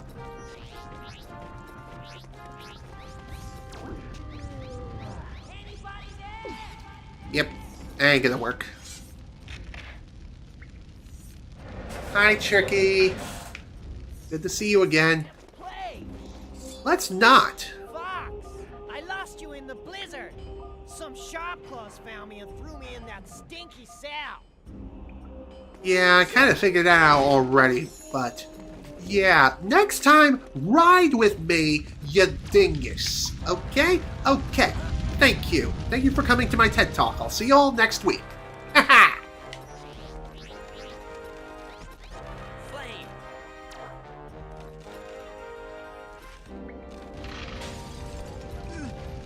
Yeah, see what I mean about accidentally lighting yourself on fire like a Christmas tree with Tricky's fire attack? Yeah.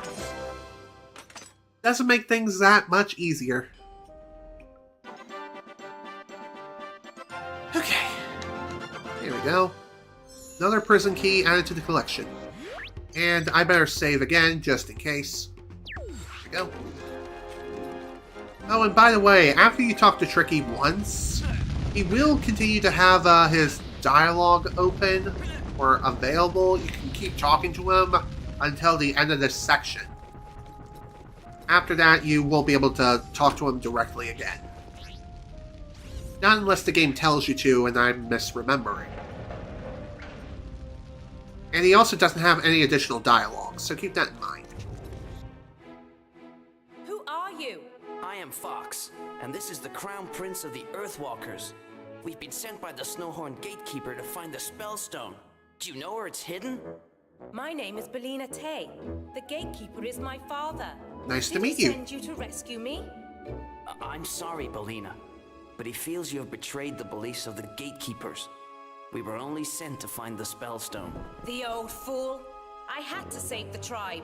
If it wasn't for my father being a gatekeeper, none of this would have happened in the first place.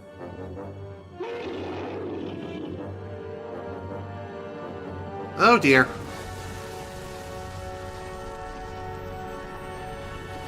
And why are you just standing there? Move! Oh dear. Hopefully she's okay. Yeah, I'm sure she's fine. I mean, she is the Gatekeeper's daughter after all. Belina, are you there? Listen carefully! Find a way to the bottom of the mine! I'll meet you there! Sounds good. Thanks for opening the way for us. I much appreciate that.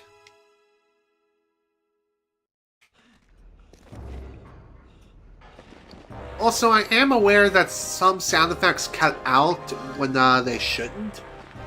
I don't remember if it happens on the original hardware as well, or if this is just an emulator thing. Even so, still something worth mentioning. It happens. It ain't a big deal. It's just a minor inconvenience, if anything. Oh boy. Oh, hello. Dude, can you kindly go to the Shadow Realm? Thank you.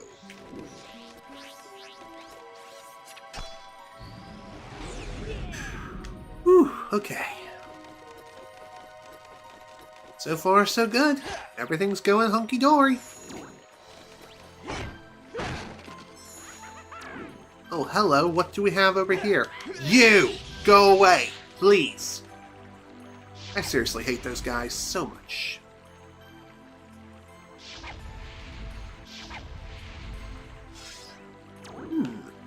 You know, the music for this particular part of the mines, it's giving me a lot of Donkey Kong Country 2 vibes. I don't really know who the composer of the music for this game was, but dang, it sounds really good.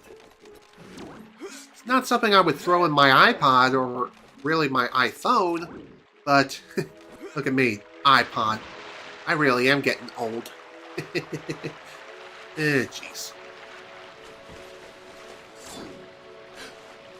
Oh, okay, apparently being in shallow water also can drain your health. Oh, that makes sense. Oof. Well, that wasn't good.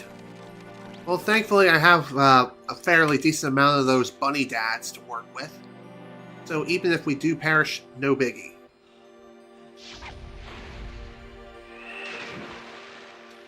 By the way, if you couldn't tell what we have to do here, we're going to need to lower these stalactites. Either that or they're stalagmites. I can't tell which one is which. After we lower these things down, then that'll be when we'll be able to really get to work in this area. Because for whatever bizarre reason, the ice cubes that show up here, they'll only start spawning after we lower the gate to the waterfall. Don't question it. It's just one of those strange things that is one of nature's mysteries. Tune in to find the answer. And it'll only cost you $29.99 to do so. Haha.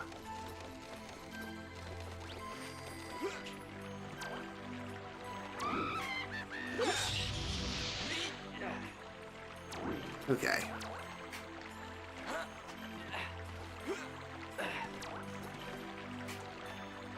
Now, this section really isn't that hard. It honestly isn't. It just requires a bit of platforming and also dealing with some annoying pests. It also requires a bit of patience, too.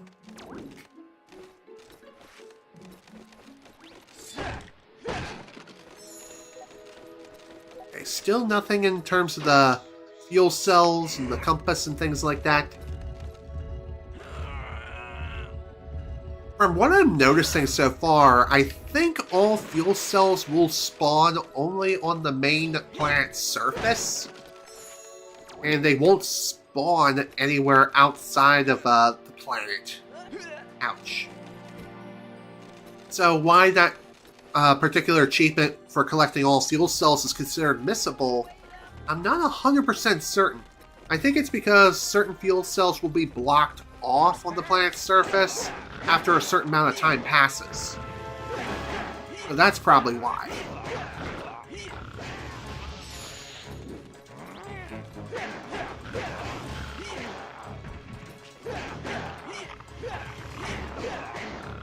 Bye!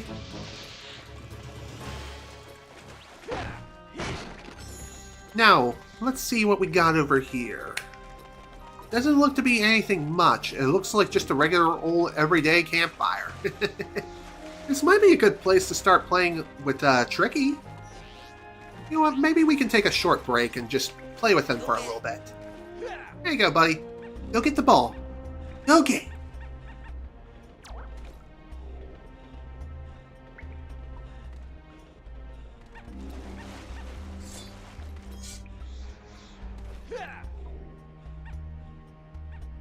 It is strange how how Tricky's ball is able to just float around like as if it was a balloon or something. Cute. Fox, I lost you in the blizzard. Some sharpclaws found me and threw me in that stinky cell. I guess that's enough playtime for now. Oopsie daisy. One thing that's kind of hilarious about this particular part of the mine is that whenever you're on the conveyor belt, the music changes. But as soon as you step off, it goes back to normal. But upon stepping back onto the conveyor belt, again, the music changes back to the more intense theme. So what's up with that? I have no idea. Don't ask questions. Oops, sorry, Pepper. Don't let us down, Fox. I know you can do it. General Pepper here. I'll display your current mission status. Kind of crazy to think that we're 25% done with the game. Belina! You made it! It hasn't been easy. Now where is that spellstone? My father didn't say exactly where it was, but he knew that General Scales had hidden it somewhere close. Look carefully. I'm sure you and your little friend can find it before they do. Time is short. You must find the spellstone. Don't worry, we'll most certainly find the thing. Time is short, you must find the spellstone. I know, you just said that. Also, if you're wondering if there's anything back here, no, it's just an empty wall where she just spawns in and being like, "Sup? How you doing? Ready to kick some tail and cause some damage? No? Okay, then go pound sand."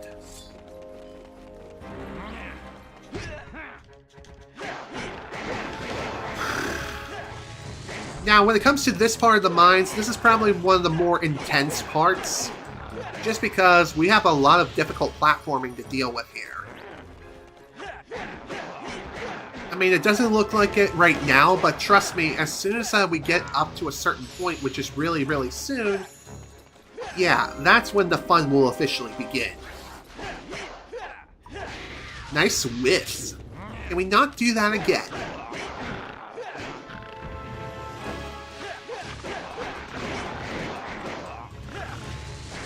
There we go.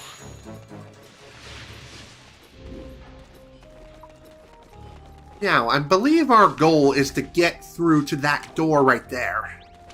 As you can see, it looks like there's like a Krazoa shrine. Which, that may very well be the case, which is kind of crazy to think about. We haven't really interacted with the Krazoa spirit in quite some time. Alright, I'm gonna deal with you now. This way you're not gonna annoy me like an annoying little sloth. Bye!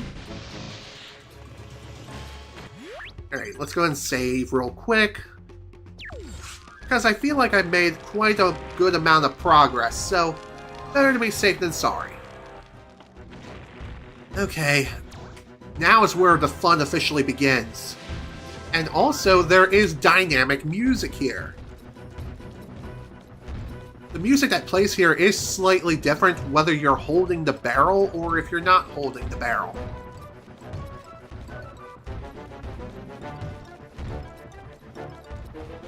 Alright, first try! We did it! We did! Can I speak English today? That would be fantastic. We just have to be careful and try to carry this further up the walkway here. And put you down. Actually, that's probably not going to work, so let's... There we go, much better. Funny enough, that particular section, it took me many, many attempts as a kid to clear it. And one more thing too, if you fall from here, it's a long way down for one, and two, it's a game over.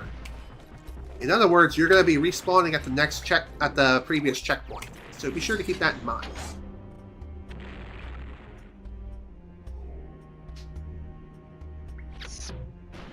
There we go.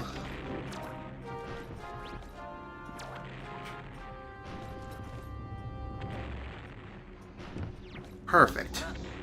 Now comes the fun part. Getting through here without getting blown to smithereens.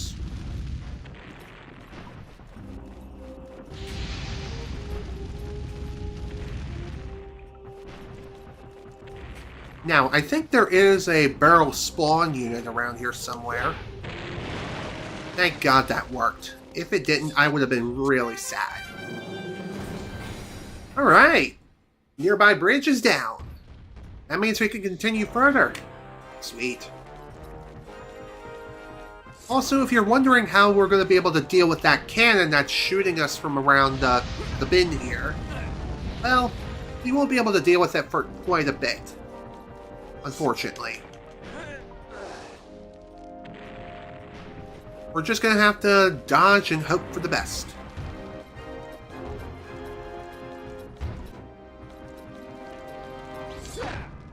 There we go. Honestly, I feel like the hardest part of the mine was just navigating through the first part of it, like the beginning, freeing Tricky. That, in my opinion, was the hardest bit. The rest of the mines won't be anywhere near as difficult, if you couldn't tell already. Also, you would think there would be something up there, but guess what? No, there isn't. Kinda dumb, but hey, better to have nothing at all and waste your time versus walking into a death pit and just perishing immediately, you know? Also, I'm going to go ahead and save right here, just in case. Here we go. You never know. We've already crashed 8 times today.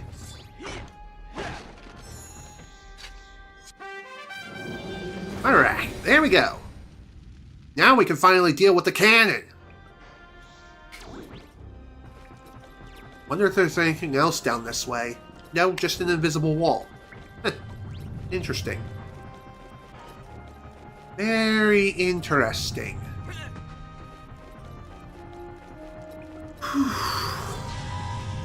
Kind of hard to believe that we've been streaming for over 4.5 hours now. Holy crap. My lord. Well, despite the amount of crashes that we've had today, at least today's session has been very productive, unlike the last one where we had to end it prematurely. Just, again, I wish I didn't have to deal with those stupid technical issues with the dolphin crashing, but alas, it is what it is. One way or another, I will figure it out, and if I can't, then we'll just have to deal with it. We'll just have to deal with the crashing, I mean to say. Ah, you gotta love the... Gotta love that. The stutters, they're my favorite.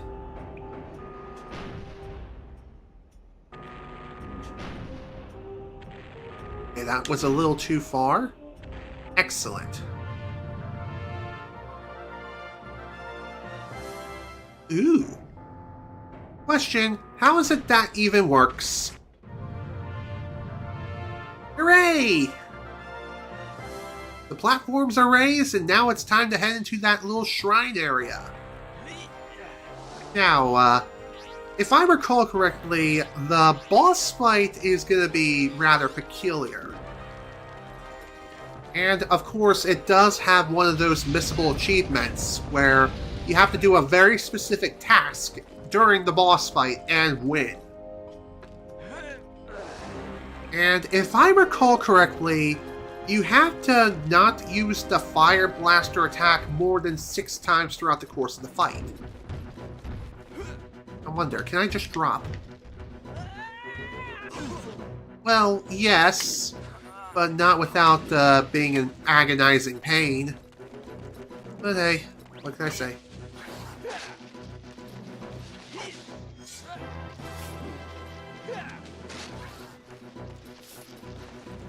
Okay, question. Why is the music playing right now for running on that one area? I don't understand.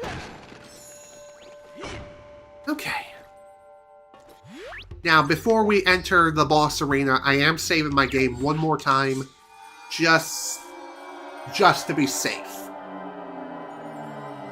Because, like I said, this boss fight is rather peculiar. And another thing, too. Another thing, too, is I think if you have the Fire Blaster set to the Y button for instant access, then that also voids the challenge. This is going to be fun. Flame. He's got the spell stone! That he does!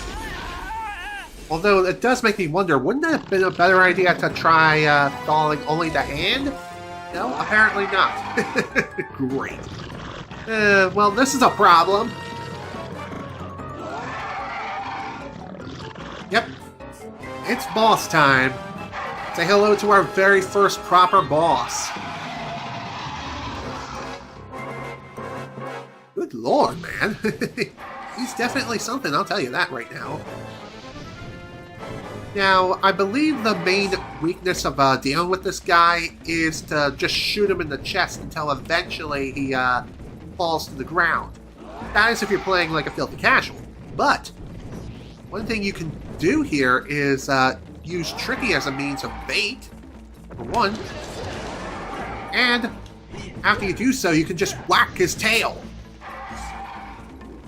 And again, just like with the one previously missable achievement, this is another missable one too.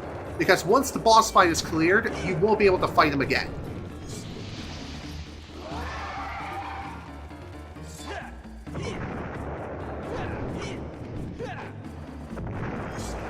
We also gotta keep an eye on the lower left, right-hand icon just to see whether or not this icon disappears. If it vanishes before the fight ends, then we lose.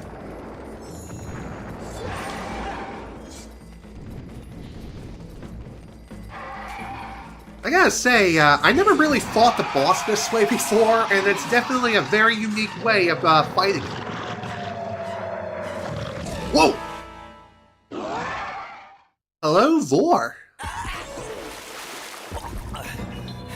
Okay, this is gonna be interesting.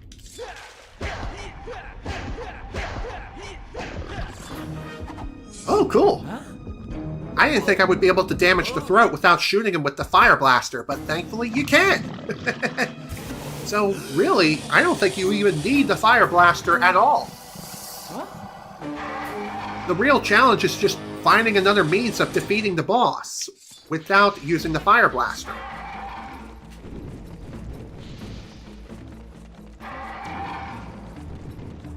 And by the way, I believe if you do save your progress while you're fighting this guy, then the challenge is null and void and you miss the achievement completely.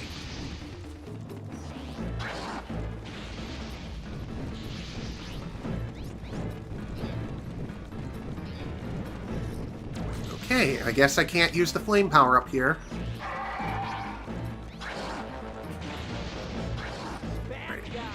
No, really? I thought he was a good guy, Tricky. Be a good boy, okay? Okay.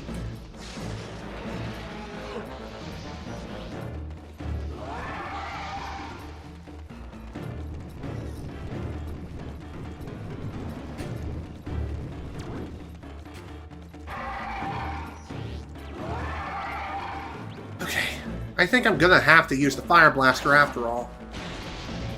Just gotta aim carefully, aim straight and true, and pray. Pray that everything works. Just again, can't fire more than 6 shots. Alright, are you gonna charge? Alright, that's 1 shot.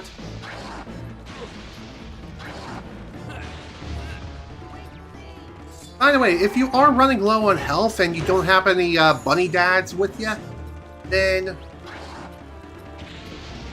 search around the room for some boxes. You'll be able to find what you're looking for pretty easily.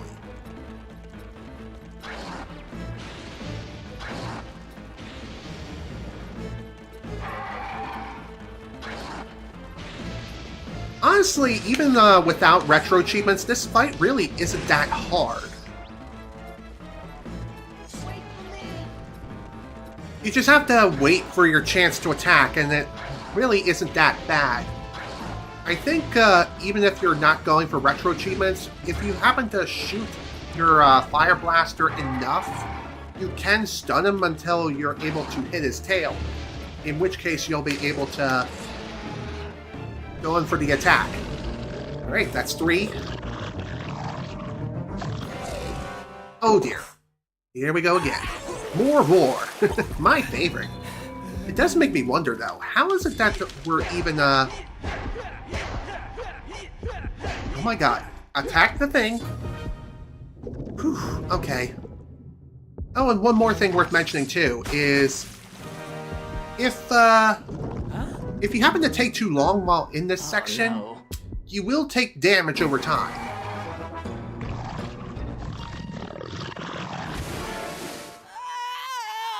Whoa! I mean, I'm pretty sure I only saw Fox get eaten. Why was Tricky there too? That doesn't make sense.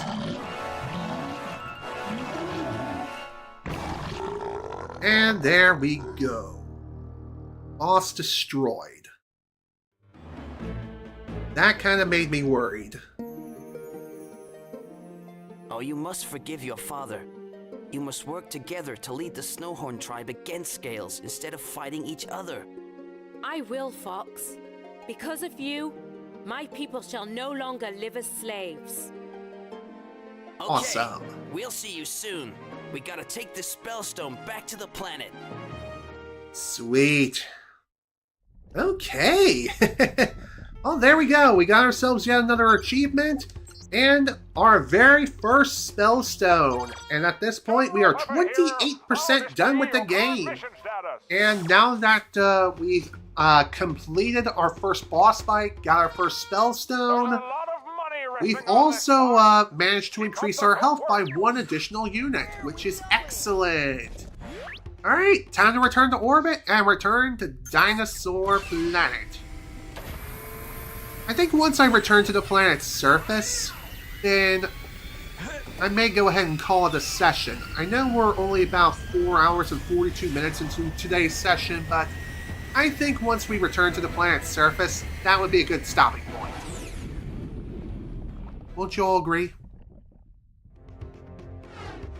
And like I said, when it comes to going back into Dark Ice Mines, at this point, once the planet or that particular area is cleared, then unfortunately, you can't go back in. So that's something worth mentioning. Great job, Fox! You saved the Snowhorn tribe and collected the Spellstone. But it's not over yet. You need to return the Spellstone to the Force Point Temple. Peppy has indicated that it is located beyond Moon Mountain Pass. I'm sure the Thorntails can point you in the right direction. Pepper out! Sounds good. Let's head back down. And let's see if we can get a better score this time as opposed to like less than 1,000 points, you know? That would be awesome.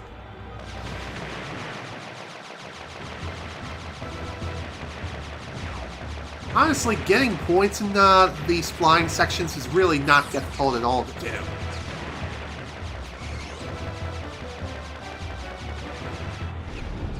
Also, when it comes to acquiring points, speed does not matter whatsoever. It is a non-factor.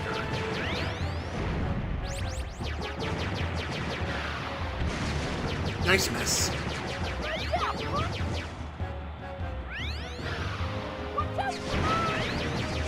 How the hell did that not take out all those enemies right there? It doesn't make sense.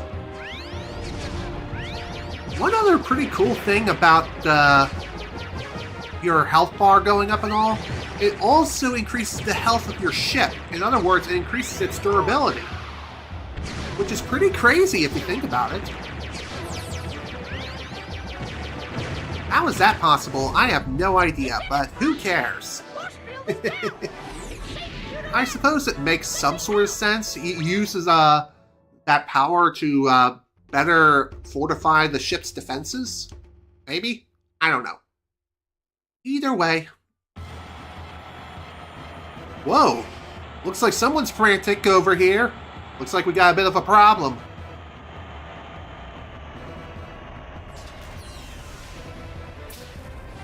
Alright, let's see what's going on here. What's wrong, man? You've got to help us. Those horrible shark claws put out our lovely beacons, and it gets too dark at night. We be scared of the dark. Oh, poor baby. Okay, stop crying. I'll see what I can do. Don't forget about the Spellstone, Fox. You have to return it to the Force Point Temple. No, really? I thought I was going to go pound sand instead. Okay, so yeah, in order to light these torches back up, what we need to do first is gather, we need to gather something to deal with that. It's so dark at night, I get real scared. Well, to be fair, Darkness is not exactly our friend here. Oh my god, get back here! Get back here! There we go. Jeez, that took way more effort than necessary.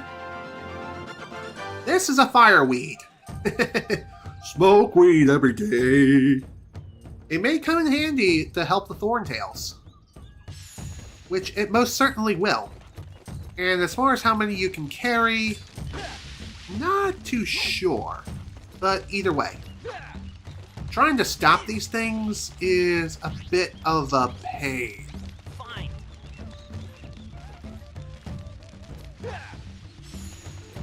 I think Tricky can help out when it comes to dealing with these things. So if you're having trouble finding it yourself or trying to catch it yourself before it falls back down, then Tricky can make things a little bit easier for you. However, the odds of him actually doing that are pretty small. And thankfully, once all three of these tumbleweeds or these fireweeds vanish, then they will immediately respawn in the tree. So that's nice. Here we go. There's the first one. And by the way, once you set these fireweeds up on their proper resting places, you do need to have Tricky light up the totem poles or the posts which hold the fireweeds. Then and only then will they be lit up like a frickin' Christmas tree. I mean, that's pretty obvious, but even so, still worth mentioning regardless. I don't remember if there was another one of those around the outskirts. I think there was one out here, though. Wait for me. Don't worry about it, man. You've got this. Look at this. Look at it, Fox. Isn't it beautiful? Flame. Now burn it. Thank you, buddy. You the best. Alright. Only one more to go, I think. And by the way, I think you can only hold up to a maximum of 3 fireweeds. Weed.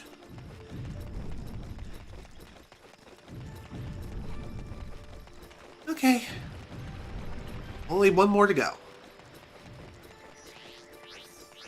Let's get this place lit! Flame. There we go. Thanks, bud. The beacons mean so much to my tribe. Please take this. I believe it will help you on your quest. Thank you. I appreciate that. This is the Moon Pass key. It will allow you to open the gateway that leads to the Volcano Force Point Temple. Very interesting. Which, yeah, if you couldn't tell, that is technically supposed to be our next destination.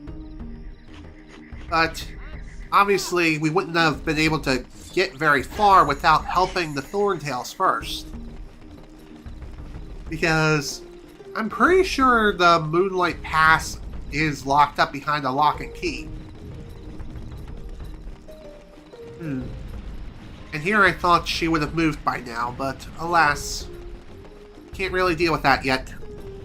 I don't think that can really be worked on until a little bit later on in the game anyway, which, yeah, that does kind of stink.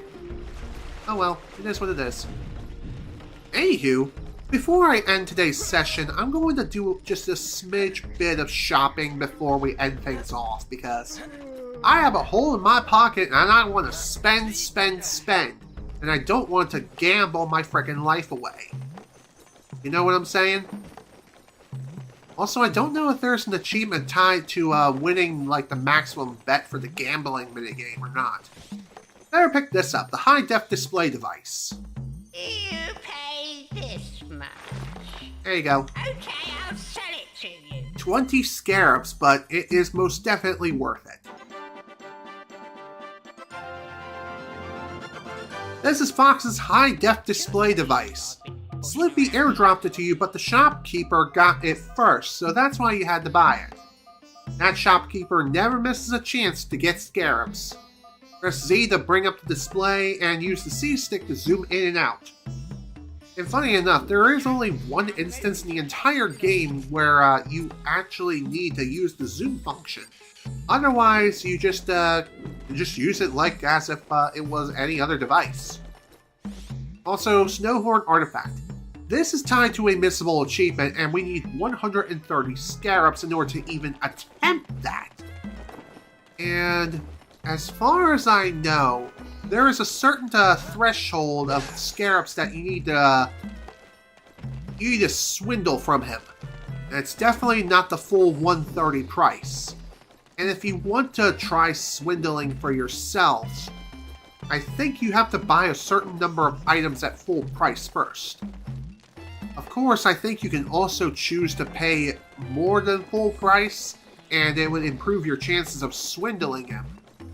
But even so, I'm just saying. Let's see.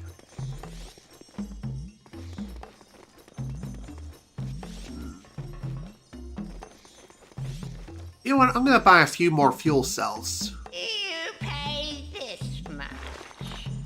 Okay, I'll sell it to you. By the way, I think the maximum amount that you can overpay in terms of paying for an item is double the price. This much. So a fuel cell is worth 10 fuel cells. But if you choose to pay double, which is 20, then, well, congratulations. You really earned that guy's favor. In other words, you have a much higher chance of swindling him with your next purchase. But of course, I wouldn't 100% recommend doing that, like overpaying for something that you don't need to. Of course, that's just me and my silly little opinion, but yeah.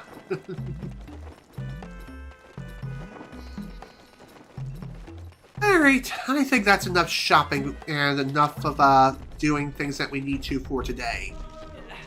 Like I mentioned before, we made some great progress, and we're getting close to the 5-hour mark anyway, by almost 7 minutes. A little less than that now, but anywho, like I said, we're going to go ahead and call it a day here. It's been a fun day, minus the crashing, of course. So, with that, folks, I bid you all adieu for today. This is General Snivy with Star Fox Adventures and Retro Achievements. Thank you all so much for watching, and if you were able to attend the live stream live, thank you for attending. And if you're watching this on YouTube, don't forget to leave a like, and if you're enjoying the content, feel free to subscribe.